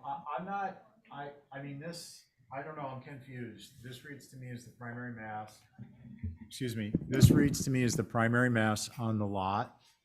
So I'd like some clarification of that. It's certainly the most visible one on the lot, and therefore, I believe having the solar on the front visible on a primary mass is inappropriate. Inappropriate. Okay. Thank you, Stephen. Who's next? I'll go because I agree with Thank Stephen. You agree with Stephen? Yes. Okay. Thank you, Diane. Let's see, Carrie, Abby. I'll go. It's Carrie. Yeah. I agree. This is on the front of the building. And if we allow any of the panels on the front, like sometimes we've allowed them on the dormer, but not on the front. And I think, well, this visible, on the back would be fine, but I think you can't have any on this front because it's completely visible. I was trying to think of a way that, maybe you could have them on the dormer, but I think that dormer is so visible. If you put them there, it'll be almost, more apparent than all over the place. But they really can't be all over the place because it's on the front of the building, and that's against all of our sort of norms, unless it were hidden out in the woods somewhere and you couldn't see it from anywhere. But this is right on the street. Right. Okay. Carrie, thank you. Abby. I remember I went first. Oh, but I thought you were wanting me to Ambivalent. come back. I'm getting ambivalent because. Oh, I see. Yeah. But do you want to say any more? Or you don't? No, I'm gonna wait to see. All right. It's Well, it's gonna be a I surprise. believe, isn't it just me? Yes. Yeah. Yeah. So, boy, this is tough because it is a black roof. It's on the low pitch areas of the roof. But Karen, I don't think that you, I don't think you have enough support to be able to get this approved as is. Well, I don't know what else we could do. I mean, you can deny it if you'd like. Karen, can I say something through you, Mr. Chairman? Who is that, Carrie? It's Yeah. Carrie. If you put them on the upper part of the northern roof and slanted them at the same slope as the dormer below it, if that were not visible from anywhere, you would get twice as many as, at least on the back. Can you do that? No, we can't. Yeah, We this don't. sounds like a test no. case to me to push for No. an appeal. We're going back down that road. Well- Mr. Chair, can Yeah. we go to the site plan, please? I find The this second- very troubling because this appears to me to be an application intended to intentionally get a denial to force an appeal. It is a waste of the HDC's time if that is the case. Number one. Number two, our guidelines are for technology that has not changed other than efficiency in almost 30 years. We are number 3, one of the most permissive HDCs in solar in the whole Commonwealth. And we are the largest historic district and historic landmark in the nation in many regards. Number 3. Number 4, there is room for a ground array.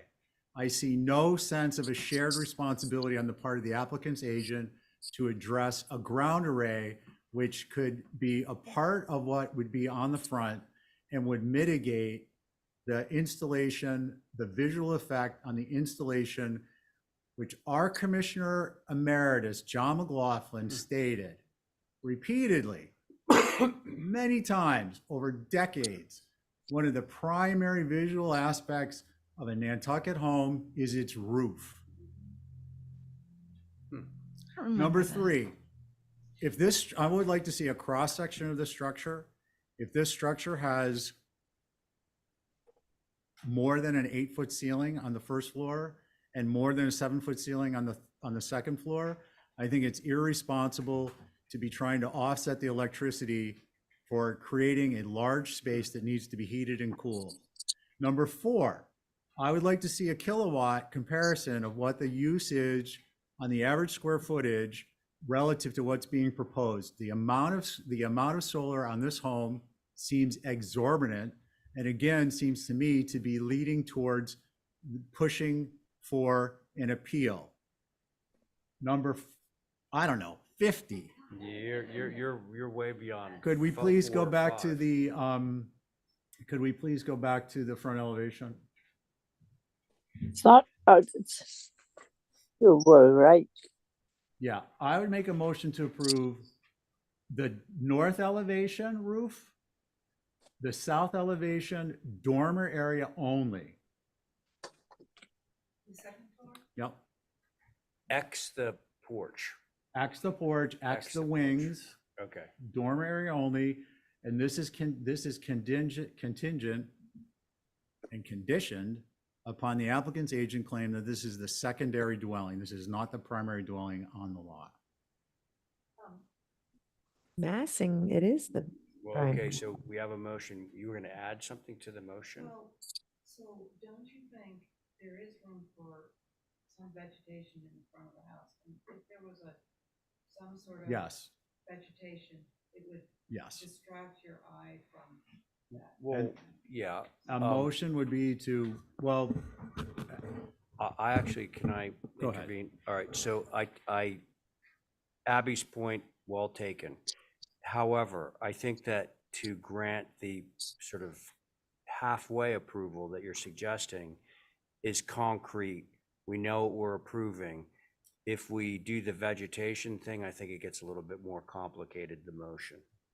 And so I would just say that if there's vegetation going in, come and reapply for the one on the porch. yeah, and my motion would include that there is, subject to privet screening to prevent visibility, a ground array anywhere on the lot is included Automatically. without further Privet. review. With As long privet. as it's below the level of the top of the privet. Got it. Okay. Does everyone understand Stephen's motion? Mhm. We're only approving a portion of this array. That would be the north elevate, yes, through staff.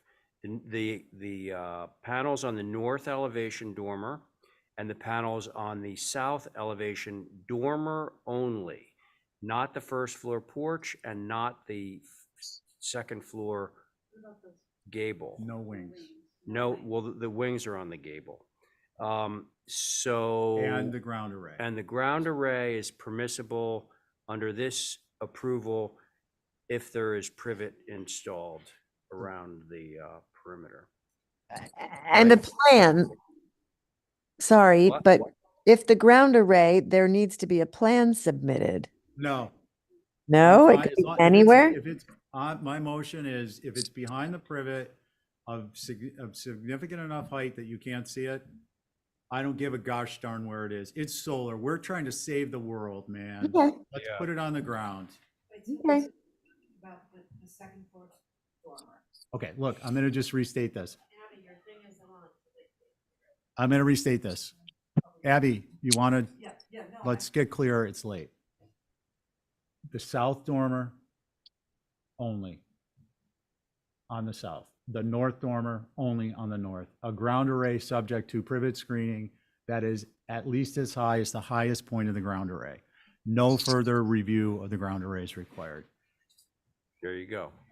Okay. None of this. It's not on the Now, dormer. Yep. was this the regular board? Plus me. Oh, Carrie, that's right. So on Stephen's motion, Carrie, Aye. Abby, Aye. Diane, Aye. Stephen, Aye. and I'm in favor. Okay, there it is. I guess, oh, we're overtime, OT. We're into extra innings. Let's keep going. Yeah. Okay, minutes, do we need minutes? Oh, speaking of minutes. Yes.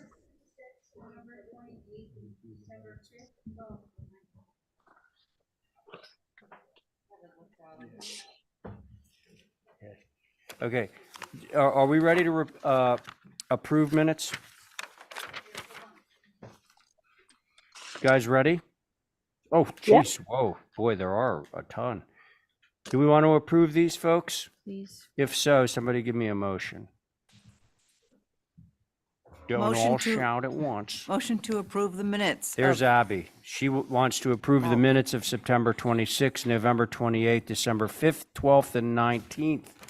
On that motion, Val Oliver, I haven't read them. do you want to, shall I choose somebody else? Okay. Joe Paul, Aye. Stephen, I'm gonna abstain. okay, Diane, Aye. okay, thank you. Abby on your motion? Aye. And I'm in favor. So that's 4 in favor, 1 abstention. Okay, and a motion to adjourn, please. Thank you, John. On that motion, Val. Aye. Abby. Aye. Diane. Aye. Stephen on John's